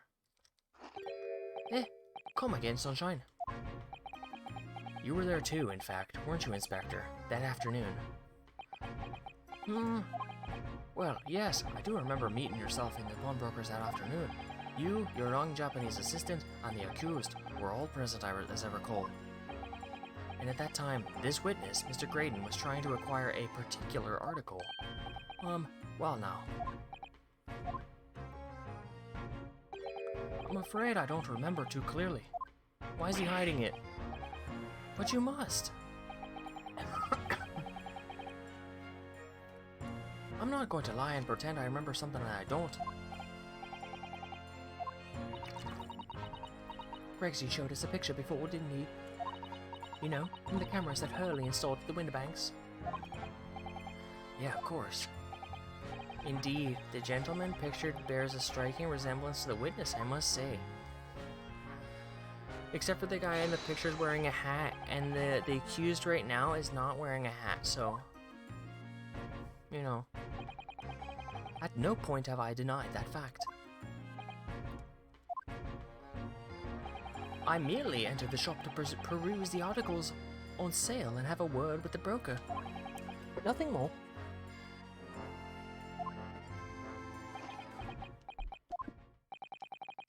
This makes no sense. I understand why Mr. Graydon might be trying to cover his tracks.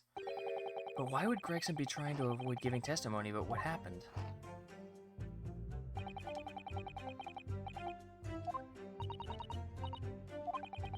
I think he has no intention of telling us anything. He's well aware that the less he says, the less chance he has of giving himself away. The complete opposite of Hurley, then. He seems to think that the more he says, the better. Well, at least I managed to prise a little more information out of those witnesses' lips. All thanks to the Skulkin brothers. Yes, they were the key to it after all. So he says he had nothing to do with the Windabanks. Well, we know that's not true. Perhaps now would be a good time to have a proper look through the court record. Good idea. You never know what tiny scrap of information might become a valuable weapon. Let's look.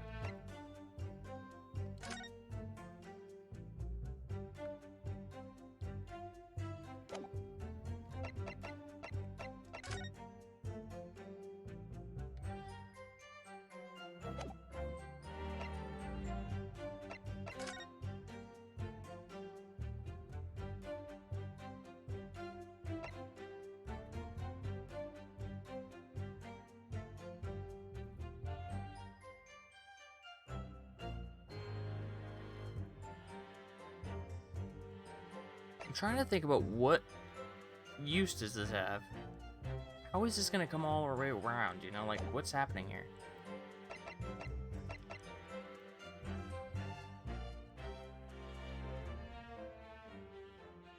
Is he leaking secrets to foreign agencies?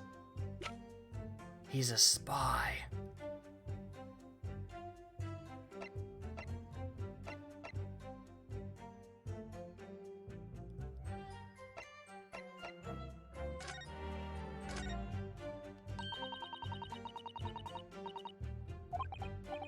And then when you look through the eyepieces, you can see the image in 3 dimensions. The important thing to get right is the position of the 2 prints. I don't know who came up with the idea of a stereoscope, but it's really quite fascinating. Pop it open. Oh, look at that. It's totally changed shape just from one little button press. Well, that's what the button's for, Runo. You're just like Hurley. You boys love pressing buttons, don't you? Especially if you don't know what they do. Us boys? Says the 10-year-old girl. Anyway, now you can see that it really is a stereoscope, can't you?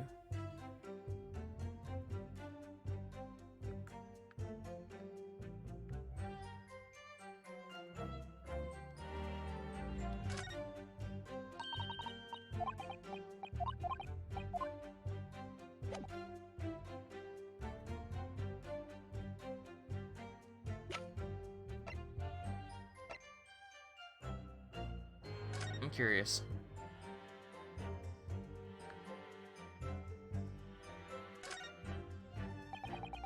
This is the bullet that was fired from the Skulkin brothers' gun on the night of the incident. Yes, so it turns out, it never actually entered Hurley's body at all. Thanks to the thick leather of that pouch he was wearing, it saved him. Hurley's always looked out like that. Well, considering what he had to go through in the hospital, I wonder how lucky he really was. Oh dear, poor Hurley. Rest in peace, Hurley. Shame he didn't make it. Not in the sequel.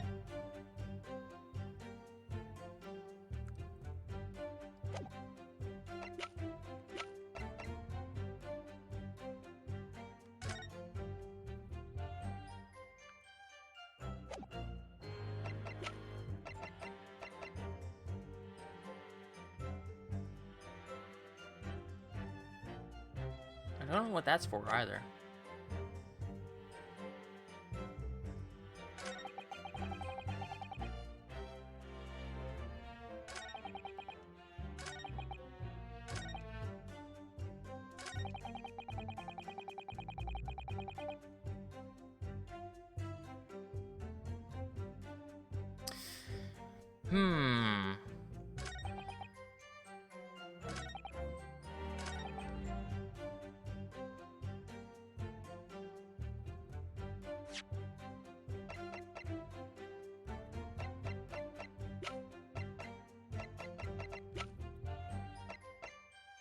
Objection!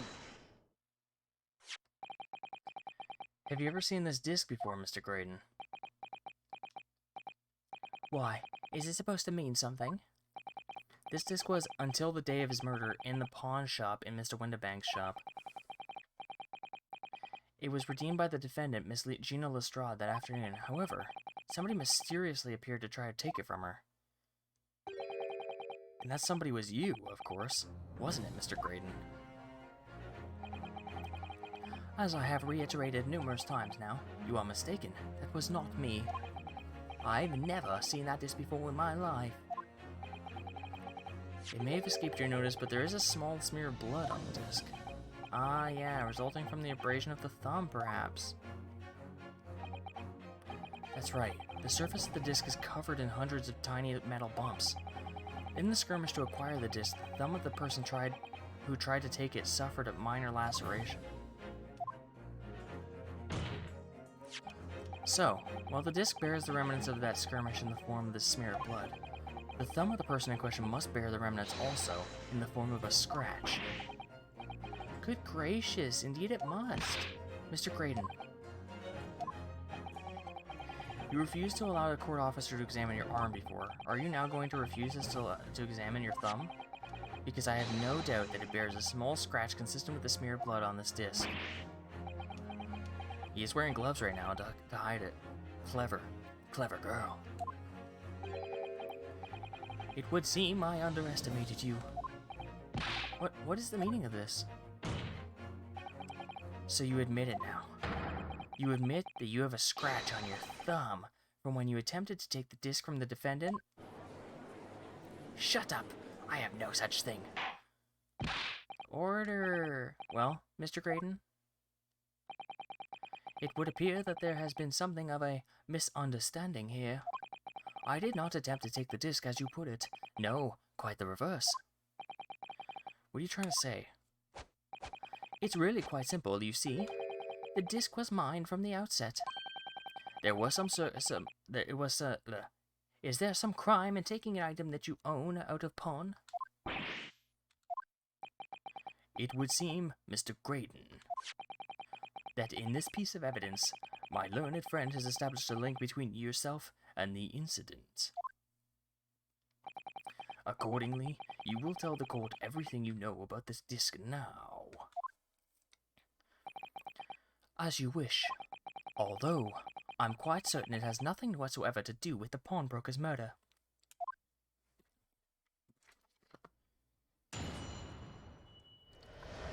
Second testimony? Damn. It's disc time. There's a note on the disc saying, "For McGilded," but the item belongs to me. The redemption ticket was stolen from me by that accused, that filthy little gutterling. I hate her so much she stinks. Even looking at her stinks my eyes up. On the day in question, I proceeded at once to the shop in order to explain my situation and redeem the article. In the end, of course, the disc was taken by the police. In other words, I had absolutely no reason to break into the shop later at the same night. Did I hear you correctly, sir?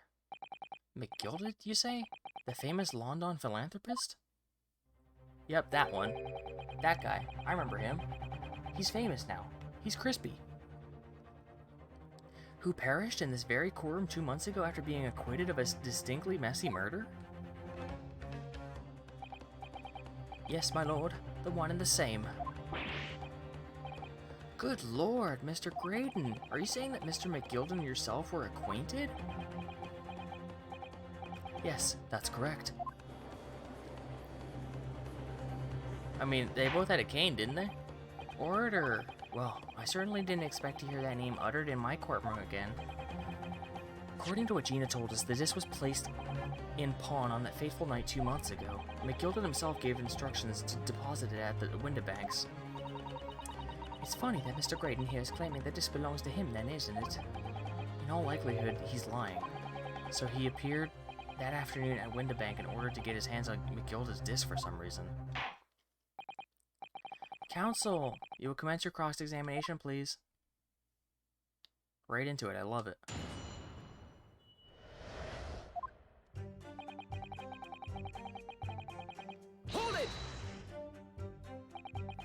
Would you care to explain how this belongs to you?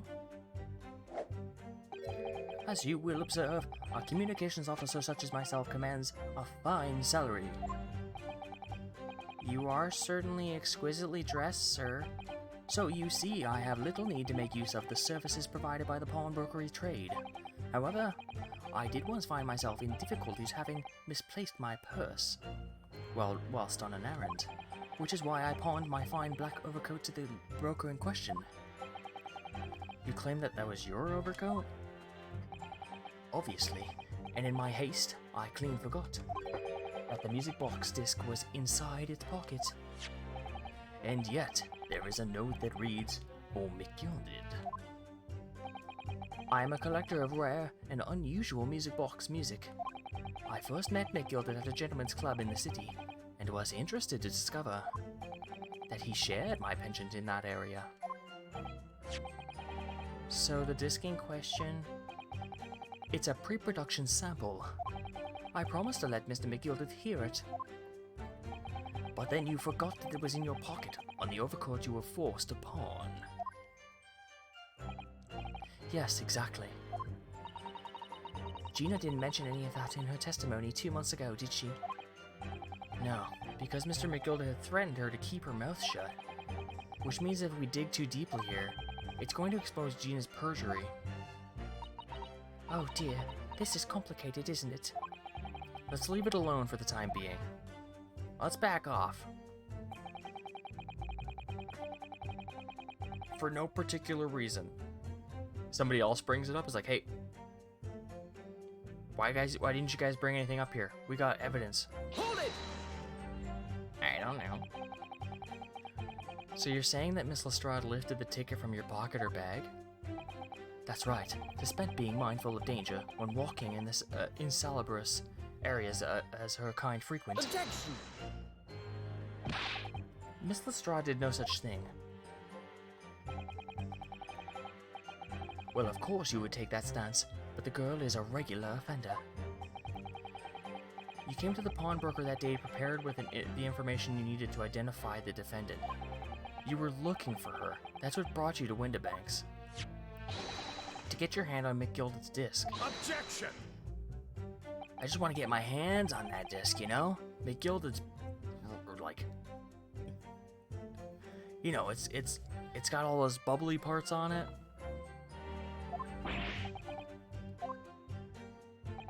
McGilded's big music disc. I concur with the prosecution. Counsel, you will refrain from conjecture in this way. Is that clear? Yeah, my lord. Then I will continue my testimony for what possible use it can be.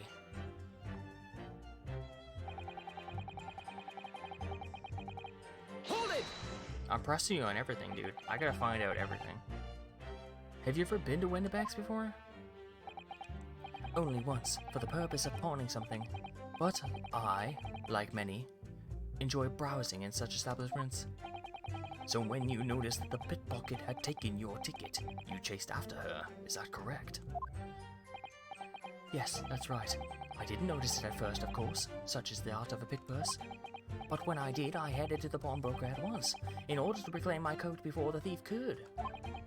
I was merely trying to recover what was rightfully mine in the first place. He can say what he likes because he knows we have no evidence to contradict him on this. Drat! He's getting away with saying words. Hold it! Huh? Yes, it was taken by Inspector Gregson here, wasn't it? That's right. This was the very man. Apparently the police are collecting anything that has to do with anything that has a connection to Mr. McGild as evidence. Excuse me! Hey, excuse me there. Excuse me. Is something wrong, Inspector? What do you mean? The last remark Mr. Mr. Graydon made in his testimony seemed to trouble you in some way. No. No, it didn't. It's nothing. Leave it alone. Let me ask you this, Inspector. Why is Scotland Yard gathering McGilden's possessions? I can't tell you something like that, Sunshine. What is it, Inspector?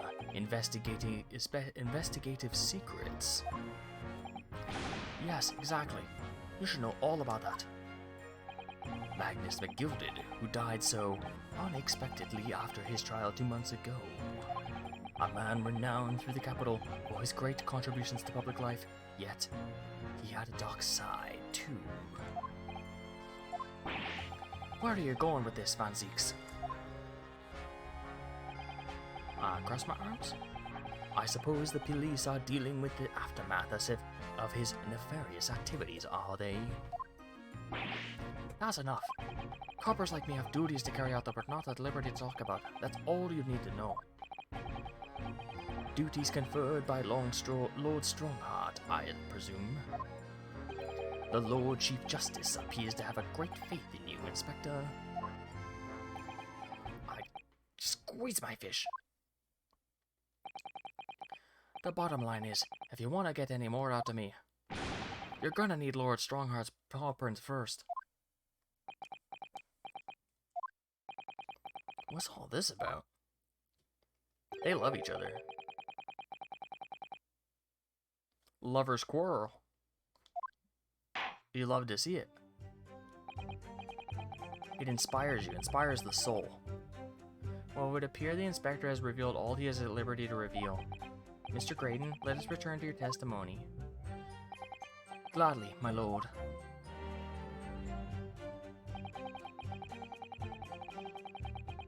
Hold it! But perhaps you'd seen something of value among the forfeited items?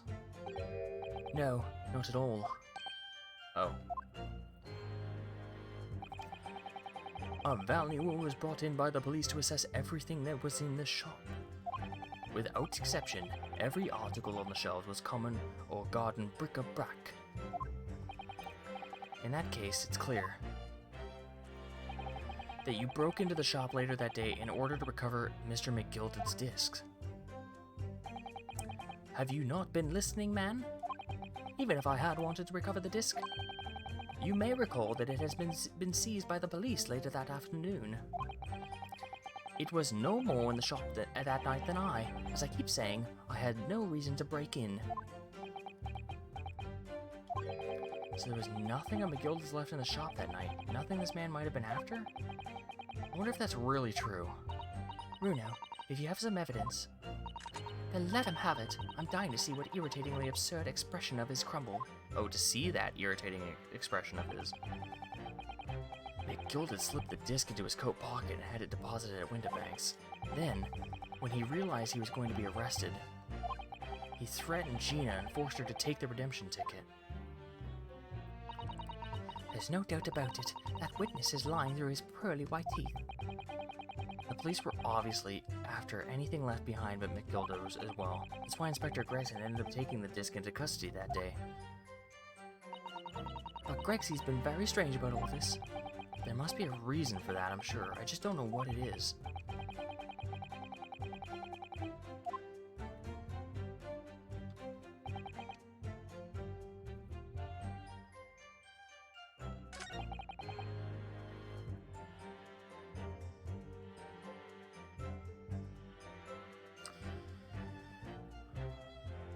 The redemption ticket was stolen from me by the accused, that filthy gutterling.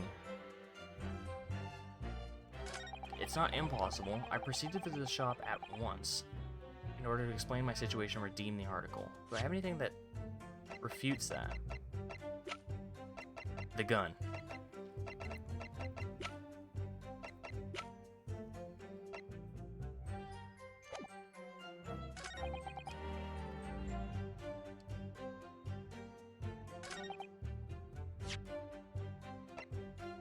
Objection! Maybe this?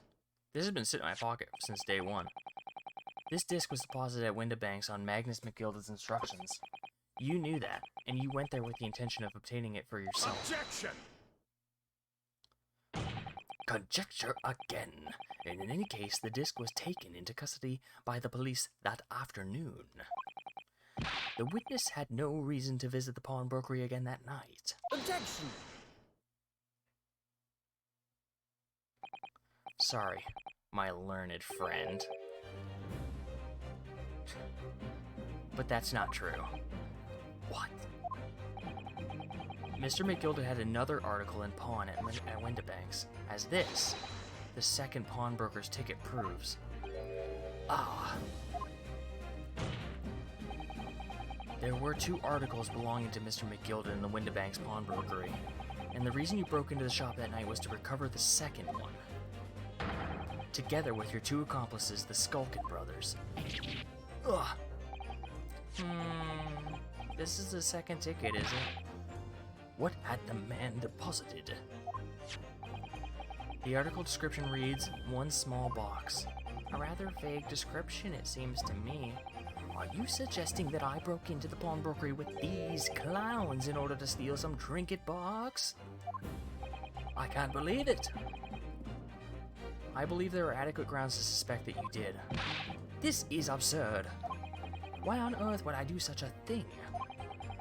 Once the article had been forfeited, I could simply walk into the shop and purchase it. There would be absolutely no reason for me to resort to theft.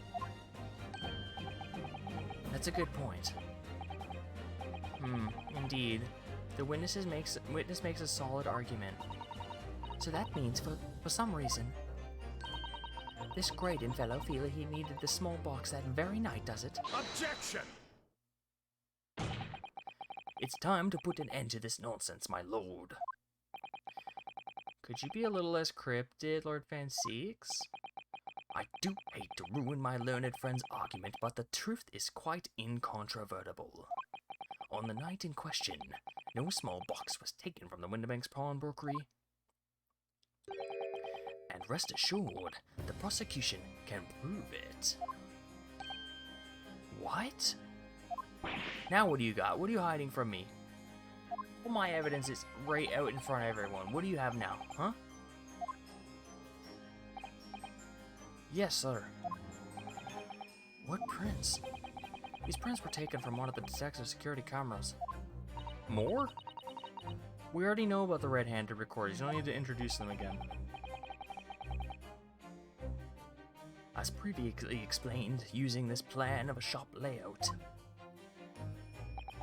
the victim's establishment was furnished with an automatic camera in 2 locations. One was set to capture the counter where Mr. Windibank received his customers, and the other was set to capture the shelves on which the articles were placed for sale once forfeited. According to the information on this ticket, the gilded small box had been forfeited already, 2 days before the incident at 9 p.m., on 13th of April to be precise, which means it would have been on the shelves for forfeited items in front of the shop. Now, what I have here is a print taken by one of the cameras 2 hours before the incident. That's at 11 p.m., 15th of April.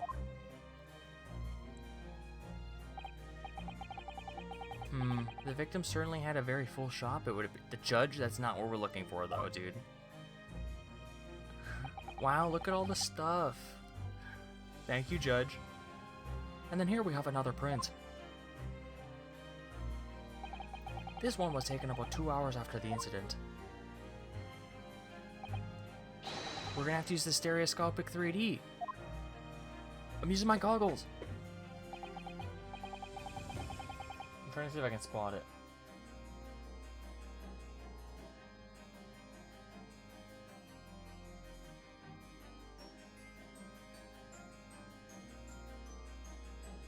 I'm trying to see. I can't see anything.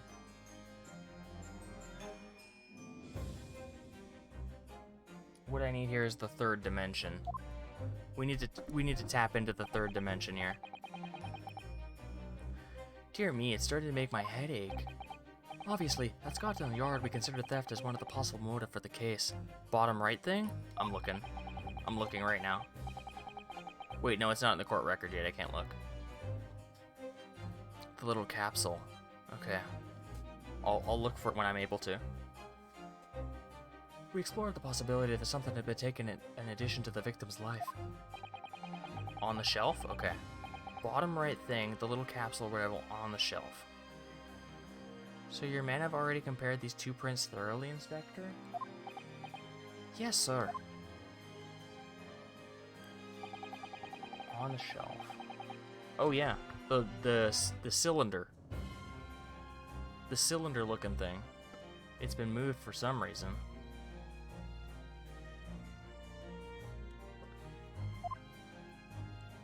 So the box wasn't stolen, what was inside the box was stolen. And the yard's conclusion is exactly the same number of items are present in both. You can actually cross your eyes and do the puzzles. I'll try and do it without my glasses. When I do it with my glasses on, I just see the middle of my glasses.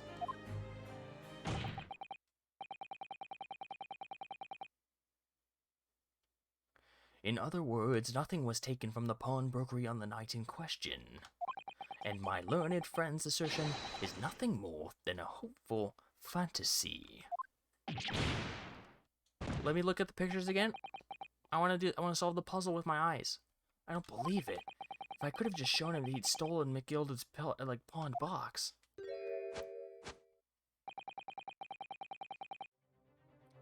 I might have been able to break him down at last. He's looking stronger and sexier than ever. One more time, please. I'd like to look. You know, Rosburno. I've been thinking. Okay, I have to get close because I can't see shit. Hey, it does pop out. That's wild. The different thing does stick out. I like it.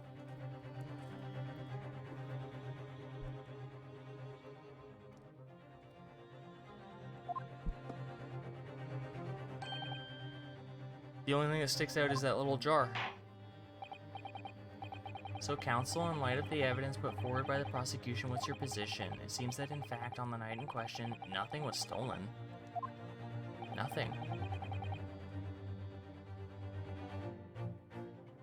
Do you accept the prosecution's assertion? I don't know. There is. Uh-huh. Point out the discrepancy. I wasn't sure at first, but there's a clear discrepancy between the two prints. What? What? You must identify the location in question for the court counsel. I'm doing it. Take that! Take that! Granted, these two prints are almost identical. However, there is one minor discrepancy between them. What? When you view the two pictures stereoscopically,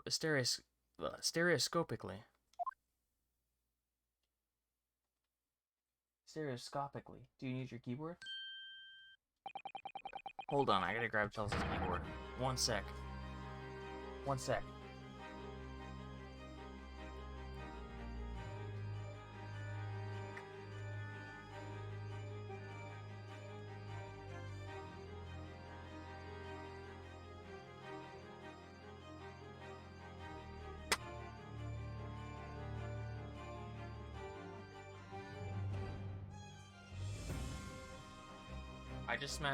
I just smashed a keyboard off the floor. Give me a sec.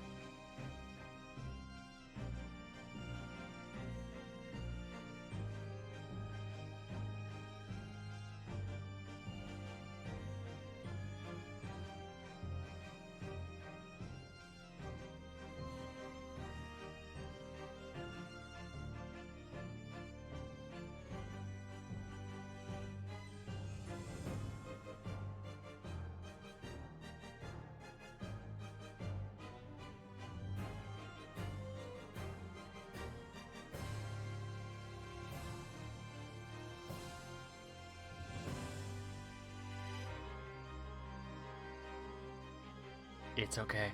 It's alive. It survived the fall. The tumble. Yeah, I'll take that.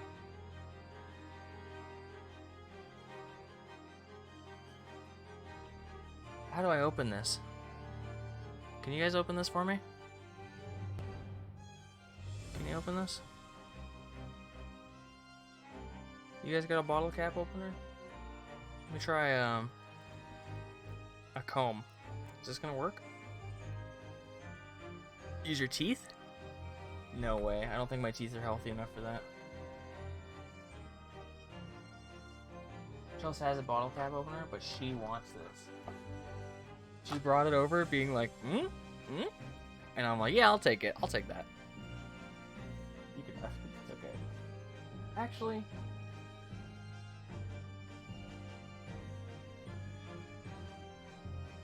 yeah, okay. Can I have a zip though? Thank you. Such a blessing. I don't stream on Tuesdays, baby. Not normally. Had to work yesterday. Oh yeah, true. You were working on the weekend. That was weird, right?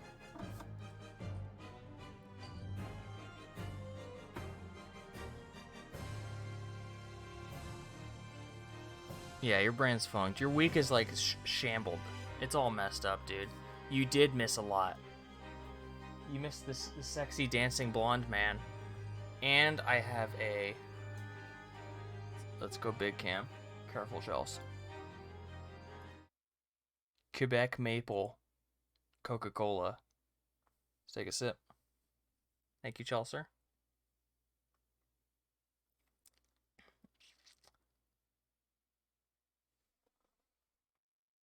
I think that's gone bad. No, it's not. I can't definitively say. But we've had this for about a year. It's all yours. Thank you for the sip. I won't share that with you guys. It was clearly poisoned. It's clearly poisoned. Or is it just disgusting? I've had it before. And it didn't taste that bad. Which Chelsea... She said, no, it's not.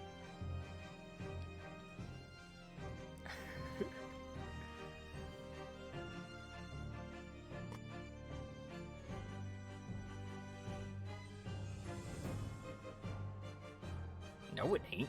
It's good. She just took a sip, right? Right, Chelsea? You just took a sip? Is it good? No, it ain't. It's good.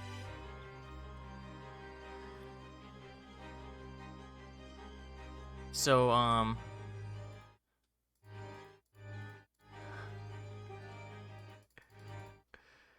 so good. So I don't like have my camera, otherwise I'd be facing the wall, you know, instead of looking at the game.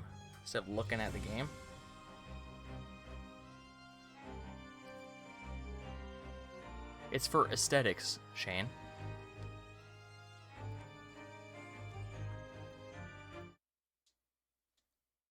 It's for aesthetics, dude. So good.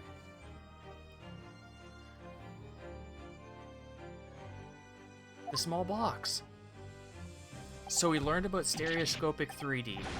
Stereoscopic, sorry. Oh my god, let me... Wait. Unbelievable. Van Zeeks he's discovering the beauty of the third dimension right now. By Jove, you're right. How extraordinary. Everyone's gone boss-eyed, dude.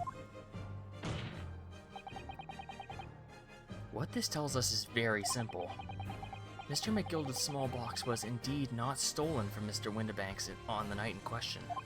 However, there could be no doubt that somebody picked up this particular box and then returned it to its place on the shelf. Yeah. It's like someone added a dimension on top of the second dimension. So if you got two dimensions and they're looking like this, right, you got two dimensions and you add another one, you're looking at three. Right? Or like this way. You got like, wait, no, that's a 4. That's a 4. Or 6, depending on how you look at it.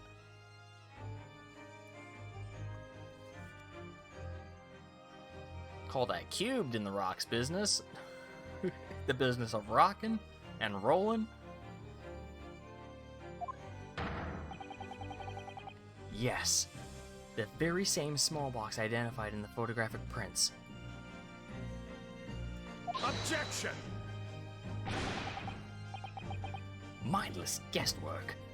What if it was? So a box was moved on the shelf. Nothing was stolen. Which means, quite simply, that nothing has changed. That may be true, but... Alright, McGilda's box wasn't stolen then. But that doesn't... The fact that it was moved like that change things? It changes nothing. It changes everything. Who gets there and it changes nothing, and then fails? How can that possibly be? The crucial point is the fact that it was moved, or that what was moved was a small box. In other words, we have to consider what might have been inside that box. What are you suggesting? Graydon's pissed, dude. He's gonna sexy dance at us. He's gonna do one of these. I'm suggesting that we need to examine that box as soon as possible. A vital piece of evidence is sitting on the shelves at Windibanks as we speak. Objection! That won't be necessary. Some little box belonging to a man who died 2 months ago can't possibly be relevant to this trial. The court does not uphold your objection, Lord Van Seeks. Bailiff, arrange for the officer to go to Baker Street at once. Obtain the small box in question and bring it back here. Part 4? To be continued?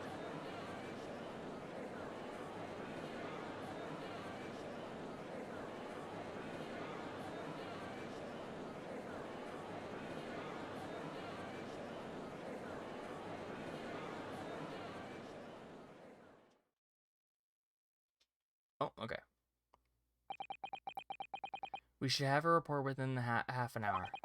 I think perhaps we should recess for a short while until the evidence is brought forth.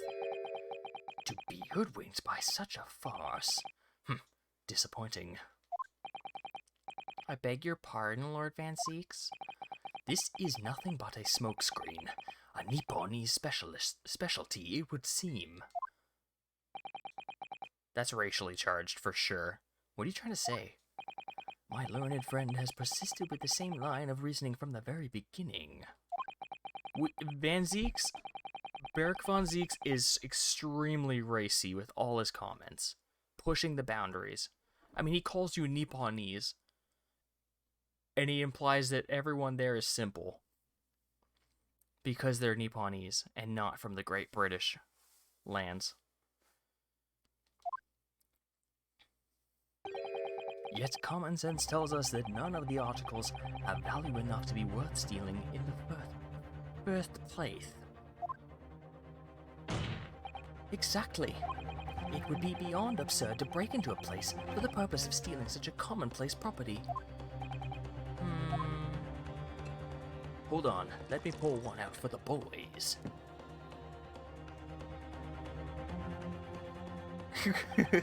Every time the judge goes, just like his eyes closed, just sitting there.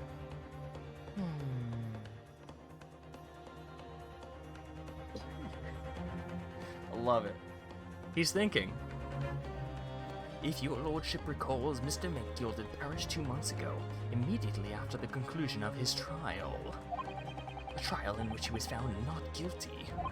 A trial in which it was established that he was an upstanding member of society, his reputation implied, in fact. So I propose a toast to my learned friend and his most insightful defense. The articles this upstanding member of society pawned were entirely ordinary. A black overcoat that just happened to have a music box in one of the music box disc in one of the pockets, and a small box. I assure you, I wouldn't accept even if the man tried to make a gift of such things to me. Damn. If someone was like, here, this is all I got a music box disc, you want to take a listen? You would go, Piss off, you peasant. I have better things to do, like be a spy for my country. The prosecution's argument is undeniably compelling. It is incumbent on the defense now to bolster its argument. I think he did take a sip this time.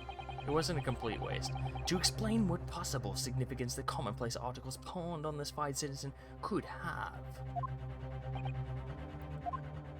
Well, counsel, is your argument in fact demonstrable?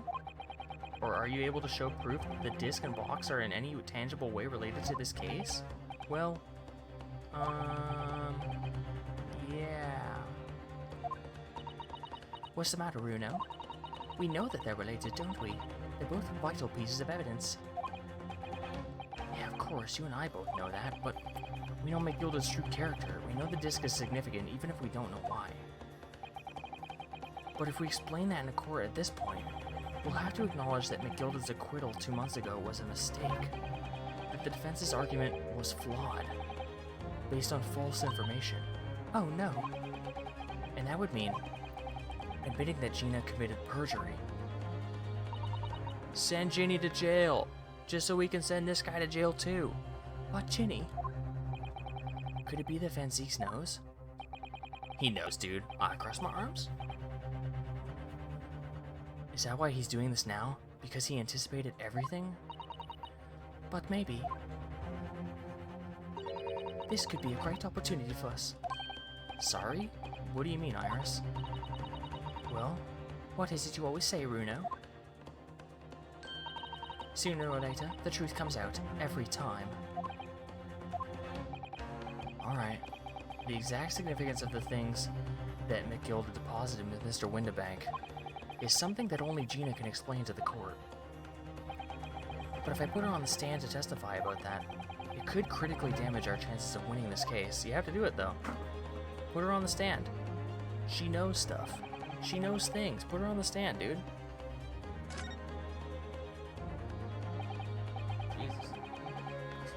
Jesus. My lord, the defense would like to make a proposal. Oh, what proposal, counsel? While the court awaits the arrival of Mr. McGilda's small box, I would like to call the defendant, Miss Gina Lestrade, to the witness stand. The defendant? To what end, dude? Why? It's to do with the various articles deposited at Windibanks by McGilda, my lord. Miss Lestrade has information relating to them. I believe it would be beneficial for the court to hear what she has to say. It will prove the significance of the articles in question once and for all. Well, things are becoming interesting. I presume you've considered the implications of the testimony you're proposing. In particular, the impact it will have on the accused's standing, and indeed your own. Yeah, I have. Lord Van Zieks, would you care to explain that last remark? No. I move to interrupt the cross-examination of the current witnesses and hear from the accused herself. Very well. If you have no objection. So, the court will now hear the testimony of the defendant, Miss Gina Lestrade.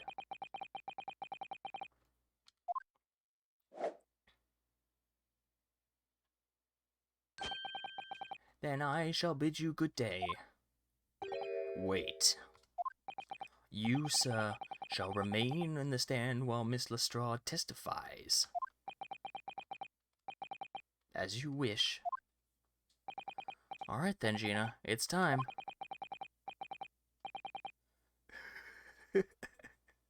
Yup. Still in the same trial. Some things never change. This is supposed to be the last one, so it makes sense that it's really long. That's what this. I think this is my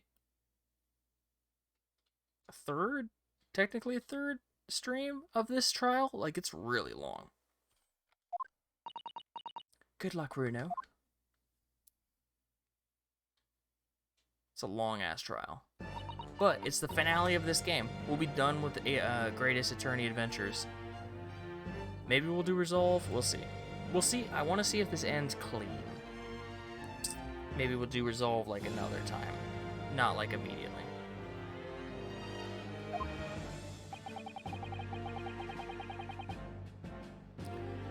The articles that Mr. McGilded had deposited in Windibank's pawnbrokery are intimately related to with the omnibus case, the trial of which was heard in this courtroom 2 months ago. Yeah, and I remember this young lady being brought before me in that trial as well. He's looking down like,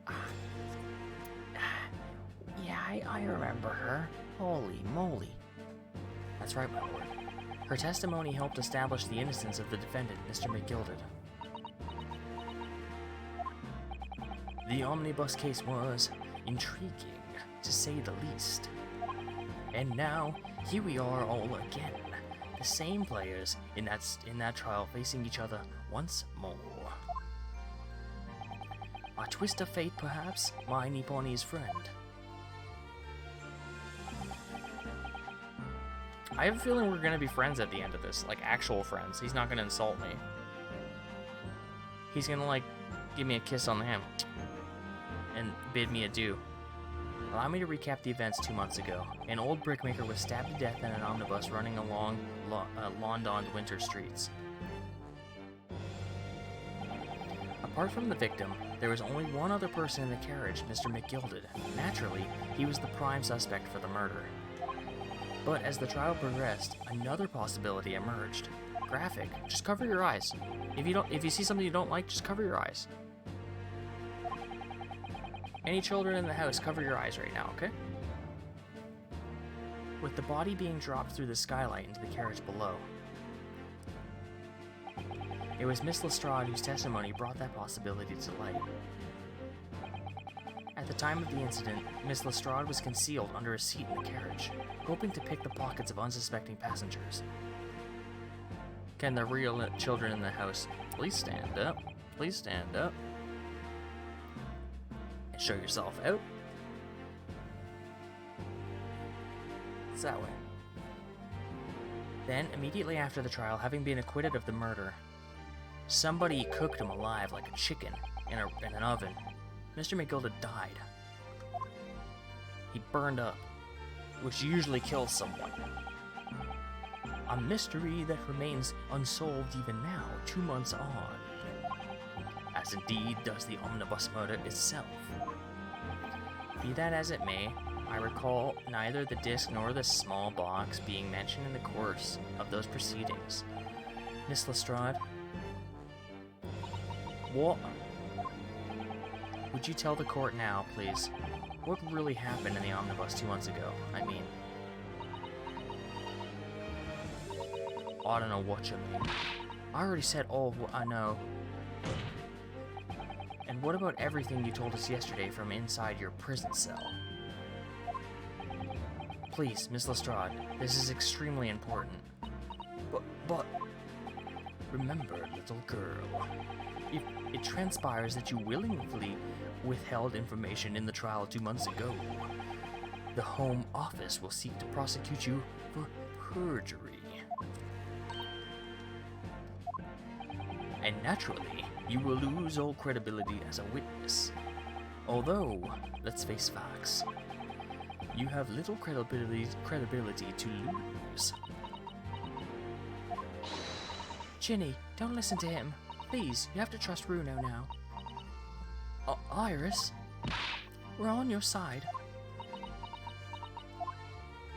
Trust us. We're your friends. Alright then. I'll talk. It's the right choice, Gina.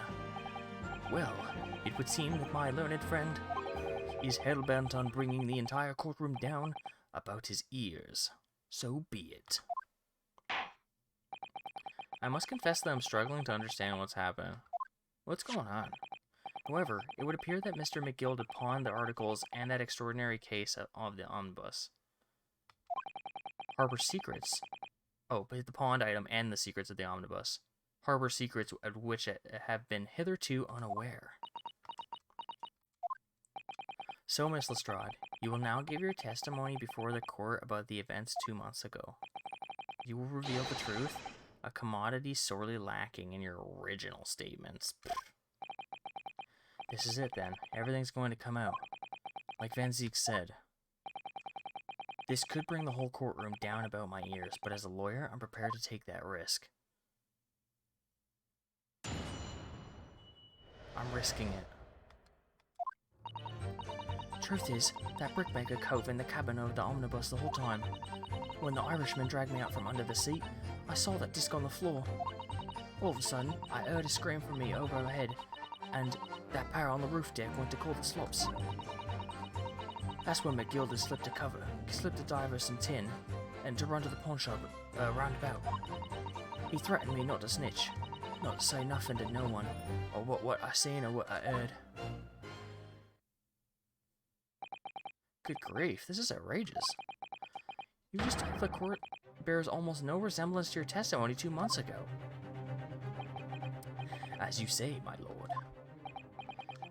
Then there's every chance I may have to adjudicate an error in McGilda's trial. It sounds very much to me as if the man deliberately deceived this court in an effort to cover up the most wicked of schemes. Without a doubt, your lordship is correct. A great injustice was done in this courtroom 2 months ago. The actions of the accused in that trial, of this witness, and of my learned friend are entirely inexcusable. It was a mistake.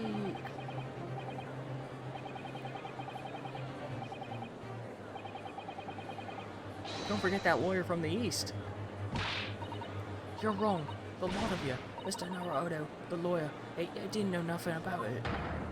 Humbug. No, I don't believe you. He really stitched everyone up, didn't he? What an operation to get the man off scot-free. Unforgivable. Stop. The lies have to stop. Stop.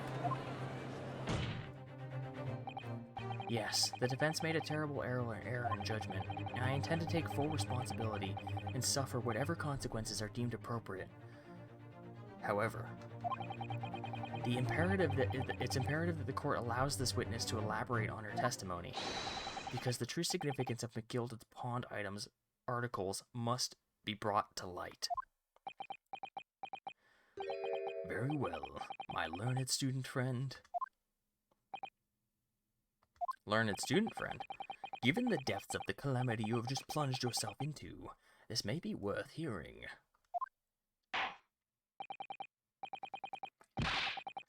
Words fail me. Mr. Naruhodo. Yes, my lord. I will decide upon your fate following the conclusion of this trial. Of course, my lord. Blimey, Mr. Naruhodo. Now, counsel, proceed with the croissant.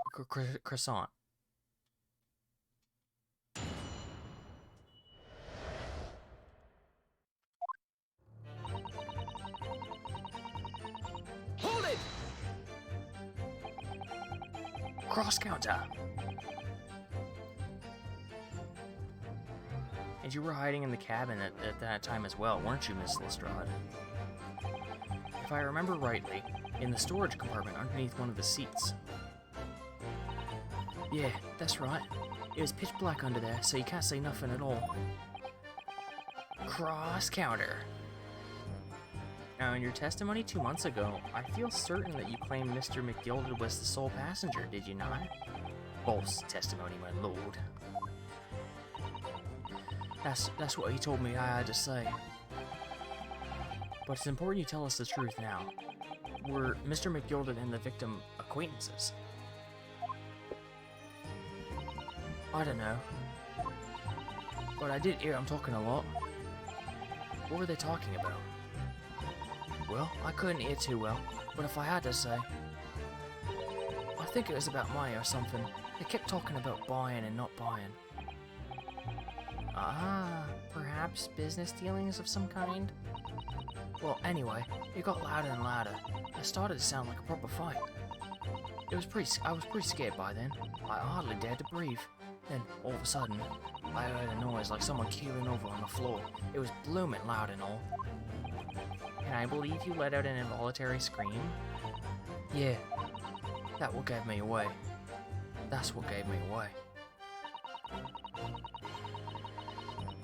Hold it! Was the disc you saw this disc? Yeah, I reckon it probably was. It was right next to the cove lying on the floor. Could this disc have belonged to the victim, perhaps? I don't know, but Miss McGill had picked it up pretty smartish. And then he had a seat. Then he sat the cove with the knife in his belly up in his seat. I mangled that one. What did he say to you at that time? He told me not to say a word about what saying a word I heard to no one. About the disc and all. I was dead scared. The way that he was looking at me, though, I thought, if I didn't go along with it, I'd get stuck with that knife too.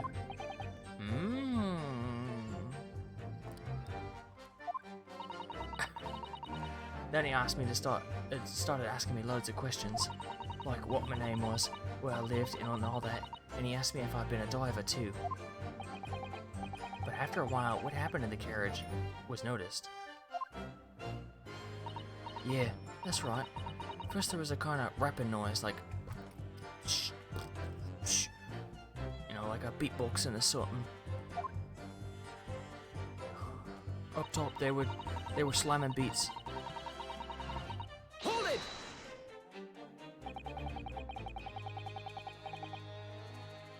There were two gentlemen occupying the seats on the roof deck, I believe. That's right. Ah, I remember them. Such fond memories of these fools. They must have looked down through the skylight and noticed the cove with a knife in his guts. When they screamed, the driver pulled up the horses and Matilda got out of sight. Out of sight? Where? Back under the seat where I started off. Once the carriage came to an halt, the two coves from the top were enough to fetch the slops. If they immediately left to fetch the police, it would appear that they were entirely unrelated to the incident. So that left McGilda, the driver, and you still at the scene. Yeah, only the driver didn't notice that because I was under the seat. I heard the cabin door open and a voice from outside. The driver, yeah, he also testified in the trial, I believe. The judge has still got his eyes closed. Beppo. Ah, Beppo. Such a scumbag. What did McGilda and the driver say to each other? I don't know what happened, and stuff like that mainly.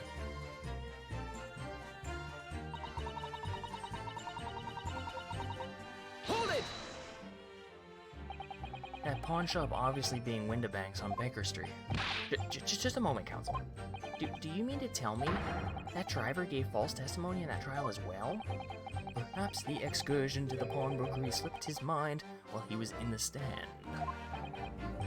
Indeed, Lord Van Seeks. McGilda took it off his coat and gave it to the driver. He folded it up all careful-like, before handing it over. When I saw him do that, I remember thinking, and what's in it's gotta be worth a few bob. Yeah, Gina was pretty sure the disc must be worth more than Mr. Windibank was suggesting, wasn't she? I remember her quibbling with him over the price that afternoon at the pawnbrokery. The driver looked pretty happy when McGilda flashed some brass in his face. He went off at a lick. Then the bog trotter called me and told me not to come out from the drag's cabin. He threatened me not to snitch. Hold it! Threatened you how exactly? Told me I'd be the only one to scarper if I know exactly what he said. If I did exactly what he said. Which included giving false testimony in the court 2 months ago. Yeah, that's it. And there's one other thing he said. Which was... He told me I have to hang the ticket from the pawn shop and make sure not to lose it. The ticket? Well, I never... Said if he didn't show up and get the ticket off me before 2 months have passed, I had to go to the pawn shop and pay the money to keep it in lug, to stop it being forfeited. He left me with some brass to pay for. But really? Why on earth would Mr. McGilda have done such a thing? Depositing his overcoat with the pawnbroker before the arrival of the police? It makes no sense at all. Everything was covered in blood. What Mr. McGilded had the driver deposit window banks was something he didn't want the police to see. Something very important.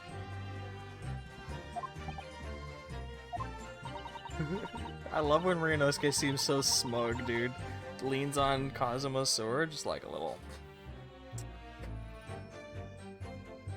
Well, it's obvious. It's so obvious. Anyway, after that, he let me go, so I liked it before the coppers showed up. Well done, Gina. It can't have been easy to tell the truth like that. Ginny's really put her faith in you, Runo. Yeah, and to thank her, she'll have to face the charge of perjury once this trial's over.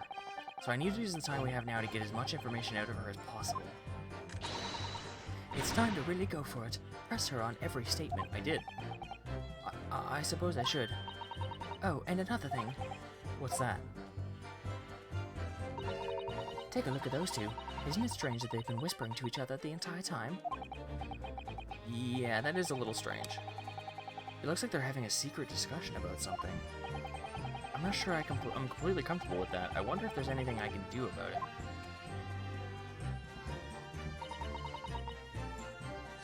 Do I have anything?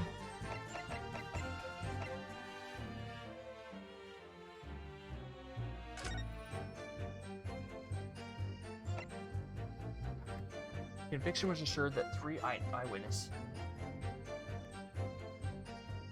Huh. Throw the book at him. Literally. I'm gonna whip that book at him. Sorry, my cushion keeps getting like folded weird. It's uncomfortable. Gotta fix my cushion. Gotta fix the cush. Conviction was assured with 3 eyewitness testimonies. However, a surprise fourth witness testimony resulted in an acquittal.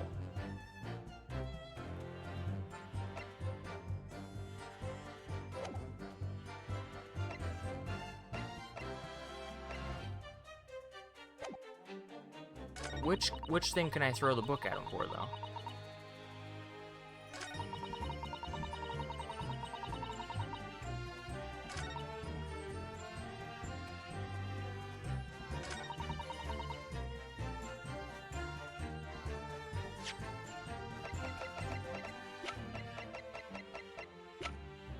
Did he threaten you with this bullet?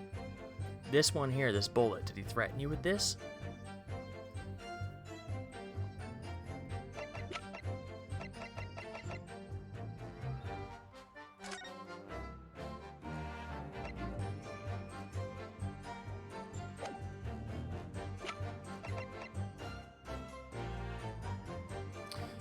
Now why? What's this got to do with all of this?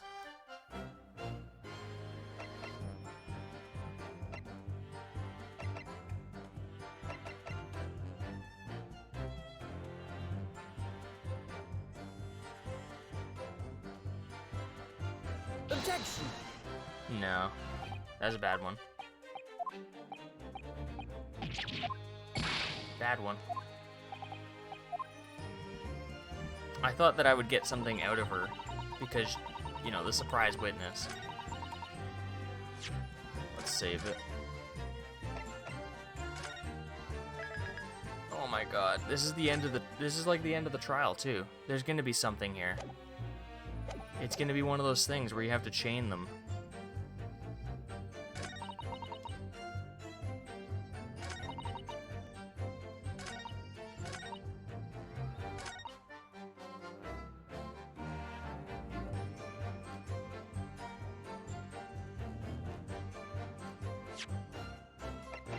Maybe slap this there?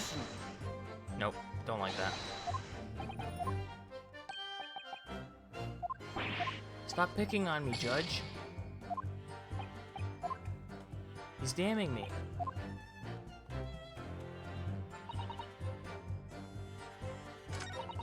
Now what can I do here? I'm trying, One Star, I'm trying. He's shaming me.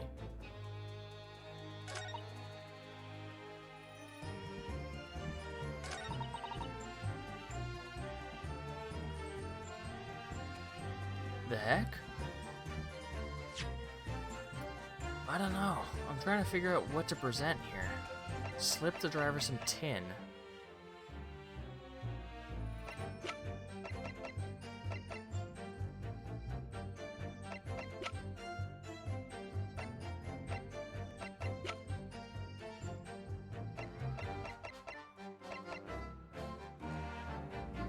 It doesn't have anything to do with our guy. Our pop window bank. It has nothing to do with this right now. We're just trying to figure out more about McGilden. The only thing we have that ties anything in here to McGilden is this, the book.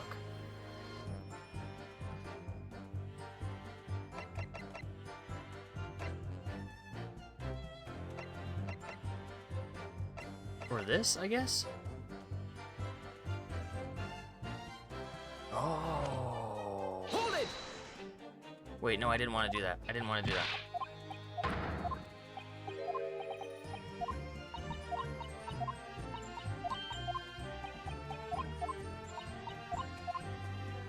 So she talks about the guy in the first thing, the brickmaker, and his blood is on this. Mr. Mason's blood. Objection! Nope, okay. I thought there was a link there. For heaven's sake.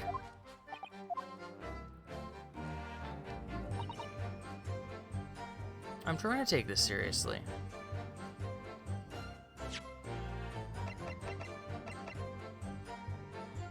Did I already present this with this one? Objection! I think I did, yeah. I did, yeah. You're right. Let's load.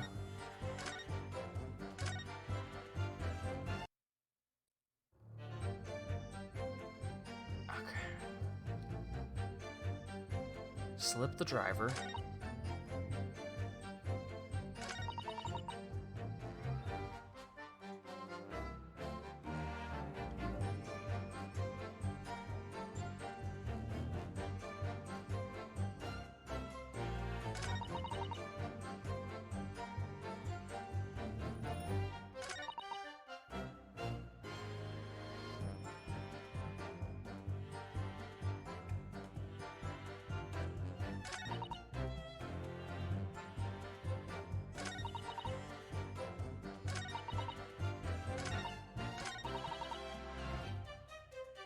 Trying to think, like,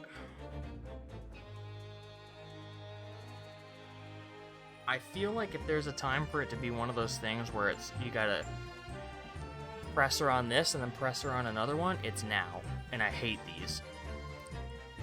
I really hate these. Because how are you supposed to know, man? It could be any of these. Like, is it 5 and then 3 or 5 and then 1?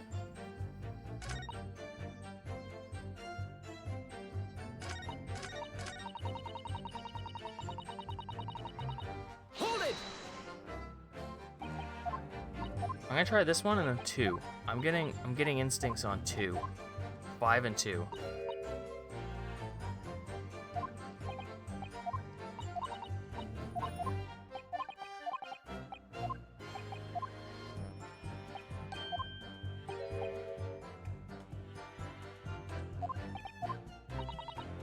Yeah.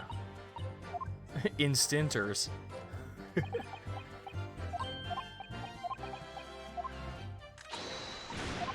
I'm getting instinctuaries.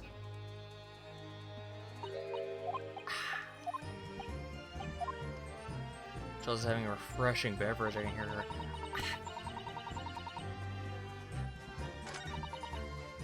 Yeah. The disc. We need to bring it back around to the disc, dude. Hold it!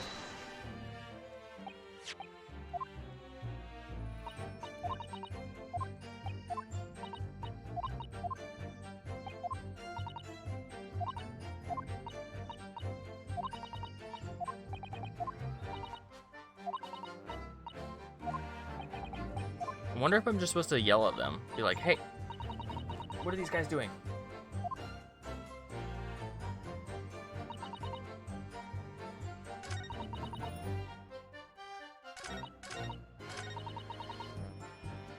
A rapping noise. She says that, right?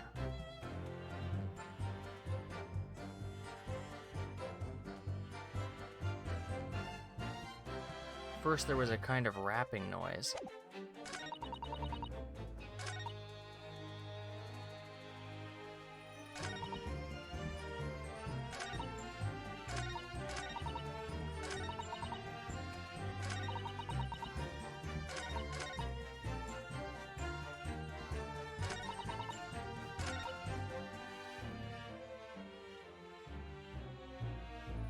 Man, my instincts were wrong.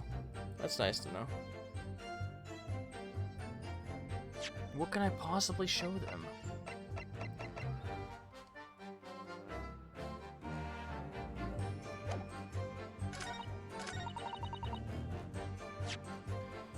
This is the ticket that she got, right? For the coat.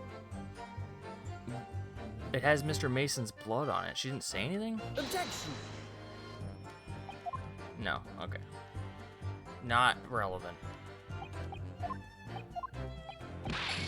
He gave her this ticket that's got a bloody thumb on it, and she's like, yeah, I'll just keep this, I guess.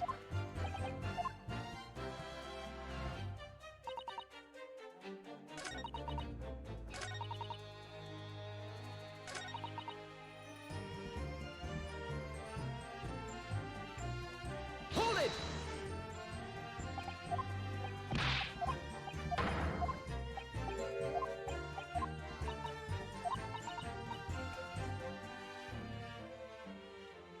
Excuse me. Is there something you'd like to share with the court, Inspector Gregson and Mr. Graydon? Inspector! Mr. Graydon! Oh, okay, you just had to yell at them. Got it. Blimey, what are you trying to give me, a heart attack?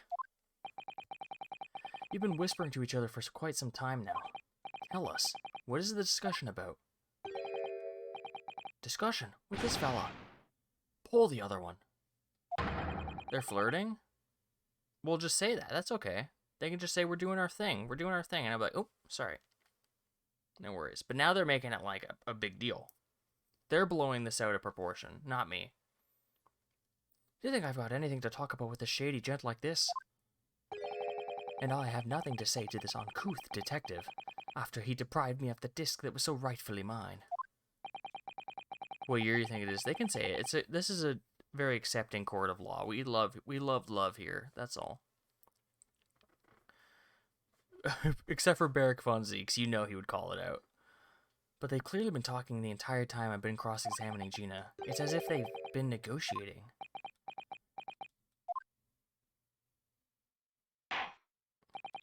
Thank you, Miss Lestrade. Thank you, counsel. I've heard enough. I believe we have a reasonable understanding of what actually transpired on the omnibus. It would appear that on the night 2 months ago, a negotiation was taking place on the omnibus.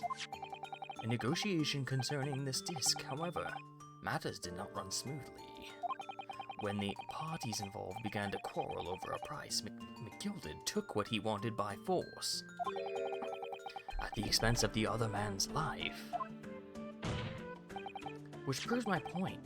The disc is clearly extremely valuable in some way, although I don't understand why as yet. And 2 days ago, precisely 2 months after the omnibus incident, McGilded's coat and its contents were due to be forfeited. We're discussing. Can I get some discussers in here? I didn't know what I should do with the ticket. I mean, the coat died right after its trial. I knew that.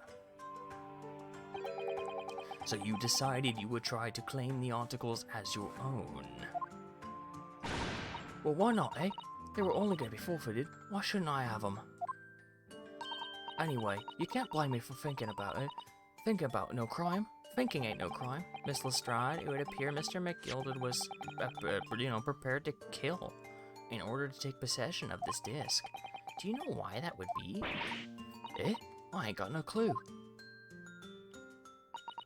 But I reckon it must be worth a fair bit of brass. It was probably going to sell it. And you can't blame me for thinking that. Thinking ain't no crime.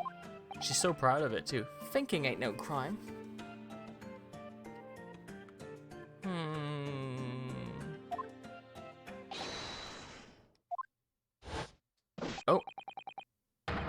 got it. We got the box. Show me the box. Show me the box. My lord. Why is Gregson so far off to the side? Why do they all just stand in the middle? The mysterious little box deposited by McGilden 2 months ago. There's no doubt in my mind. Little box. So mysterious, it could fit so many things inside. To be continued? Oh my god.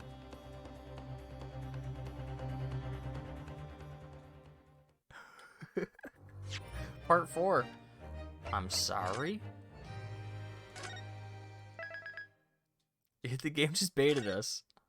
Let me know what's inside. Excuse me. I'm gonna get a drink. We're gonna find out what's in the little box in a sec. I'm gonna get a cup of, dude.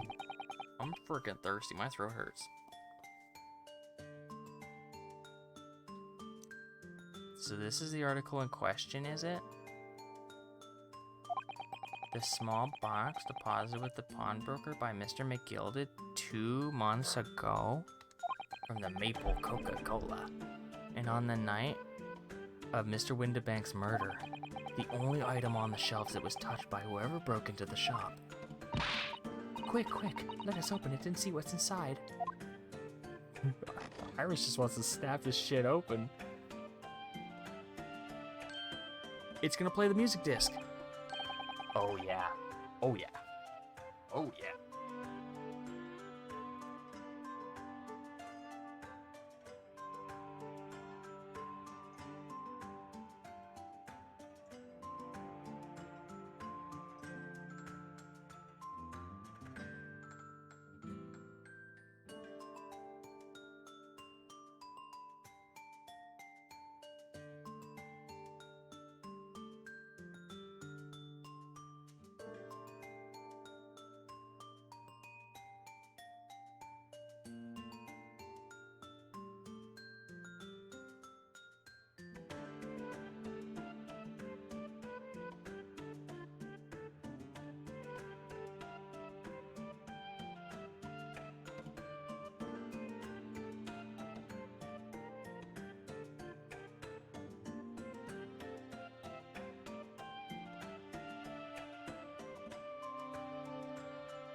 It is.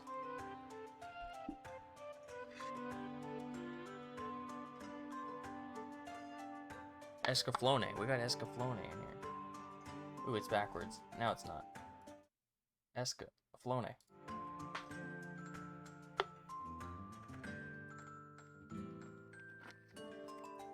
Good gracious, this is no ordinary box, it seems. Wow. Although in truth, I had an inkling that it might be the case.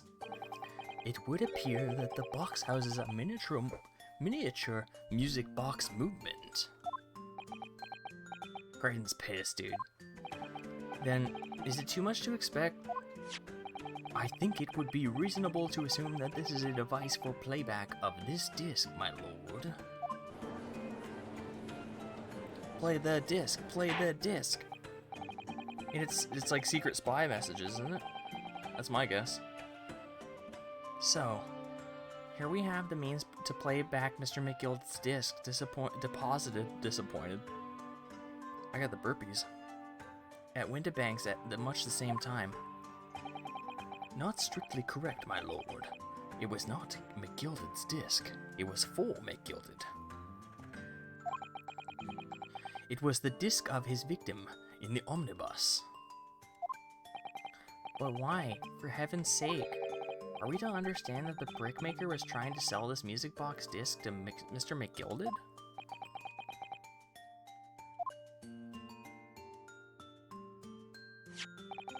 I believe the answer will become clear if we listen to the music on the disc, my lord. It's like the Beatles or something? I'm getting a DMCA, dude. Yeah, very well. Let the court now listen to the curious disc at last. Hold it! Wait, my lord. Good grief, what is the meaning of this? The music box and the disc are, they're unrelated to the case. No need to spoil the somber atmosphere at the courtroom with some silly bit of old music. Objection! disc may very well have motivated the culprit in this case to commit murder. There's clearly a chance it's fundamentally important to understanding what happened. The prosecution has no objection. But no, that piece of evidence is... Oh! Shut the fuck up. I said, play the disc. Clearly Scotland Yard has vested interest in here. It is policy of this prosecutor to leave no avenues unexplored. And you, Inspector, have no jurisdiction here to prevent that from happening. Miss Chips! No further delays, please. Play the disc. I want to hear it. I want to hear these slapping tracks.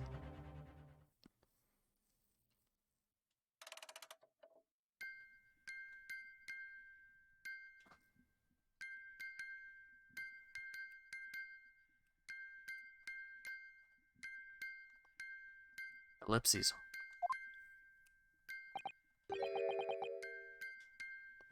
What on earth? It's a Morse code probably or something. That's certainly not what I would call music. No. It's just the same note playing over and over again in a regular sequence. Apple bottom jeans, boots with the fur. She hit the floor. Ha ha ha ha ha. Mr. Graydon? This is really priceless.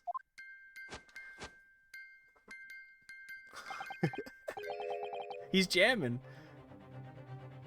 After all, the music box is broken. Broken? It can't be, can it?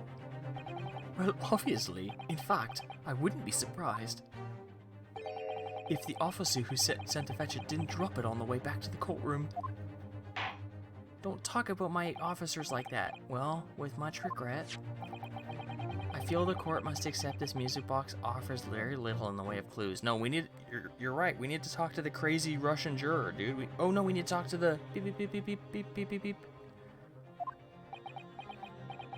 The transponder person. Are you ready to move on, counsel? Come on. Yes, alright. It does sound as though it's completely broken, but is it? Could this music emanating from the music box possibly... Yeah, it's a clue, obviously. Why would it not be a clue? Imagine getting here and being like, I guess it's nothing. I believe that it could be relevant, my lord. Good lord, but how can it be? It's an abomination, counsel, mere noise. I fail to see how it can have any meaning whatsoever. It does sound strange, I agree, but there's one thing bothering me. While Graydon stands there chortling victoriously, the inspector beside him has a rather telling expression on his face. It's as if Gregson recognizes the sound, as if he's familiar with it somehow. And that's making him appear extremely on edge. If that's the stance of the defense, my Nipponese friend, answer me this. Oh. Okay.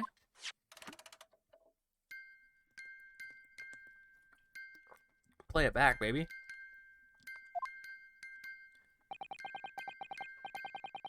Just what relevance do you propose this woeful chiming has on this case?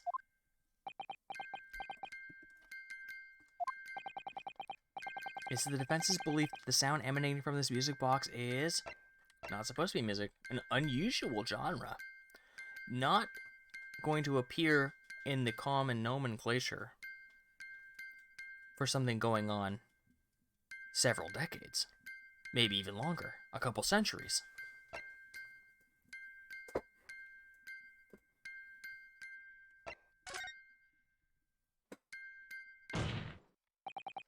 Just because this is a music box, it doesn't necessarily mean that the sounds we're hearing are music. Graydon's pissed. He knows. Brick. Look at that. The smile vanished from Graydon's lips as soon as I said it. I'm on the right lines here. It must be. Making deductions based on how people react to what you say. You're acting just like Hurley, Runo. Objection! The sounds we're hearing aren't necessarily music. Well now, that you told us that they are not. I'm sure the court would like to hear what they are. Do enlighten us, my Nipponese friend. Surely you have an idea in mind, because if not, it will be the death of your ill-formed argument. Exactly. The music box is clearly broken. Refusing to accept that fact is pure foolishness. They've got me. I don't know what the answer is yet. Bruno? I've just examined the music box very thoroughly, and I'm fairly certain that it's not broken at all. Really? Really? The way it's been made, it can only produce a single note anyway. Thank you, Iris. They just handed it over to Iris. She's like, oh, let me just get my hands on that. Just gonna fiddle around with this one. Yeah, it's not broken.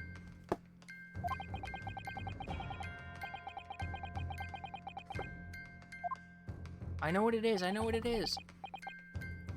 I solved it.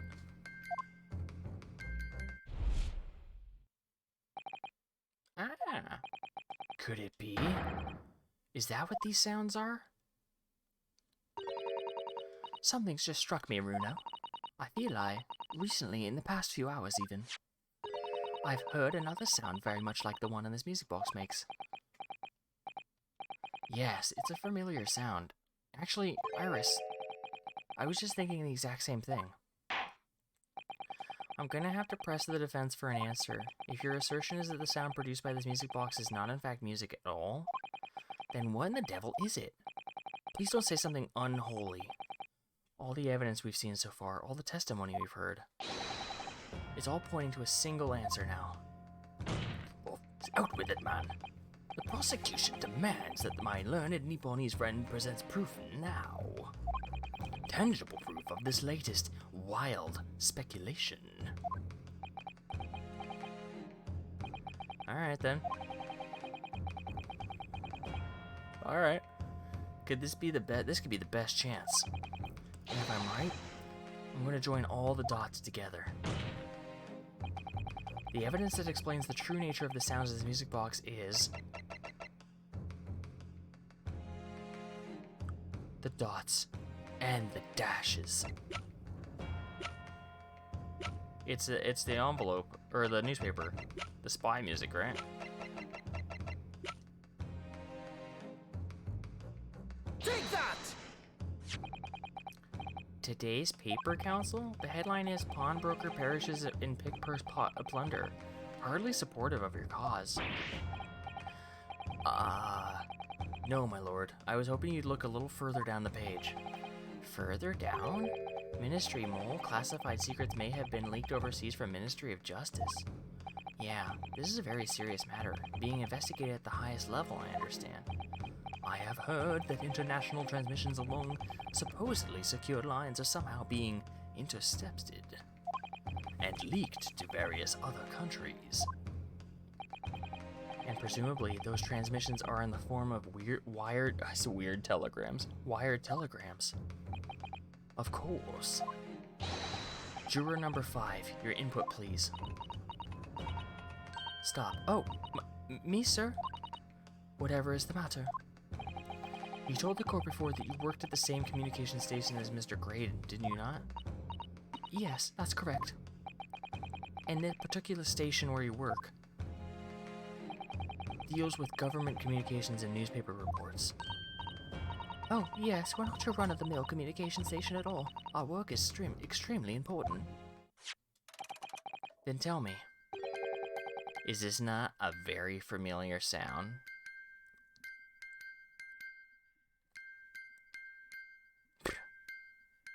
You recognize this, don't you? Huh?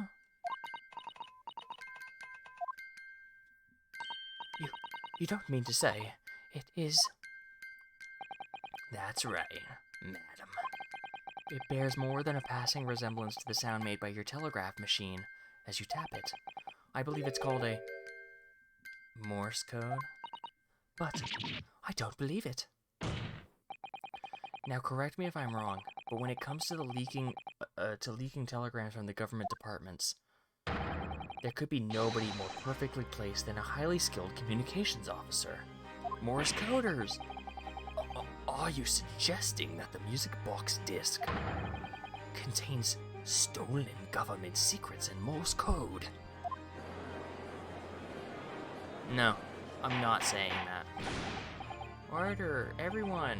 But this is...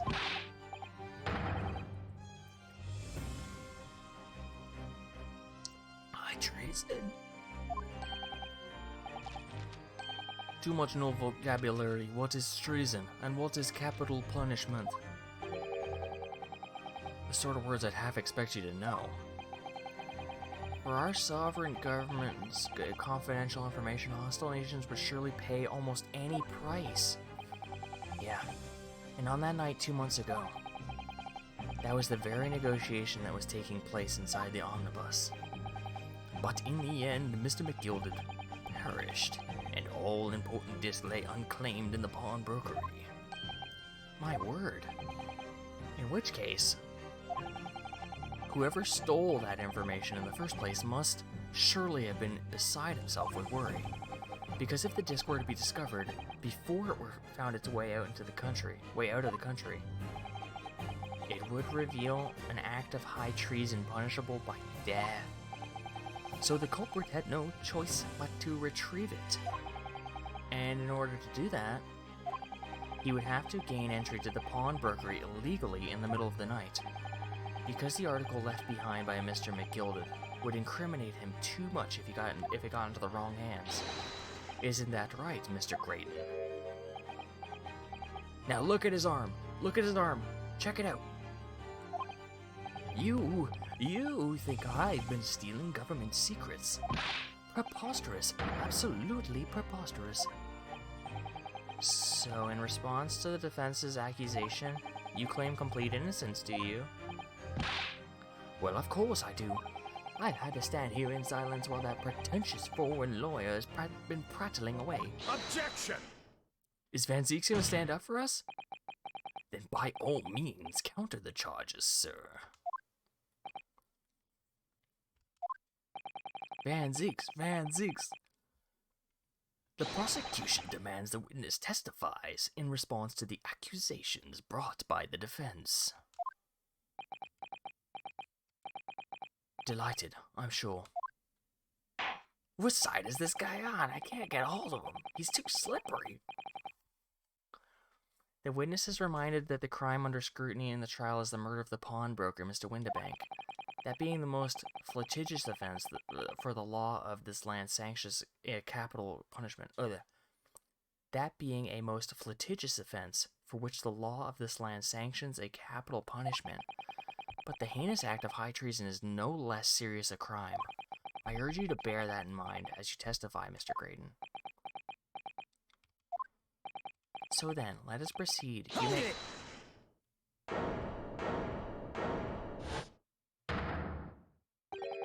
You got all us have a rabbit pork here, Gov. We've got things to say. I beg your pardon? Who do you think you are? Name's Nash Skulkin. Occupation is professional baddie.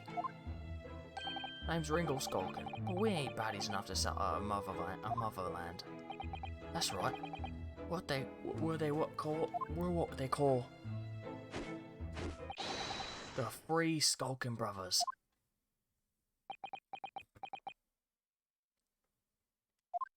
Bad timing, fellas. Very bad timing. They're professional baddies, not criminals, you know? A mere communications officer couldn't possibly steal mere confidential government information. Besides, the sounds produced by that music box aren't even Morse code. It was some low-class brickmaker negotiating with McGilded anyways, was it not? I have no relation to the man. Look, all we've done is break into the gaff the other night, like what he told us to. If we'd known there was a dodgy government secrets involved, we wouldn't have touched it. gave them like a weird accent there. Completely changed their accent. It's my eyes. They got itchy. So I was trying to close my eyes but open at the same time. I got itchy eyes.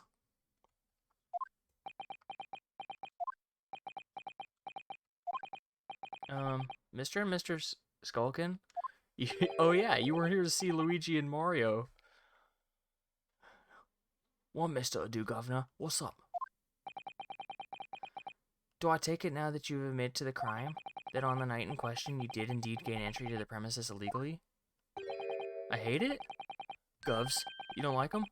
They did say core blimey, so I got an excuse to say core blimey tonight multiple times.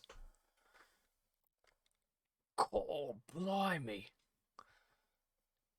And moreover, you did so as a party of 3 in collaboration with Mr. Graydon here.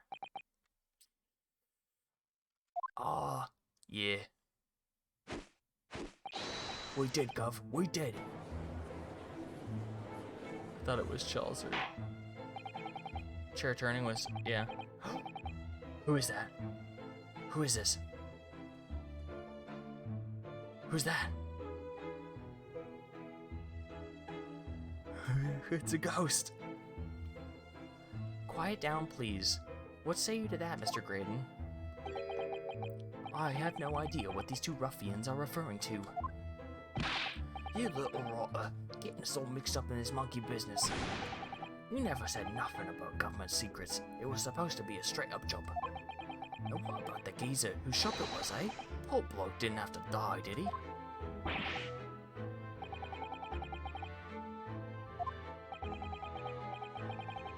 Whatever these men say, I deny the accusations.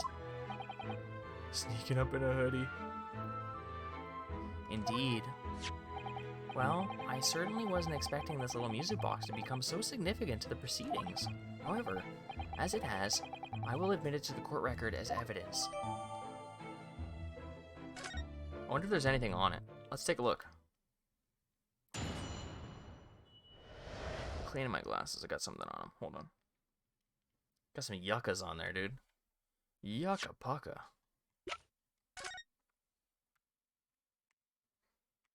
What's this?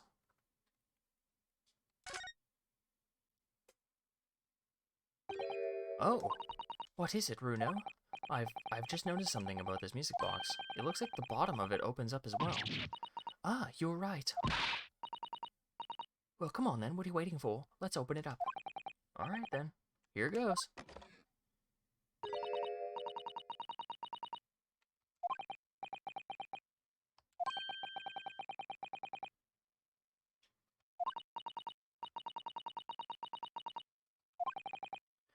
They're linked. So if you had 2 discs, they would play back at the same time. Ah. We need a second disc. Double-sider, yeah. How do I flip the vinyl over?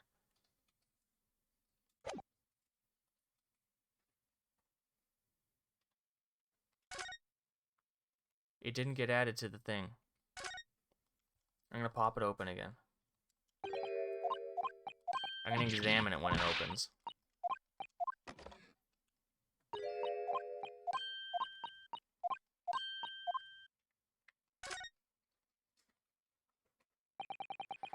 Who'd have thought there'd be a second movement on the other side of the box? And this movement is like the other one. The comb's tooth are all the same length. So this movement also only produces a single tone like the other one. Yes, it must do. Except that the length of the teeth in this comb isn't the same. So the single tone produced by this movement would be different from the single tone we've already heard. What? Basically, each movement can only produce a single note. But the notes they produce are different. Music box that can only play 2 notes.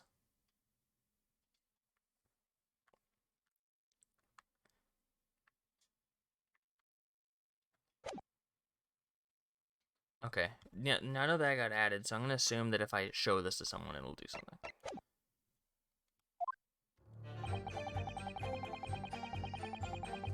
That's not true. You'd be in the perfect position to. So this newspaper headline is accurate? The government sea communications are being intercepted? How could I possibly know? What do you mean by that? Any important government communications are handled by high-level officers, by specialists. General members of staff in the station where I work would never be entrusted with sensitive information. Let me guess. Juror number 5. We regulatory communication officers aren't as lowly as you're being led to believe. A team of us are responsible for setting up and testing the telegraphs they used in the ministry. And Mr. Graydon is the team leader. That's why he's so fancy. That's fascinating. Gotcha. Graydon is the highly skilled operator. Stop. Currently in presence of an idol. Stop. Ooh. So you had access to the equipment used for these confidential communications, Mr. Graydon. Well, what of it? The transmissions are always made behind closed doors and they can't be heard. In any case, all messages are enciphered. Normal employees couldn't possibly understand them. Oh no, stop. Must say something, stop. Mr. Graydon regularly attends meetings with the ministry technicians and the ministry communications team. He assists them in ensuring that there are no errors in important international communications. And he's received the top prize for the Cipher Cracking Convention 5 years in a row now. He's a top spy, you're saying? Man, we really busted him open on that one press, huh? Graydon is a highly skilled operator. Stop. Currently in presence of an idol. Stop. Well, your idol would appreciate it if you keep your mouth shut.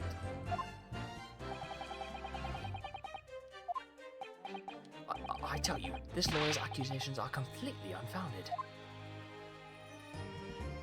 Are they really not? Hold it! They're not? To anyone with a brain, that would be blatantly apparent upon listening to the music box for even a few seconds. Of course, of course. Surely it can't be that my learned friend is unfamiliar with Morse code. You didn't say anything either. He looks genuinely shocked at my ignorance. Ha ha ha. I would be more than happy to demonstrate the basics for you, sir. A lesson here in court? Morse code is a continuous series of 2 distinct notes. Dots and dashes. Tones, you say? Yes, a short dot and a long dash. By combining those two in different ways, you construct letters. Ah.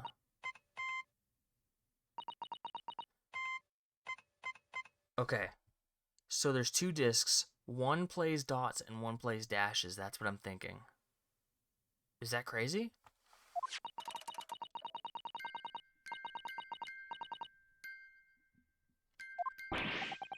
Yeah. Yeah, you double-side it.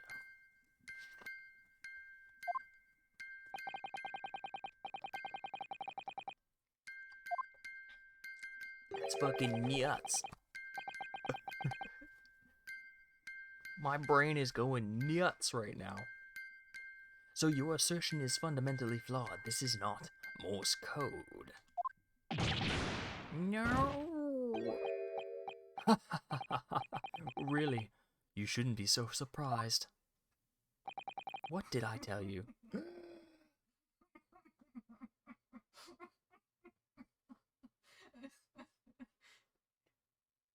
Exactly. Chelsea's laughing too. She's screaming.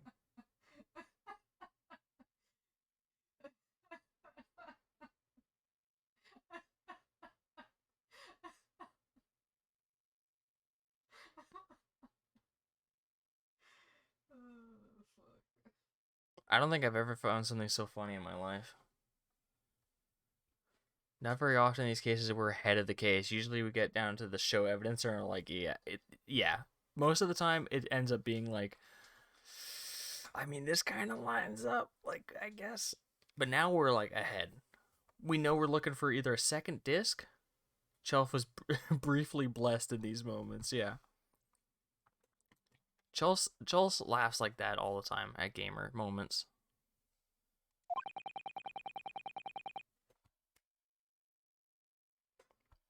That music box is nothing but a worthless, pileless piece of scrap. Tony built that in a cave with a bunch of scraps. Well, I'm sorry. I'm not Tony Stark. Perhaps you might consider studying your subject matter before casting aspersions in the future. Nothing to say but stop. Oh, it's so frustrating, isn't it? Iris? I mean, if the government secrets were somehow being leaked using the music box, so many other things would slot into place so nicely.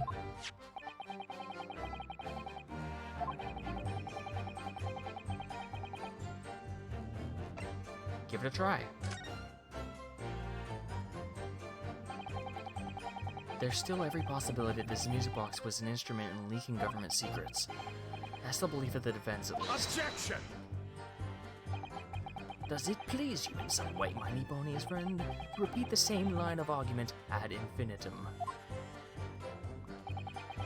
It's already been established that to be Morse code, two cones. Two tones are required, dots and dashes. Yeah, I'm well aware of that. Then what? Well, it would appear the defense has a hypothesis to put forward. You had better present your idea at once, counsel.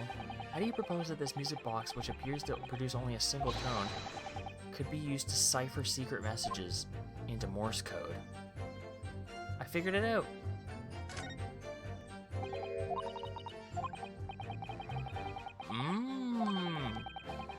Now it's gonna get added to the record once we pop this open and then present it.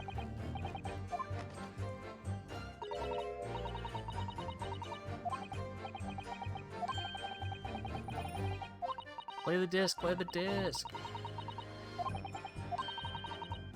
I already know this. I've listened to this 3 times now. Got it! Got it. Good gracious, what am I looking at here? Another movement on the underside music box?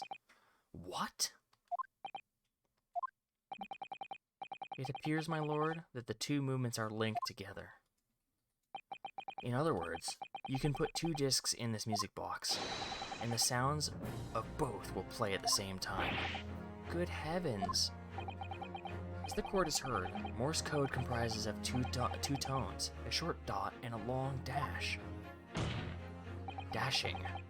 With a second disc in place, the music box could be used to generate Morse code and convey a message.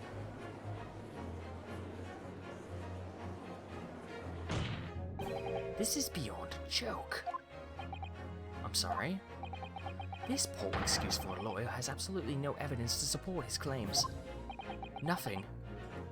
Though, of course, if my learned friend were able to present the court with a second disc, that would be another matter.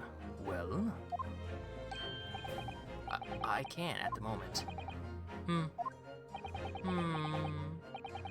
And may I remind the court that as the witness has pointed out, he was not the one in the omnibus with McGilded 2 months ago, striking a deal over the disc or discs. Indeed, that was Mr. Mason, the brickmaker. Exactly. I had nothing whatsoever to do with it. Though it has holes, I must admit the argument presented by the defense has much promise. I believe this cross-examination should continue.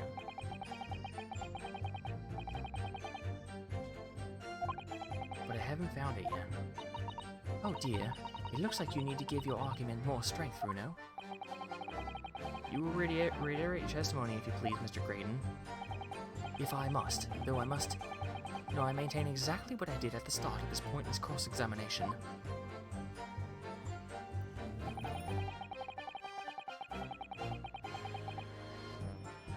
Hold it! So 2 months ago in that omnibus, McGilded killed the brickmaker and stole the disc. Mr. Mason was a single man with almost nothing to his name. It seems he lived in an artisan quarter some years ago, but people remember little about him.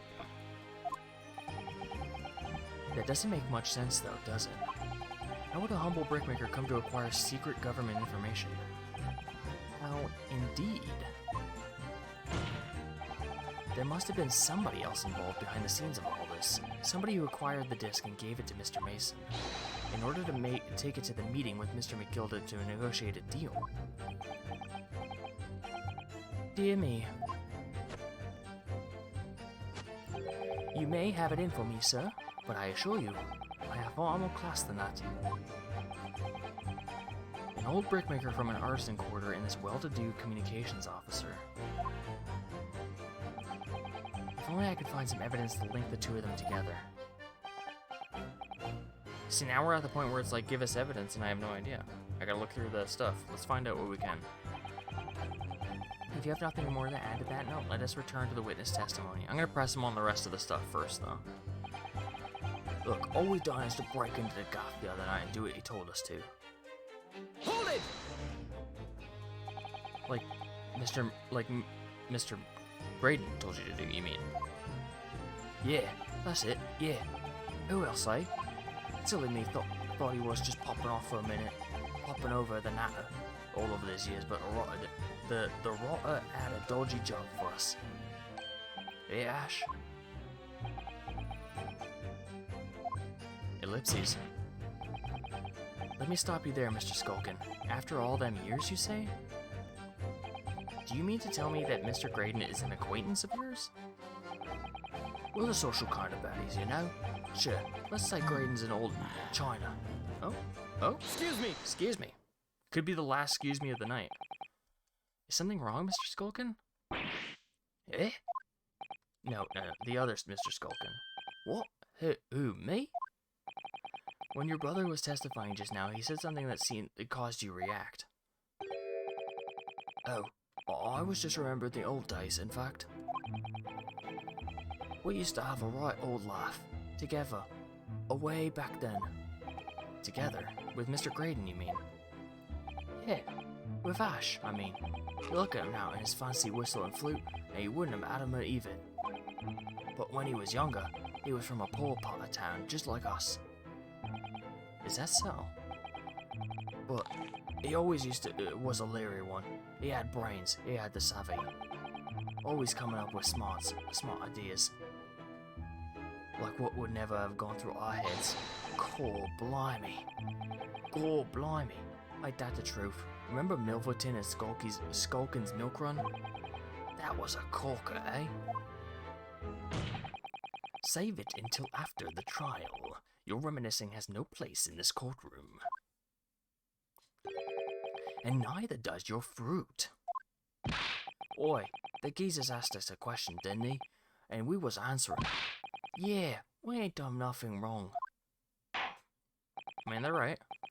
Nevertheless, the court is not prepared to accompany you on your trip down memory lane. Counsel, can we turn your attention back to the testimony, please? I don't know. Could that sentimental story be relevant somehow? Yeah, add it.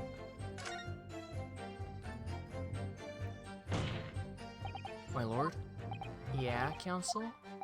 The brother's last sentimental statement, could hold vital information relating to the case. Very well, counsel. I will permit the brothers to supplement their testimony with that detail. Briefly, I hasten to add. Say no more. A skulkin's never skulkin'. I want to hear about the milk run, dude. Hold it! God, those were the days. I'm sure I'm going to regret asking, but what exactly was that? Some kind of business?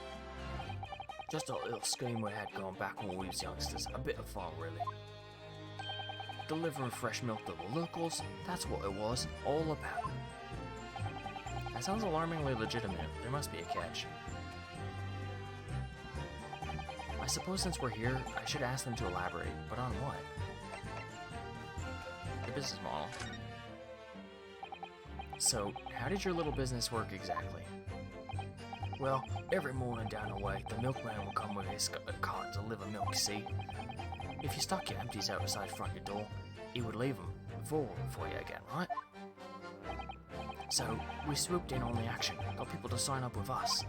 We promised to deliver milk for half the price that other geezers was doing it. People couldn't wait to sign on the dotted line. We were raking it in, we were. So, did you live on a dairy farm or something? Gordon, Betty, are you off your rocker? We have nothing. We're too poor to have a farm. Right. Nah, what we had going was simple, because you had the idea. We just had to switch him over, you see? Our customers empties with the full ones from anyone who wasn't on our books. a doodle, right? Ah. I think you mean to say a diddle, and that's a crime. It was just a harmless bit of fun, that's all. Milking the general public in such a fashion is most certainly not harmless. Certainly not harmless, as you put it. Well, it was. It was him who came up with the idea. Ash is an evil genius. You mean Mr. Graydon? Yeah, Ash always had his head in the book when we was growing up. Said he was gonna get himself an education and get out of the slum we lived in. I want an education. Cool. We all ragged him about that, didn't we? Told him he was soft in the head to even think about it. But look at him now. He's the only one who's got to become a blinking communication officer, ain't he? A communications officer, Mr. Skulkin? Sholmes and Wilson's milk run. No, Iris, don't even think about it. All of a sudden, we seem to be up to our necks in a serious matter of national security, although all this talk about interception of secret government messages is still just conjecture at this stage. It would explain a number of things, though, wouldn't it? The negotiation Ginny overheard in the omnibus 2 months ago, the break-in at the Winterbanks. But the trouble is, it wasn't Mr. Graydon in the omnibus with Mr. McGilded. No, it was Mr. Mason, the brickmaker, who was so horribly murdered. If only there was some link between the two men somehow. I know, but Mr. Graydon's testimony seems to be as watertight as ever. I wonder if the key to making a headway with this is the cross-examination here. Yeah, we gotta ask them more about their business.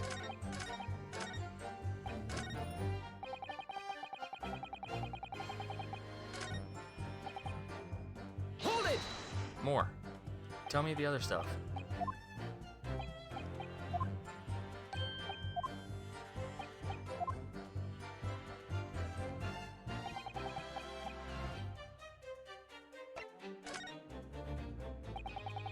So this business was just a bit of fun, you say? And it was just yourselves and Mr. Graydon involved? Yeah, that's it. Milverton and Skulkin's milk run, was it? Milverton. That's the bricklayer's name, dude. Yeah, that's it. And where did the Milverton part come from? Oh, Roy, I thought a clever cogs like you would have worked that out. Hold it! Enough of this. How much longer are we expected to listen to this drivel? Objection! I don't... Let me guess. You don't accept anything these two witnesses are saying. Tell me, why is it that only at the mention of the name Milverton that you decided to interject? Because because his name is Milverton. It weren't the happiest of homes that we come from. Yeah, it's the old man struggling for money so much, his wife walked out on him. She took the name Graydon then, see? And Ash will always be a Milverton to us. Milverton. Is this still going on? Yeah, I think we're almost at the end. I think. This is part 4? Of course not. This is all bunkum. I've been at Graydon since I was born. I think we're almost at the end.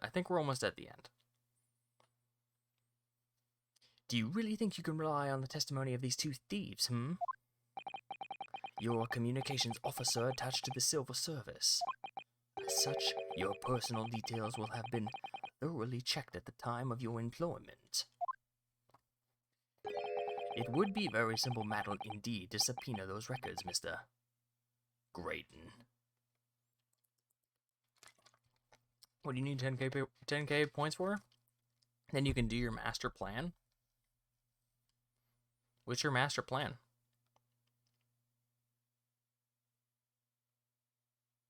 Well,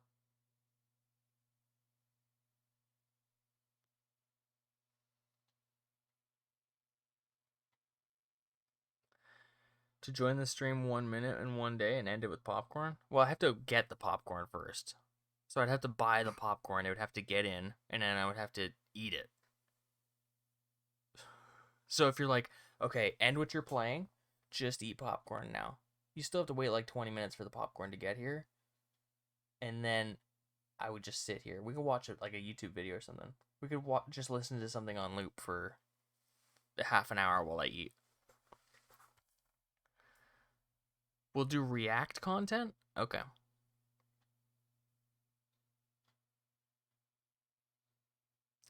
Ooh, maybe not. I might get muted for that though. Nobody likes React channels. Nobody even watches them. Has anyone ever watched someone do like just chatting streams? Does anyone even watch those?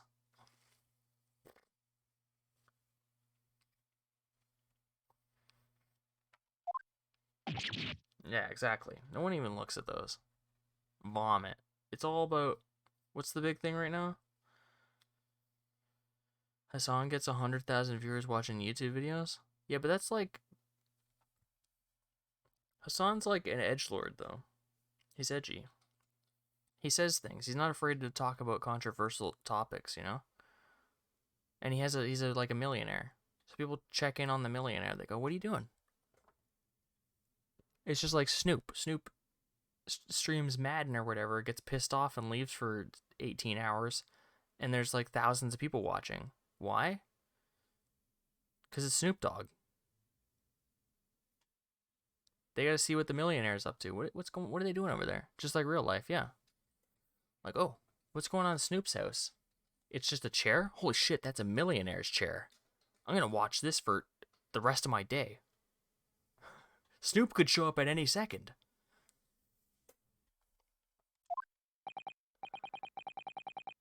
Well, it would appear that Mr. and Mr. Skulkin's testimony has been reliable, for once. You were born Ashley Milverton, then.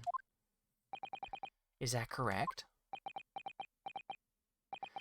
Very well, yes. So Ashley Graydon was once Ashley Milverton. That information could change things, and could be extremely important.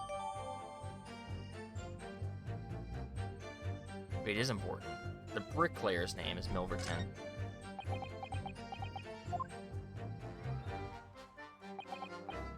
Oh, I know. He's 27. Yeah, he's the prime age. He's just about to leave his prime. He's on his way out. Basically, he'd be dead next year.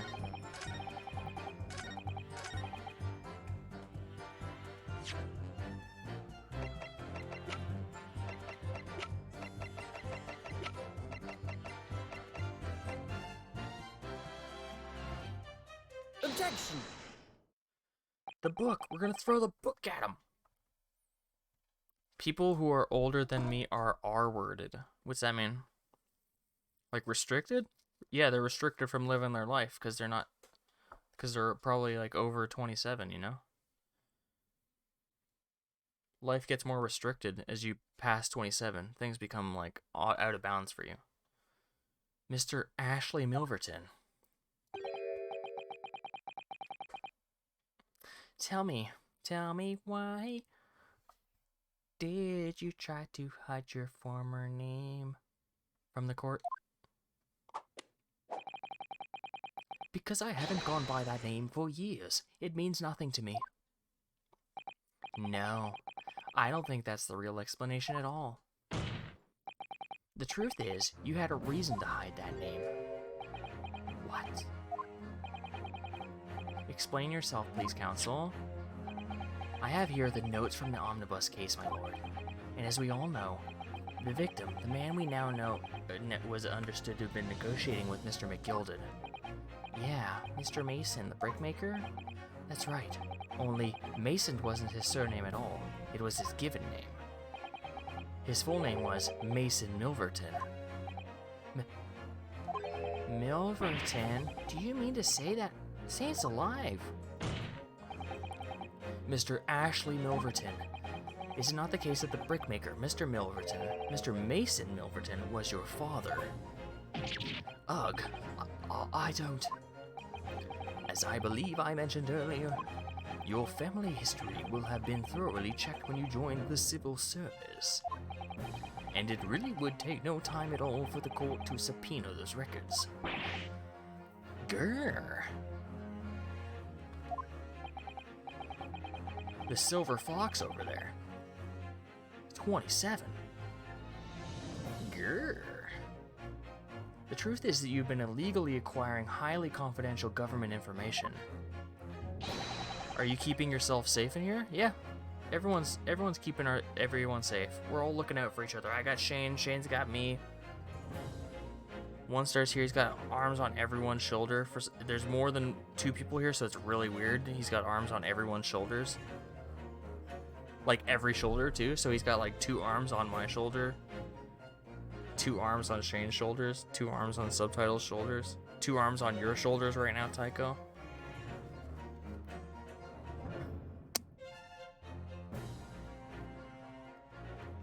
It's pretty weird. But I feel safe. Big sip. That was a big sip. Anyway. He's just looking at us like that. He's giving us a little peepo stare, dude. Arms on your shoulder?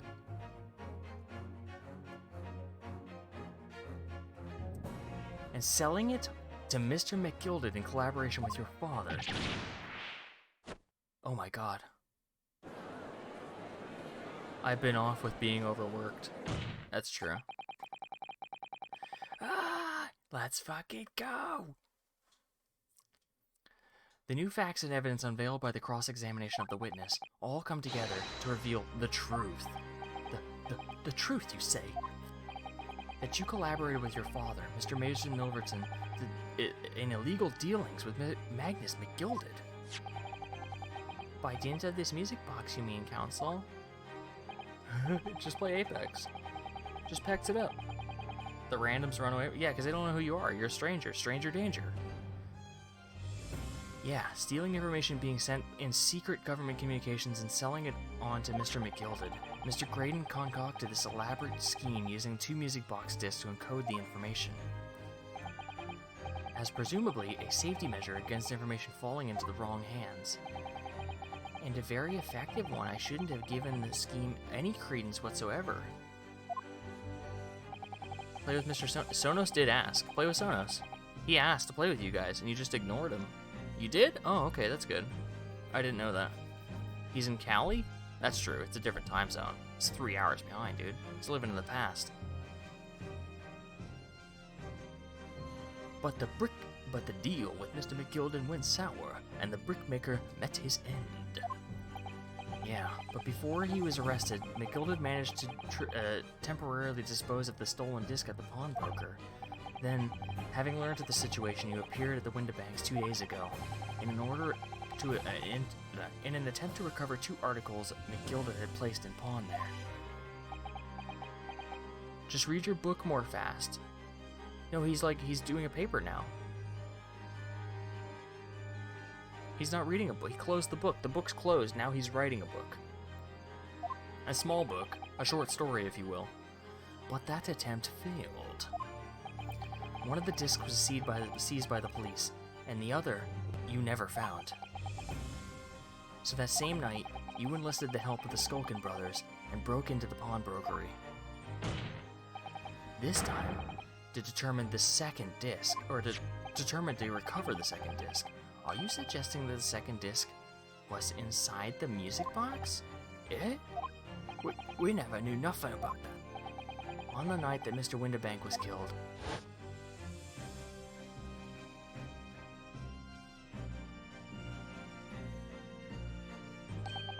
the intruder to the pawnbrokery touched one item and one item alone, the music box.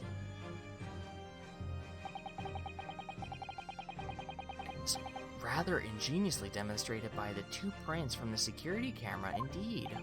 So, the question that naturally begs answering is this. Why was only that one article disturbed? Hey, R. Kelly did pee on girls, who'd have known? I mean, if your name's R. Kelly, you'd peed on someone for sure. There's no doubt. The answer is obvious, because it contained the second disc, which the intruder was desperate to retrieve. Since, if it were to fall into the hands of the police, it would be proof of high treason. Show me your shoulder now. Take your coat off. Well, Mr. Graydon, Do you deny that all this actually began on that fateful night 2 months ago?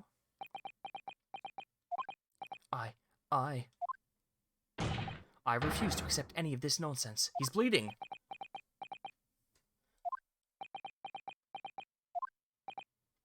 Sir, there appears to be blood seeping through the sleeve of your jacket. What? Ah. 2 nights ago, we know that 3 shots were fired at the scene of the crime at the Windibank's pawnbrokery. 1 took the life of the pawnbroker himself. 1 struck the pouch around Mr. Sholmes's waist. And the final bullet struck the calendar on the wall of the shop, having pierced the arm of one of the intruders. Mr. Graydon, that wound on your arm you seem to be trying to hide. It's a bullet wound, isn't it? It was me, the whole time. He's got you now, me old China. Time to call it quits and croak, I reckon. Never. Tisk. Spoilers, Ban Tycho. Spoilers, dude. Chill with the spoilers, my man.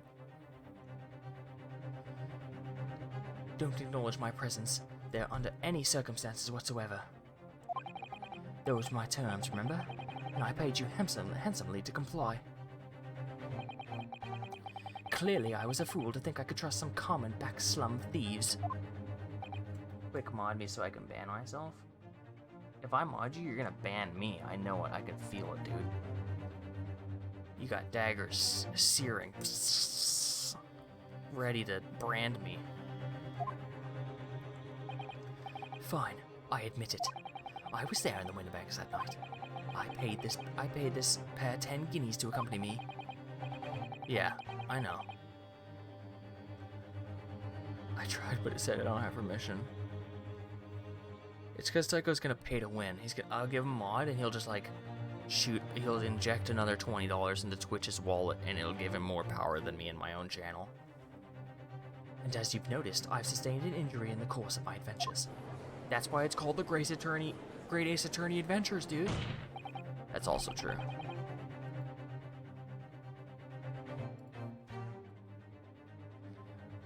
But that is all. I admit to nothing more. Stealing government secrets, negotiating with Mr. McGilded. As God is my witness, I'm sure I recall nothing of the sort. He's not going down without a fight. Not until I can show hard evidence, I suppose. I gotta whip out the hard evidence on this guy. Blessed by Daddy Dellers. But 1-star deleted the message. Nevertheless, the defense has now established a crucial fact, which is... Well, we know that 1 bullet was fired from each of the 2 firearms that we have in evidence. What deleted? Oh yeah, I can see it, you can't. That's right. Thank you. That's true. That's true. That's pretty true. The bullet from Skulkin's brother's gun hit the pouch around Mr. Sholmes' waist. And the bullet from Mr. Windibank's gun clearly must have been the one that caught Mr. Graydon in the arm. Indeed it must, so we can rule out the possibility that the man shot himself. That leads us to one conclusion. Mr. Windibank was shot by a 3rd gun, which can only have been fired by the 3rd intruder. Goodness. Yeah, that's some self-control perception, dude. That's why you're the only one in Discord without admin. I don't have admin. I'm not going to admit it. I don't have admin. I've never used it. I don't think. No, I've used it before. I haven't used it in like a year, though. That's right, Mr. Graydon. Grrr. The only person who could have possibly shot Mr. Windibank that night is you. Shane, I just can't be trusted. Hold it!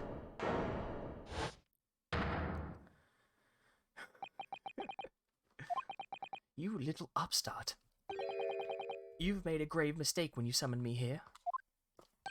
What? What's that supposed to mean? We're gonna find out what that means in a sec. I gotta go to see John. Hold on.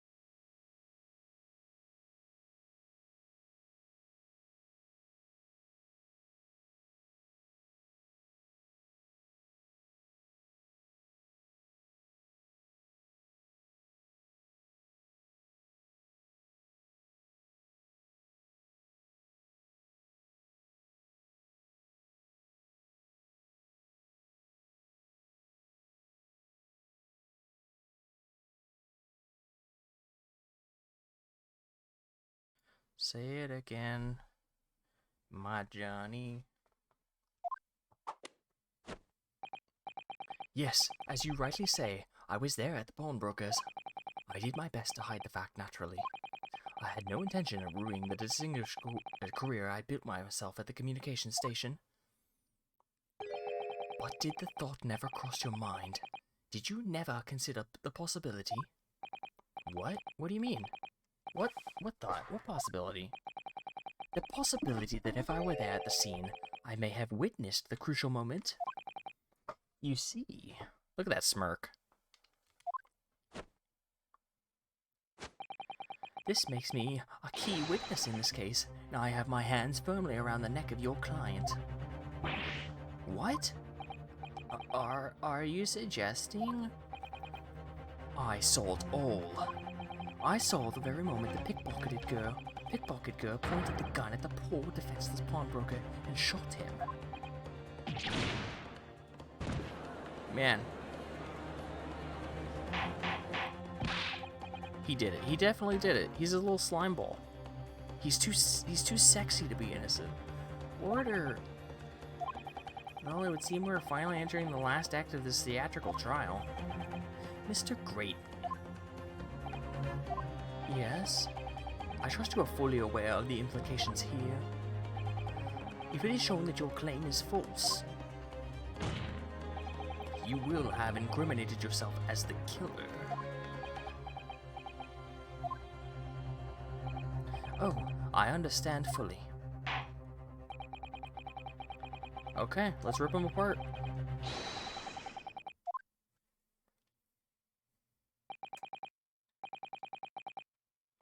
Nothing would give me greater pleasure. Let's rip them to shreds. While these ruffians were jostling with the broker, I was still near the entrance of the shop. When Windabank threw Nash over the counter, I felt a sharp pain in my arm. I pursued the man, but he shut himself in the storeroom. I could see him through the peephole in the door, though. The accused, in a black coat, shot the man in the back as he was trying to flee to safety. I saw the blood splatter all over that wretched girl. Then she tossed the gun at the peephole, so I picked it up and made my escape. Good gracious, this is quite an extraordinary testimony. Your claim, sir, under oath, is to have clearly seen the defendant pulling the trigger.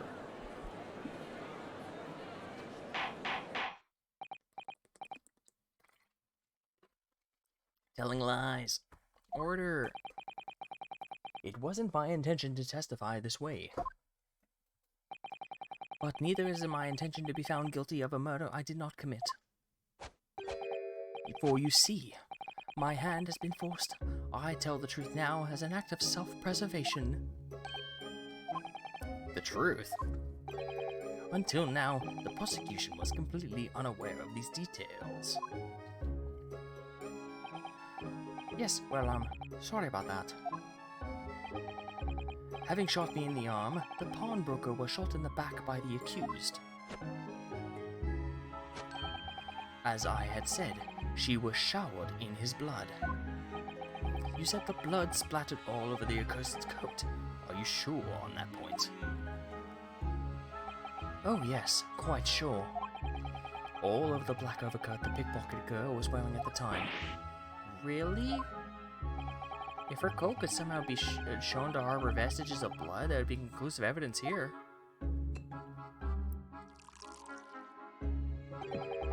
Such an investigation is entirely possible, my lord. What? Only very recently, a German scientist has developed a technique to identify human blood. So here's to true science, not some amateurish detective's dubious foray into the world of chemistry. There's nothing dubious about Hurley's work. His ideas are all sound. Ideas are of no use to us here, in science as in law. Theories must be proven before they stand. In Germany, the technique has already been employed in the courtroom as a basis of evidence. Scotland Yard has a small quantity of chemical reagent used, with your lordship's permission. We could shatter all vestiges of doubt within minutes. This doesn't look good, Runo. Why not? Well, we know, don't we, that there's blood all over the front of Ginny's coat. If they test it with their chemicals... Oh, right. So what we're gonna have to do is they're gonna blast the coat with these chemis and be like, yeah, there's blood all over it. And then we're gonna blast it with our gun. Boom.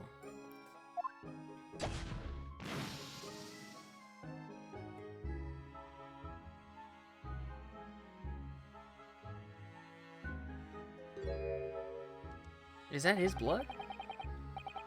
The stain is from 2 months ago. That's Mr. Mason's blood from when he was stabbed by Mr. McGilded, who was wearing the coat at the time.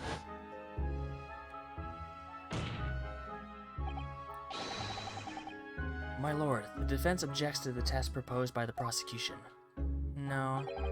Overruled. Lord Van Zeeks, make it so at once. Make it snappy, dude. We're 6 hours in. Make it snappy. With pleasure, my lord. And while we wait for the results, the defense may proceed with the cross-examination. Once they find that blood on the overcoat, Gina will be... Counsel! Yes, my lord. Your cross-examination! Of course, my lord. If this cross-examination doesn't go well, if I don't manage to uncover some decisive evidence or really compelling clue now, I have a very bad feeling about the outcome of this trial.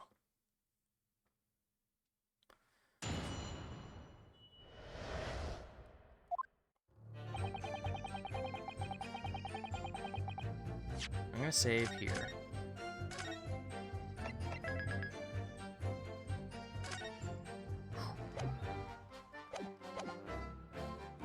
Hold it!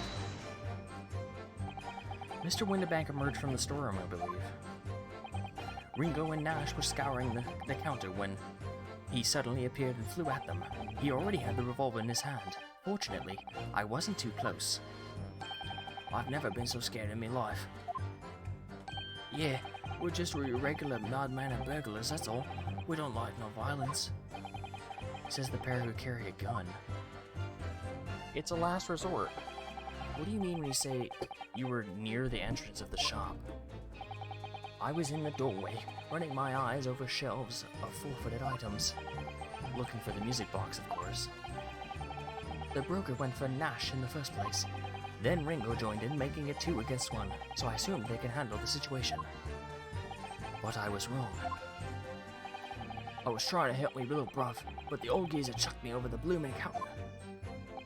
So I pulled me gum on the old fella, and that soon made him scupper. The pair of you setting upon a poor defenseless pawnbroker together? Shame on you. Sorry, Gov. My bad, Gov. Hold You mean that's the moment you were shot? Yes, though I didn't immediately realize what had happened, of course. Things crashed on the floor from the counter as 3 men were brawling. It was exactly at that moment that it happened, so I didn't hear the gunshot. And the bullet went on to strike the calendar on the wall behind you. So it would appear. When I looked at my arm, I saw it was bleeding badly, so I wrapped a handkerchief around it. Seeing as I couldn't explain what had happened to a doctor, I had no choice but to wait for it to heal. I didn't imagine I would still be bleeding 2 days later. Did Mr. Winterbank intend to shoot you, do you think? Well now, I don't imagine he even noticed I was there, to be honest. Perhaps the gun went off accidentally, but anyway, it didn't quite strike home. When I pulled my gun on him, he tried to shove me out of the way, and then he scampered through the door at the back. At which point, what did you do?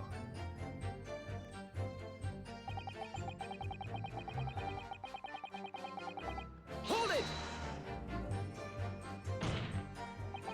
You mean you chased after him? I don't recall the reason why, but I ran after him to the back of the shop. And what about this peephole in the door you mentioned? Well, unsurprisingly, the storeroom's door is a solid job, made of stout wood. But there's a small opening in about head height that lets you see what's happening from the outside. Actually, I should know that, shouldn't I? I looked through it myself that night. Eyeballs. Gina. And what about you burgling brothers? Did you see what happened? Went through the peephole as well? No, not likely, Gov. We didn't see nothing of the sort, Gov. I doubt these 2 buffoons were even aware of the peephole's existence. So the Skulkin brothers were there, but they didn't see the killing of Mr. Winterbank take place. Inside the storeroom, I could see the broker and the young girl standing there. The defendant? Yes, though neither of them noticed I was looking. The girl raised her gun and pointed it straight at the man. And then, what did you see next?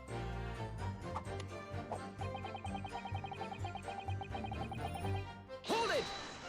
Those 2 statements don't line up exactly. Yeah, when the crime was discovered, the defendant was found with a gun in her hand, but that was Mr. Winterbank's gun, from which only a single bullet had been fired. And as we've already established, Mr. Grady, that bullet was fired at you. Ah, but no, it wasn't the broker's gun that the pickpocket girl had when I saw her. Yes, the bullet from the Winterbank's gun grazed my arm, and yes, the Skulkin's gun grounded the detective. But this was another gun entirely, a 3rd gun. The broker's gun was not the murder weapon, so clearly there had to be a 3rd firearm involved. In other words, the accused must have had her own gun with her at the time. Objection! But no other gun was found at the scene. Ha ha ha. Calm yourself, counsel. Sorry. You must consider the events in order. At first, I saw the broker and the young girl glaring at each other, but then, all of a sudden, the broker turned to run. It was at that moment that the little gutter rat shot him in the back. A chilling image, I must say.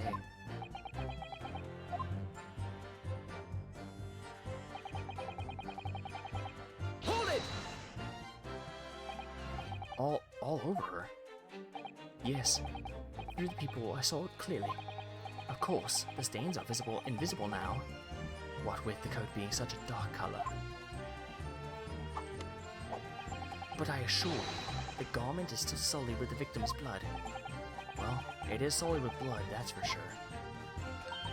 But it's not Mr. Winterbank's blood, is it? No, that's right. It's not Mr. Mason Milverton's. It's Mr. Mason Milverton's blood from when McGilded stabbed him 2 months ago. It's so annoying. If only they'd accept Hurley's chemical analysis, we could prove that. But they won't. So unfortunately, we can't use it as evidence to support our case. Bother.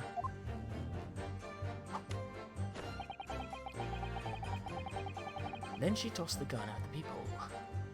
Hold it! Well, you picked it up.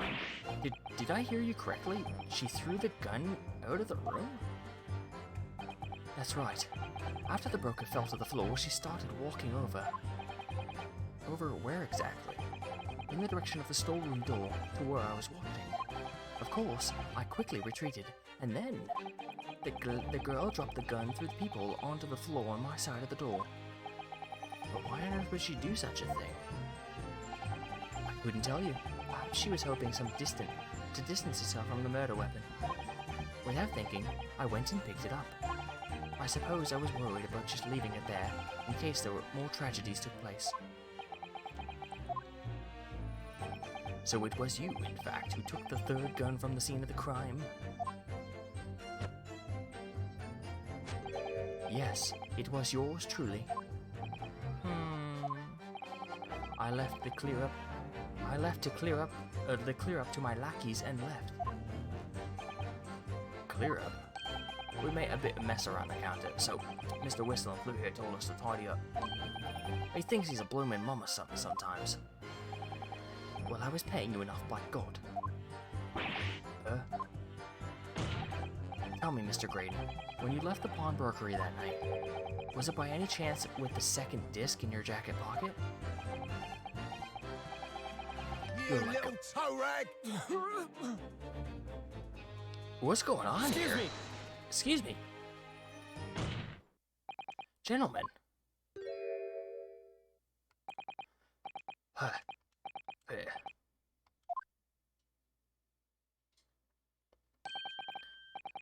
Something wrong, Sunshine? That should be my line. You do realize you were just violently shaking Mr. Skulkin. Blimey, this dude's a bit of a hooligan, ain't he? What was going on just now? You saw him. He grabbed me and grabbed me whistle. Why the blazes, he said. Didn't you mention the third gun when we got down to the station? And why didn't you? Of course, we didn't know nothing about it, or that flaming peephole. Sorry about that. I can be prone to losing my rag sometimes. Not hard, are ya?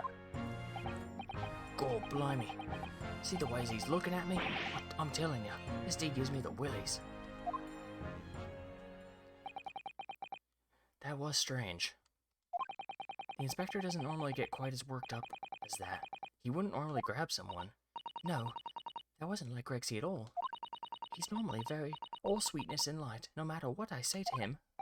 Yeah, well, I think you might be a special case, Iris. Well, anyway, that was definitely out of character.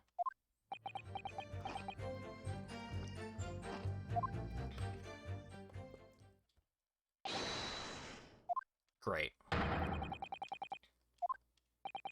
Explain yourself, officer. I have the results from the test that was ordered earlier, my lord. Ah, the blood on the accused's overcoat. Thank you, officer. Very well. The cross-examination is hereby temporarily suspended. I presume you have no objection, counsel? No, my lord.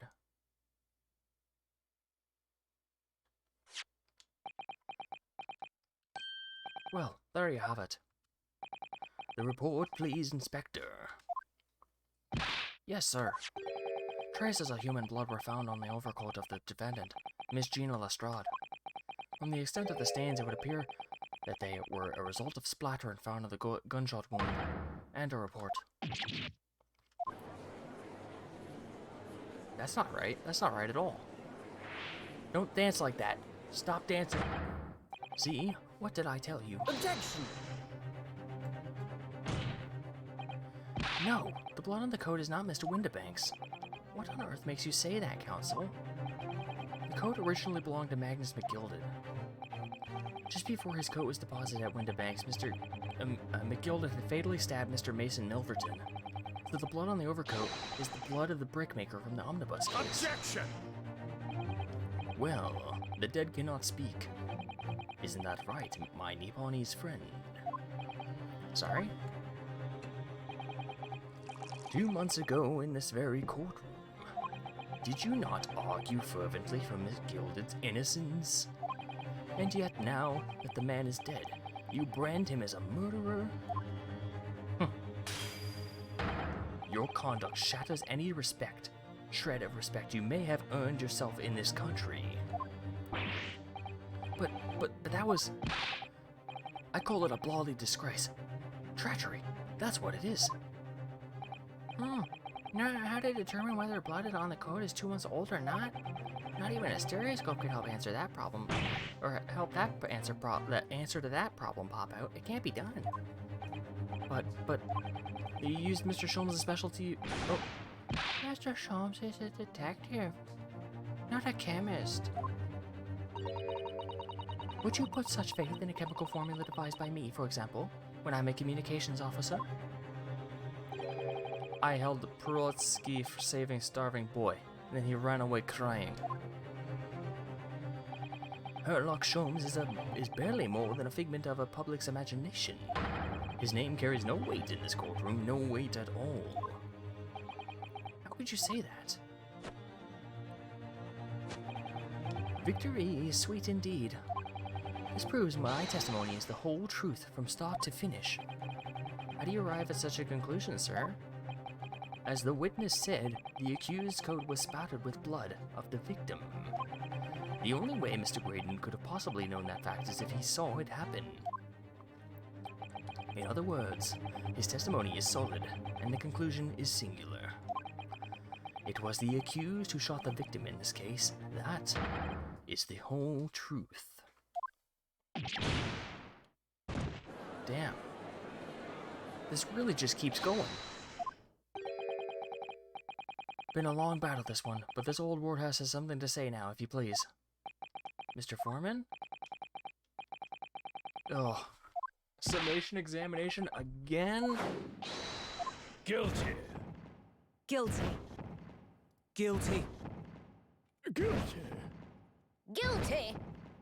Guilty.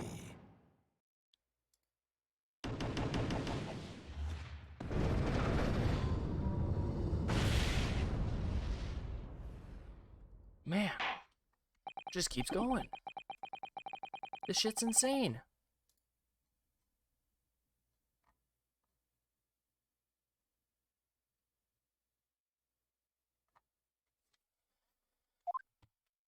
Ah.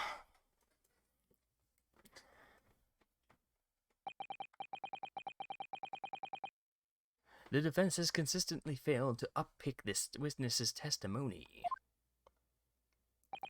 Here's to any attempt you had to make at unpicking the jurors' decisions being equally successful. Oh.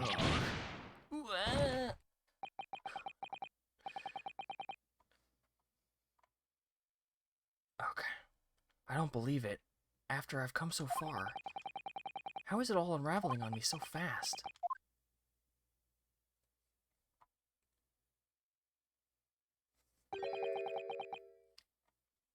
How very distressing. To be held in such low... Oh, it's Herlock! You know what?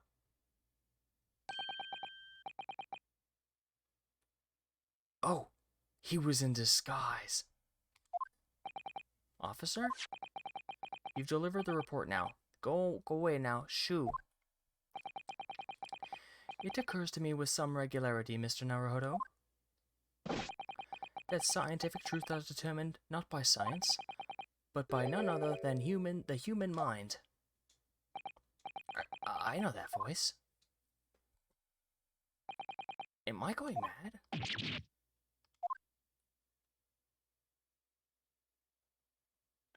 His hair just appears. It's great. Mr. Sholmes, what is the meaning of this? Order! What business do you have here, detective? Another circus. The circus is in town. All the clowns are coming out. Last I heard, you were recuperating in hospital. As well I would be, had I not been set upon an errand. What errand? Hurley, it's really you. You're awake at last. Yes, good day, Iris. I appear to be rather late to rise. My apologies. Now, my lord, if you will humor me. In what manner, sir? I have something of great importance I wish to give the young lawyer over there. I need no more than 5 minutes. Would you be so kind as to spare us the time? What say you to this, Lord Van Seeks?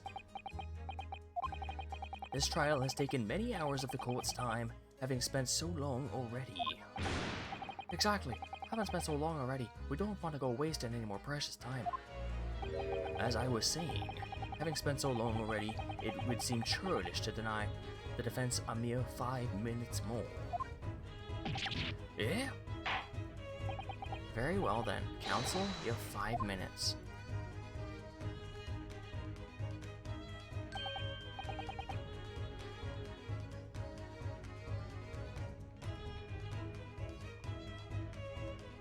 Oh my god.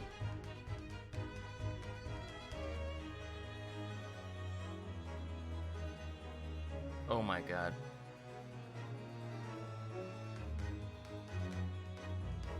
My dear fellow, I apologize for my tardy arrival. I looked up a spoiler-free walkthrough of the case, just to see how far we were.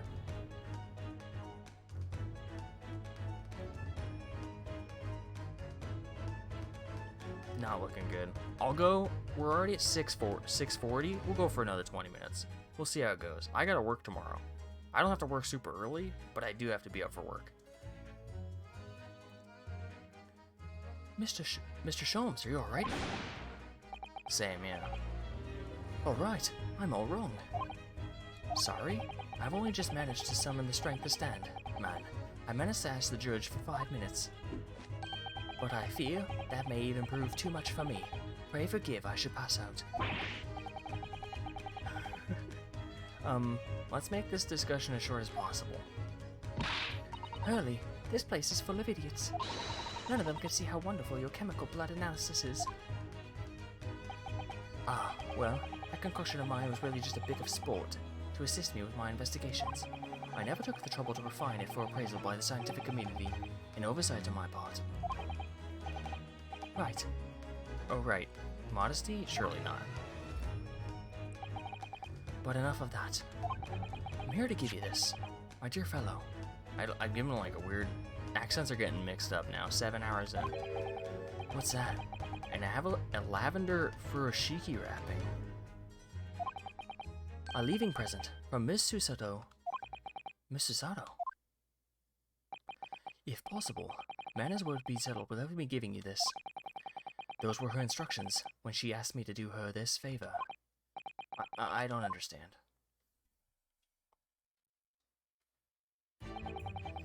Miss Susato foresaw today's events, I believe.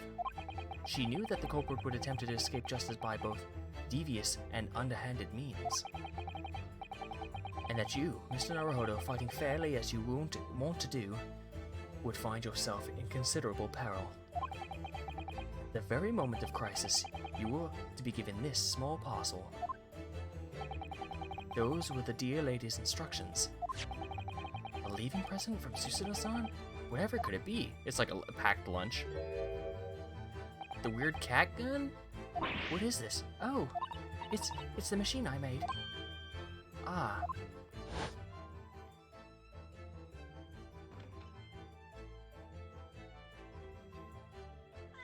Meow.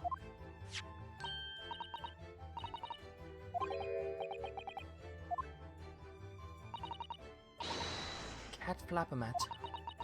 Okay. I remember the cat flapper-mat. What's Susie up to? Miss Susato muttered the following words before she left. Cat flappers. I'm a failure. I don't deserve to be a judicial assistant. What? Didn't she say something like that?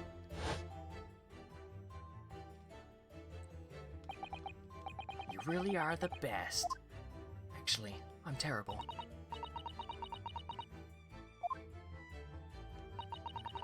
I'm sorry to say that I've been a complete failure.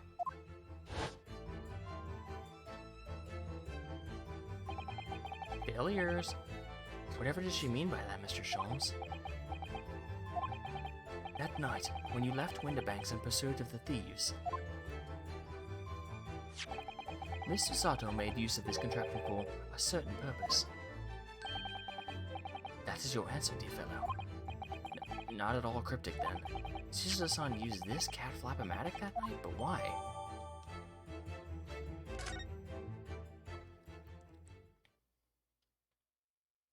He's getting sauced over there. Your 5 minutes is over. He's getting sauced. We're out of time already?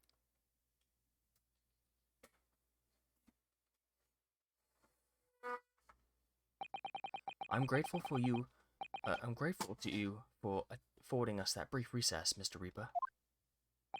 I need no thanks, Detective.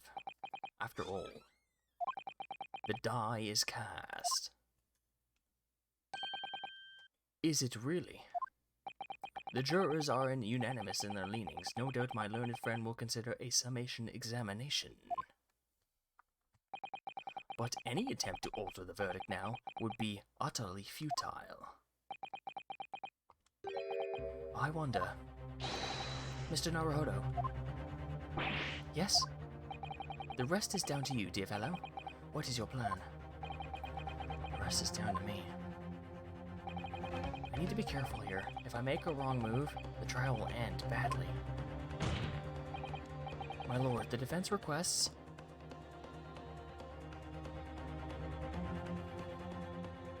further cross-examination.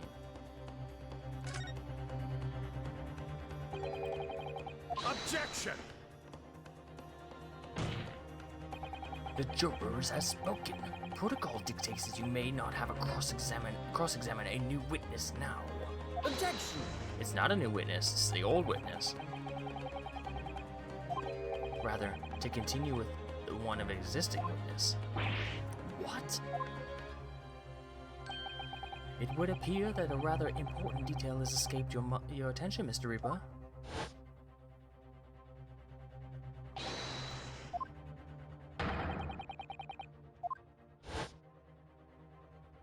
Oh, right. It's just on hold.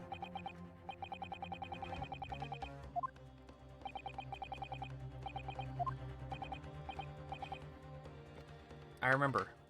This was like not even 10 minutes ago. You don't need to show me this. This is a waste of time.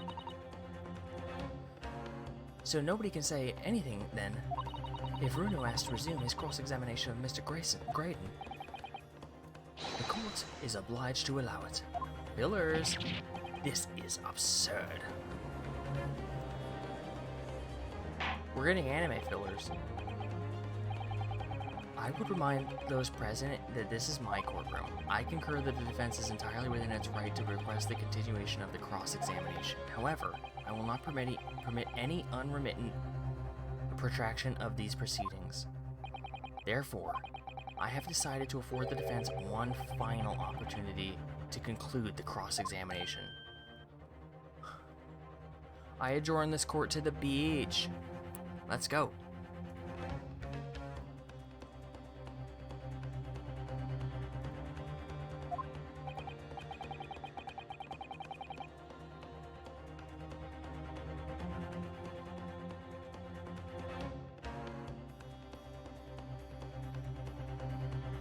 Hold on.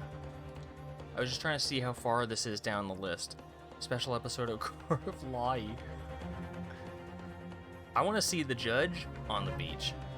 What do you think do you think he's got a one piece? Counsel, you must choose but one statement from the witness's testimony and but one. Oh shit, dude. A single. Okay, this might be the end. If following that the situation remains unchanged, I shall move to adjudication. Is that clear, counsels? You will not press the witness any further. An old-time bathing suit with the stripes? Oh yeah. Oh, 100%. My lord. Yes, my lord. A single statement and a single piece of evidence. Most generous. Well then, Mr. Naruhodo, it's high time I fell in a dead faint. I leave this in your capable hands. And he's dead. Thud. Mr. Sholmes! Mr. Sholmes, Mr. Sholmes. Paging Mr. Sholmes. Anyway, they picked him up. To stand so insouciantly before the court in a state of such high fever. Either the man has extraordinary strength of mind or an extraordinary lack of feeling. I imagine he's feeling very little now. The detective is sleeping soundly in one of the antechambers. Well then, counsel, are you fully prepared? Yeah, I have one choice. Where's he gone? Where is he? One statement, one piece of evidence. So it's obviously the cat flapper.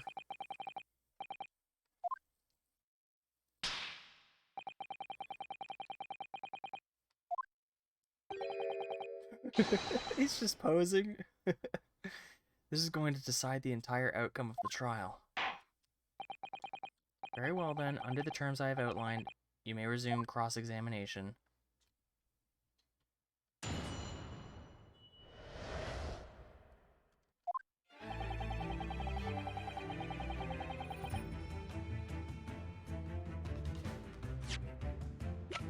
I gotta look at this thing.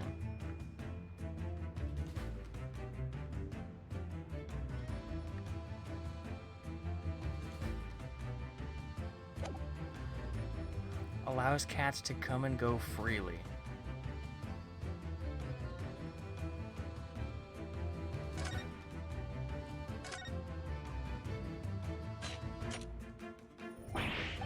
Whoa! Those vicious teeth look like they can rip through almost anything. They're good, aren't they? They're made of a special alloy I developed just for this job.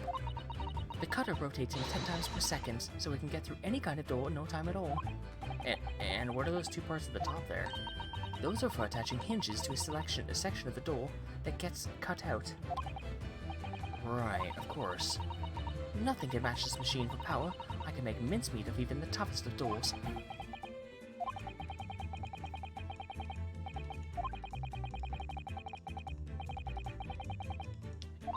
There wasn't a peep through the door. It was this. It was made using this. What statement mentions the door?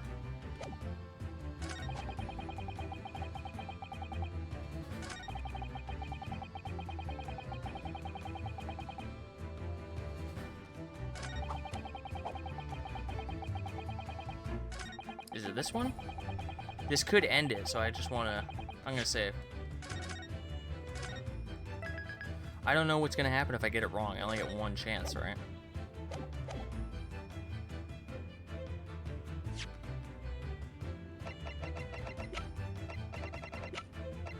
Objection! Gotcha. What on earth is that eccentric contraption, Counsel? Oh, it's my cat flap-o-matic, sir. It makes a way for cats to get in and out of a room. It can cut through any door you can think of, and make a new little door in the middle of it. That's right, my lord. It's a device for creating so-called cat flaps.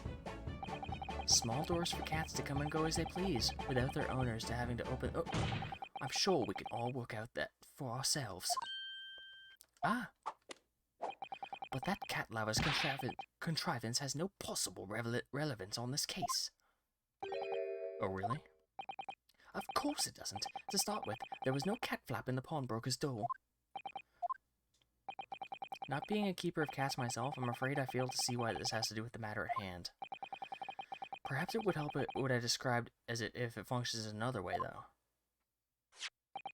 This contraption is able to create a peephole in any door you can imagine in practically no time at all. I beg your pardon? A peephole, you say? 2 nights ago, we arrived at the scene only minutes after the murder of Mr. Windibank had taken place. That's right. According to the paperwork at the yard, it was you, your Junganese. I don't know why I was going to say that. Your Japanese assistant and Sholmes. Yes, the 3 of us were together, and it's recently come to my attention that my assistant made use of this device at the time. Your assistant did what? There was a peephole in the storeroom door. I can attest to that. Peepers. Because I looked through the peephole myself in order to see the inside the locked storeroom. This is ludicrous. What are you trying to say? Of course there was a peephole in the door. I said as much in my testimony. How else could I witness the crime, for pity's sake? Yeah, how could you? What? Counsel, kindly say what you mean. Alright, it's time to strike the final blow. What I mean to say is this, my lord. My assistant made the peephole in the storeroom door, and until such a time as she did, the door had no hole in it to look through. No! Objection! This is a farce. Are you really suggesting the peephole in the door was? Yes, it was created only after the incident had taken place by my judicial assistant using this device. Your assistant tampered with the crime scene whilst being fully aware of the gravity of her actions? This is a most serious act of vandalism, for which I most humbly apologize, my lord. It was in a few minutes that I left the scene in order to pursue the Skulkin brothers and alert the police. Nevertheless, in light of this new information, it becomes apparent that Mr. Graydon's testimony is riddled with holes.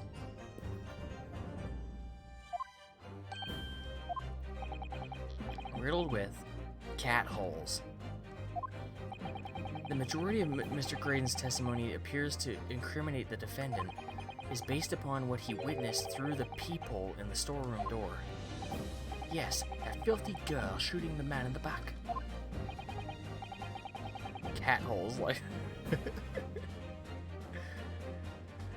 However, if at the time of the incident, cat flappers, it is cat flappers, that people did not yet exist in the door, there's no possible way. We're getting loopy. Except cat flappers, okay. There's no possible way that you could have seen what you claim to have seen. Grr. In short, your entire testimony is a pack of lies. Ugh.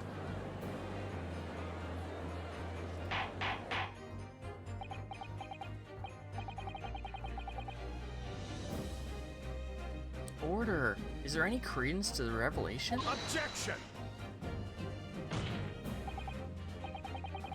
None whatsoever, as my learned friend must surely realize. Exactly. This is some cheap trick designed to discredit me. I'm afraid not, sir. Of course it is. Do you seriously expect people to believe that a plaything could cut through a solid wooden door? Oh yes, I designed it to be very powerful. It can cut even through the toughest of doors. That's absurd. I don't believe it for a second. I had a feeling you'd say that. What? Waggy, cooey, time for dinner?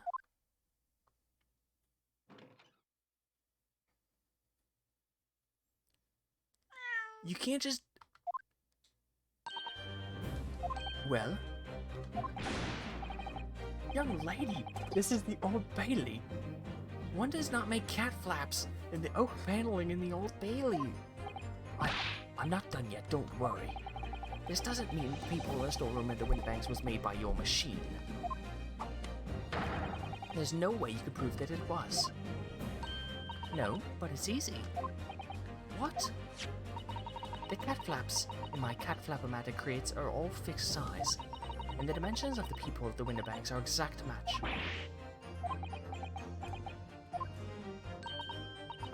Old Sicky's lost for words.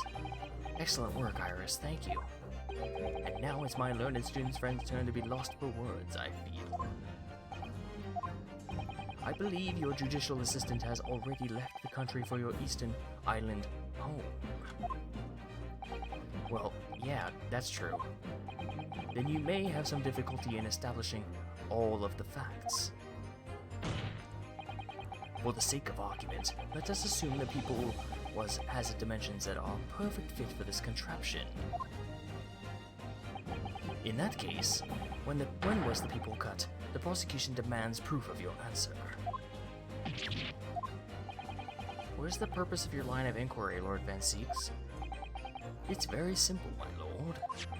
The defense argues that the people was created after the incident using the device. But now that the perpetrator has returned to her native land, she cannot testify to that fact. There is no proof. And for as long as the defense remains unable to prove when the people was made, my learned friend's claim amounts to nothing more than a baseless accusation. Damn, back to square one. I thought that was gonna be it. A circus.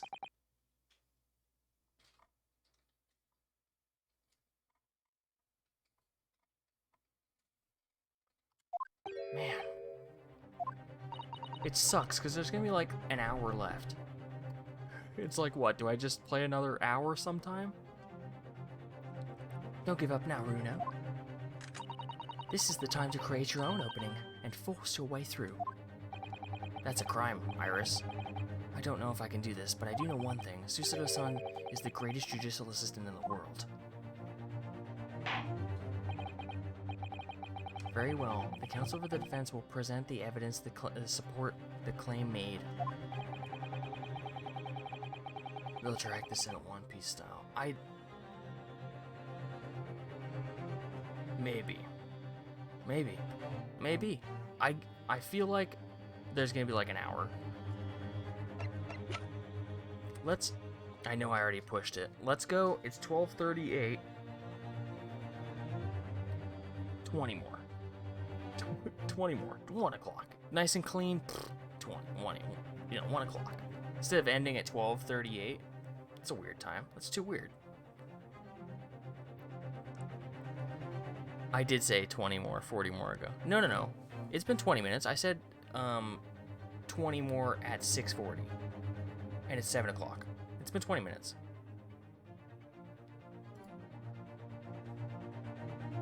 Proof that the people on the door of the Window Bank storm was created after the event and not before.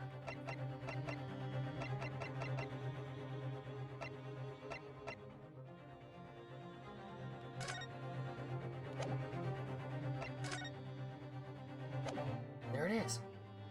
Take that! What are you? A print from that detective's Inferno camera again. My judicial assistant, Miss Susato Mikotoba, is an extremely intelligent and capable woman, which is why I never had any cause to doubt.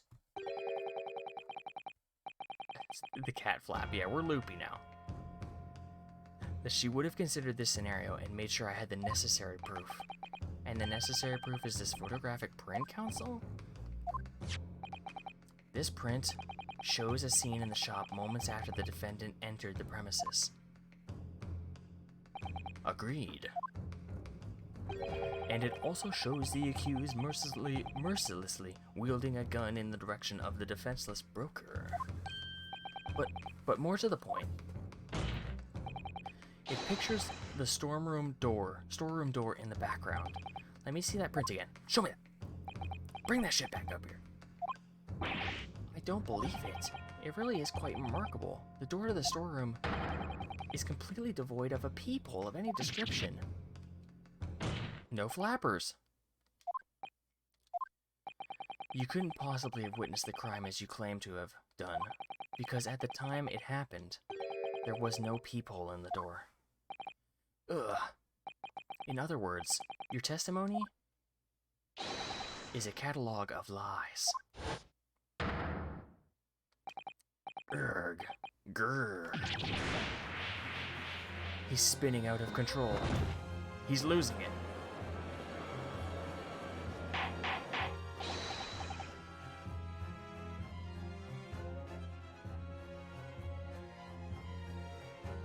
Order. End him now. The crown will have his head. Hang him. I want to hit the bed.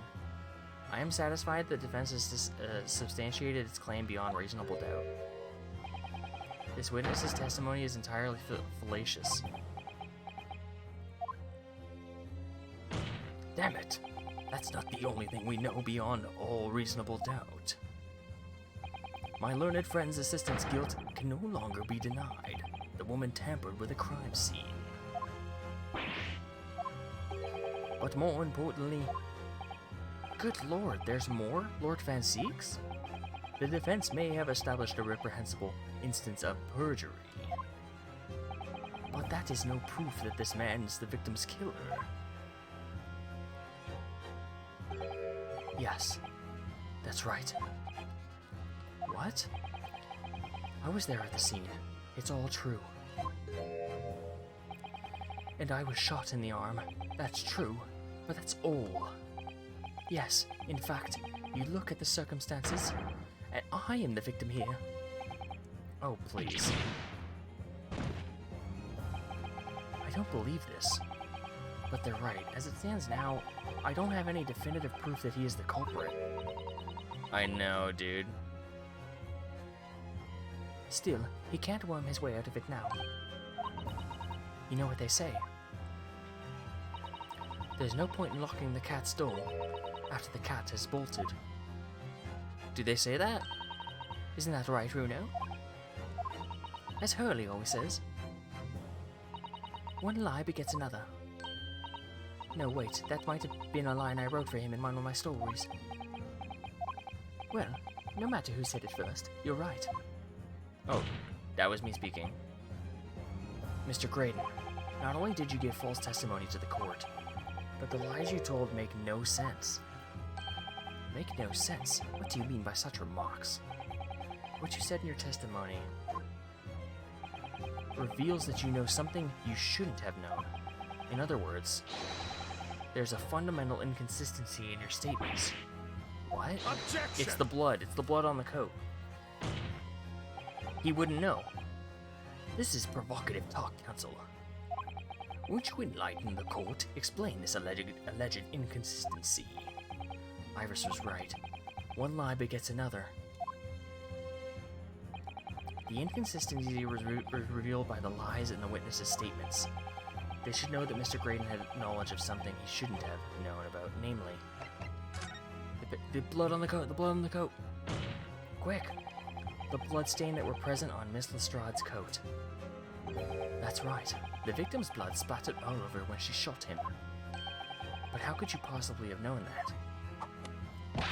Obviously, because I saw her do it through the people in the... I just knew. I just knew it. I felt it. I sensed it in the air, the blood. The point is not that you lied in your testimony, Mr. Graydon. It's the nature of the lie you concocted that is so revealing. You're not making any sense. Let me ask you one simple question. How is it that Mr. Graydon, that you knew of the existence of the people in the storeroom door? What? Well, obviously, ugh.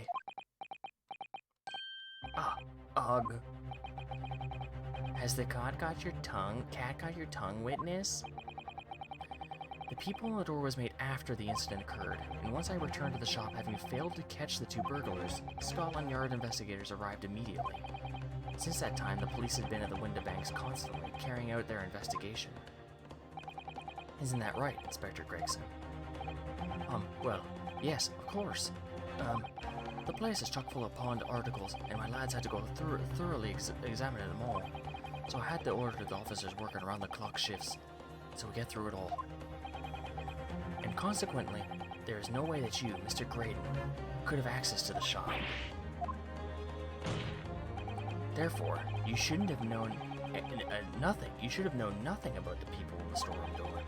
So the fact that it's existed forms the basis of your testimony is completely inexplicable. Objection! Is he gonna do a boot slam? No. And yet, the fact remains that Mr. Graydon did maintain that he witnessed the crime take place through the people in the door. How on earth is that possible? Could I have a word, please, Lord Van Seeks? Speak, Inspector. It's just that I really ought to be getting back to the station now to put in my report. There's really nothing more I could add to this testimony, if that's all the same to you. Permission denied. Oh, it's not all the same to me, Inspector. Not at all. You will remain exactly where you are until this trial concludes. Oh, okay. Of course, sir. Mr. Graydon, You shouldn't have known about the existence of that people unless someone told you. That you must have been informed about it by someone else. Probably the inspector who just wanted to leave, maybe. Objection! Stop there, my learned friend. You realize I trust the words you uttered have extremely serious implications. Yeah, but the defense believes that the details about the case that Mr. Graydon had claims to have seen must have been revealed to him by a certain person before his testimony. And in fact, considering the particular clue we have, there's really only one person it could be. Who is the person? It is, very obviously, Tobias Gregson. The truth is, it can only have been you, Inspector Gregson. Eh? Me? Objection! You had better have some proof to substantiate the rash claim, my learned friend. Consider the fact that we have only been aware of Mr. Ashley Graydon's identity for the last few hours. We learnt it only during the course of the trial today. Yeah, indeed. Preparations for his testimony were made with great urgency due to the hour-long recess, while the police executed the subpoena and brought forth the man from the communication station. And until that time, Mr. Graydon would have had no idea. No inkling that he would be suddenly be required to appear in court.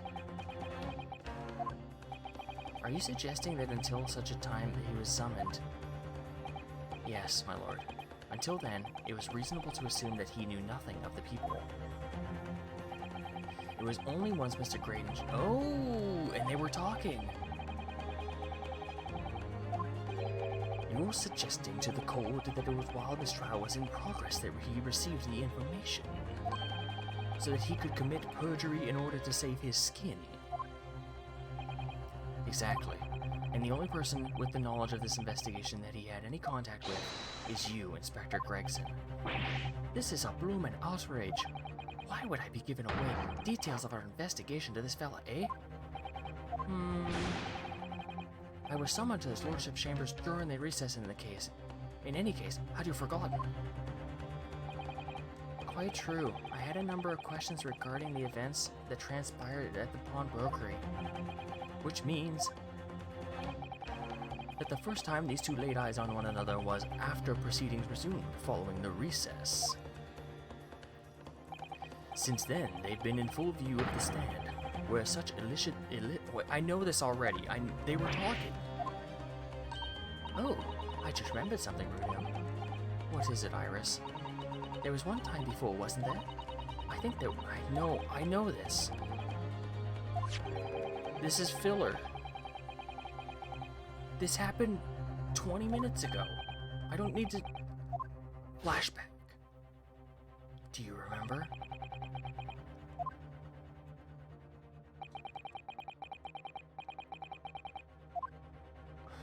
I remember! It would have been possible for you to give Mr. Graydon the information he needed then. You little toll rag, you're making all this up. I'm a respected Scotland Yard inspector, for crying out loud. Why would I do something like that? Why would I be giving away confidential details to the likes of this bloke? Admittedly, you wouldn't have had any reason to do something like that for no gain. But perhaps it was a part of a deal of some kind. Then it starts to make more sense. What deal, counsel? I wonder if perhaps in exchange for details about the people at the crime scene, Mr. Graydon agreed to give a certain something to the inspector. The disc, the second disc.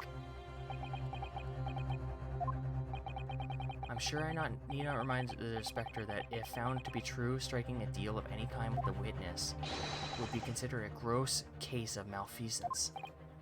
Well, Objection! It's becoming clear that jumping in with the accusations in this Nipponian student's specialty. I don't do that.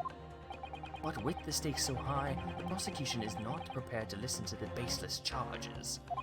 It is incumbent on the defense now to present evidence in support of the diabolical claim.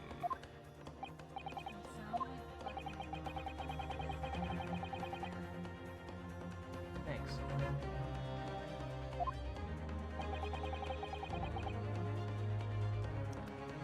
The court must see proof of this alleged deal.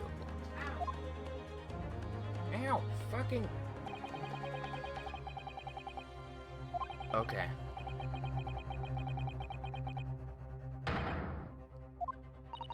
Bruno, do you think it could be?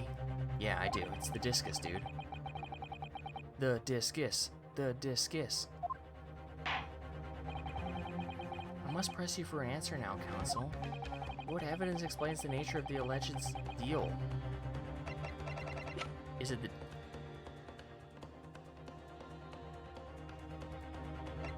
I think it's the disc. We need the second disc. Maybe the music box? Because there's two, right? Take that! Okay, cool. Inspector Gregson, besides this murder, is it not true that you've been working with another very important case? What are you getting at now, Sunshine? Is it possible that this other top-secret case is what's alluded in this newspaper article here? The classified secrets being leaked overseas from the Ministry of Justice? How the bleeding Nora could you? We discovered during the course of this trial, the music box deposited at the window banks by Magnus McGilded, a special music box designed to play two discs at once. It would seem very likely now that they encoded the pair of discs that were in McGilded's possession. Are the leaked classified secrets? Give me the discus. So I put it to you, Inspector, that in order to recover the second of the discs containing the secrets, you covertly made a deal with Mr. Graydon, in which you exchanged the disc for the details of the case. You... They're gonna bring it back to me, though. Like, you have no evidence! On the day of the incident, when we met you at the window banks, you said this. This is a good flashback, though. I'll be taking whatever it is of McGilded's down to the yard, thank you very much. So hand it over.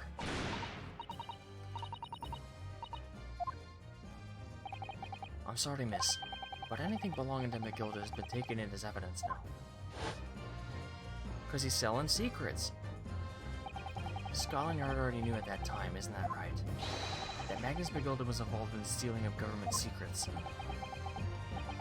My orders were, recover the medium used to convey the secrets leaked from the ministry, and to do it on the QT, strictly hush-hush. And that explains why, when I presented the disc as evidence to the court, you objected so heavily, I presume. Because you knew that it contained highly confidential information. Blimey, not likely. I mean, that wasn't that I was sure of it myself. I realized there was a possibility, that's all. Inspector, surely you're not saying that in order to acquire the second of these music box discs, you did indeed reveal confidential details of the crime scene to the witness? To aid and abet this man in giving false information? There's no other way that Mr. Graydon could have known the existence of the people. It's the only explanation. A deal was struck between these two men. We got him on the ropes now. Objection! If I stress if, this sobering assertion turns out to be founded in truth, it would mean that the second disc is, as we speak, here in this very courtroom. Wait, what? In this room? How could you possibly make a claim like that? Because Inspector Gregson is a Scotland Yard detective. What? What's that supposed to mean, eh? A seasoned policeman, the inspector, will have approached this alleged deal with caution. Certainly he would not have accepted a gentleman's agreement in this matter. No, he would have insisted on having the auto roll agreed upon in the palm of his hand. Good gracious, then, you mean to say Inspector Gregson already has the item in question in his possession? He has the second disc? Yes! The defense demands that the inspector is searched at once. Definitely. They could only have struck a deal with each other when Chinny was testifying before. And Crexy hasn't moved from the witness stand since. My lord, please, order an examination of his personal effects immediately. Well, Inspector? No, I don't think so. This young lad wants to tone down his imagination. He's insulted me and my profession quite enough.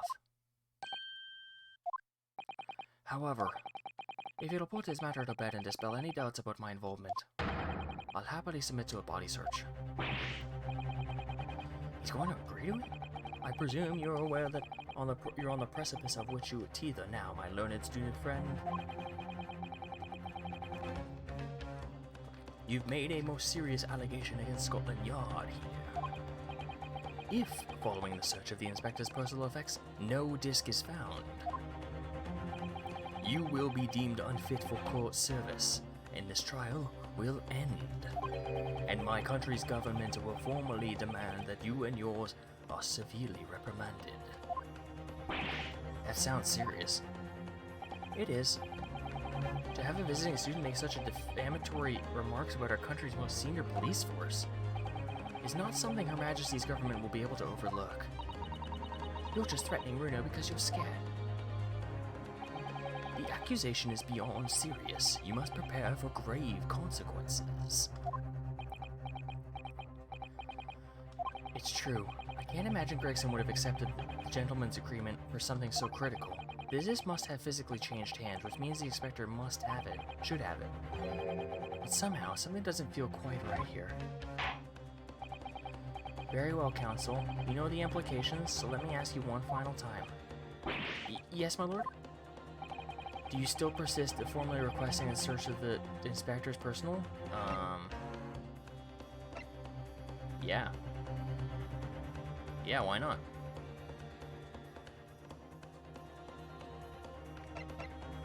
But he said yes. Search. Pull the searcher. Did we save? No.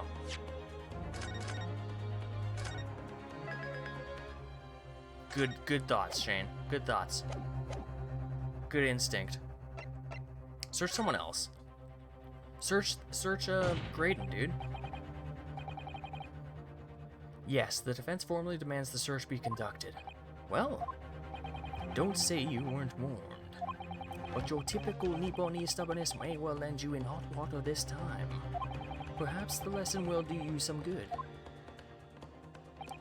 Fair enough. I've got nothing to hide. Spa episode. Bailiff. Not the inspector. The defense demands to search, but not an inspector of a search of Inspector Gregson. What? Now what's all this? I'm the one you're accusing, aren't I? I thought you wanted to search me.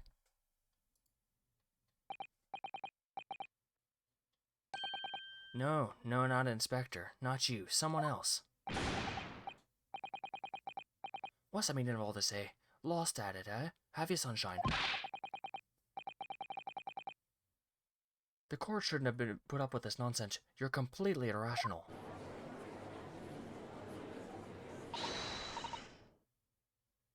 Be quiet, all of you. Oh, Iris. Luigi's blushing? Do we think it's Luigi? Shane, I'm gonna go out on a limb. Do you think it's Luigi? Runo's doing what he told him to, having the good courage of his convictions.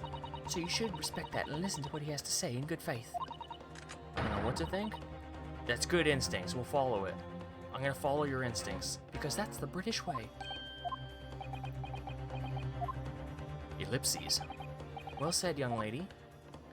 Indeed, the court is in awe of the defense counsel's conviction and eagerly awaits his next words. You're what? Don't be hasty, my lord. I'm not mistaken about the things I've seen in court today. I'm fairly certain that I know who has the disc at this moment. There's only one person it can be. Counsel, who do you request a search of now? Let's go with Luigi. Take that!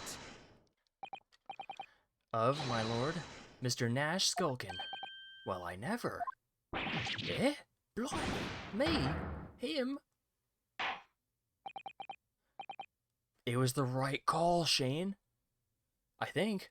Very well then, bailiff. Restrain the witness and conduct a thorough search of his personal affairs. Hold it! Please, my lord. Inspector. Scotland Yard, has to object to this search. Objection! They're just drunkards. Nope. They got it. Unfortunately for you, Inspector, your objections carry no weight here. Eh? In this courtroom, only the prosecution and the defense have the authority to object. But Lord Van Zeeks, I have no idea what forces are at play that might influence your actions. But personally, I have no intention of obstructing the course of this trial. Hark. Bailiff, search him.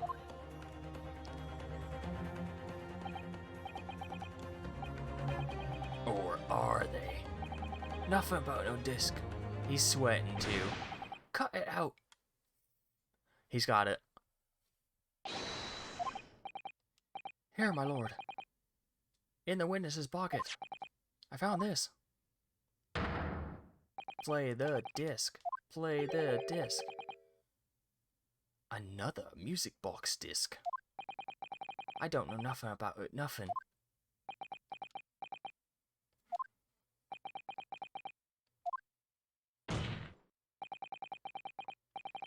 That is the second music box disc left behind by Magnus McGilded. Is it not, Inspector Gregson? Cool blimey! It just keeps going, dude. Order! Mr. Skulkin, what do you have to say for yourself? Golden Bennett, Golden Flamin' Bennett. Told you 3 hours?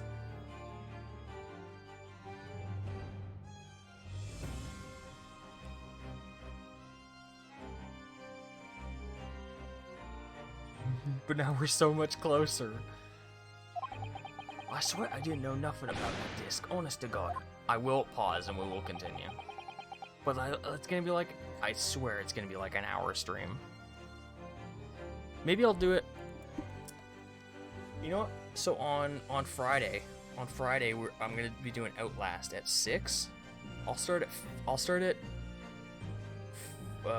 4:30. And we'll play this. And then as soon as we're done with this, we'll move into Outlast. Oh, no. No,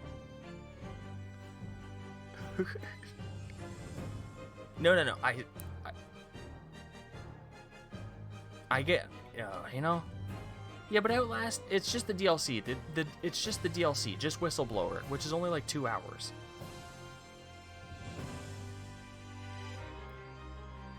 Counsel, would you please explain what is going on here?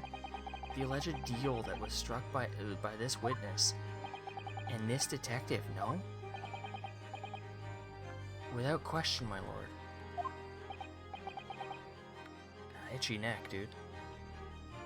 And for pity's sake, why on earth was this man in possession of the disc that the inspector traded for information? Inspector Gregson is a shrewd, calculating man who rarely loses his composure, but at one particular point in this trial, he exhibited some unusual behavior for a brief moment.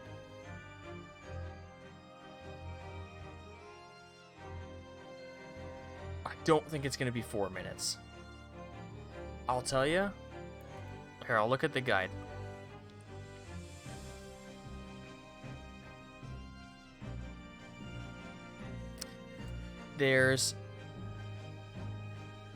So apparently there's a thing called The Whole Truth. I don't know what that is. And it's a couple paragraphs long. I'm not reading it. And then there's After the Trial, which is the epilogue. So there's at least an hour. 40 minutes. Oh, I see.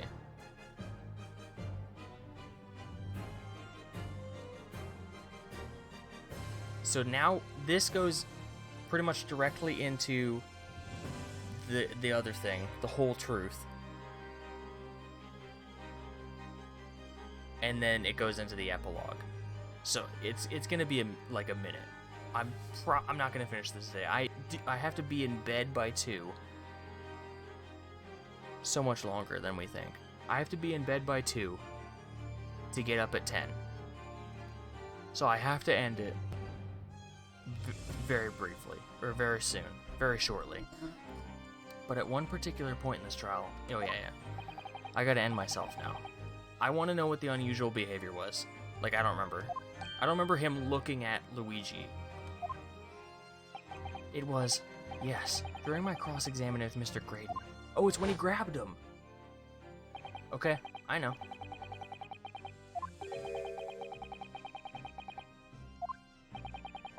I admit to nothing of the sort. Right there. And that's where we'll save it. We're gonna save that. We'll finish it on Friday, I promise. I promise. 4:30 on Friday. We'll start early, get it done, and then we'll do Outlast. Man, I was really hoping to get that done tonight. That's a bummer. But thanks for watching, gamers. Thanks for sticking it out as long as you did, Shane and Sub. Anyone else who popped in, appreciate it. It continues. It continues. Good night. Much love, dude.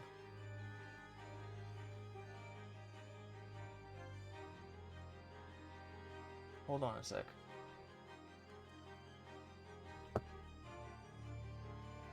Here. You deserve a treat. You deserve a treat. There you go. Get you a nice piece of chocolate. There you go.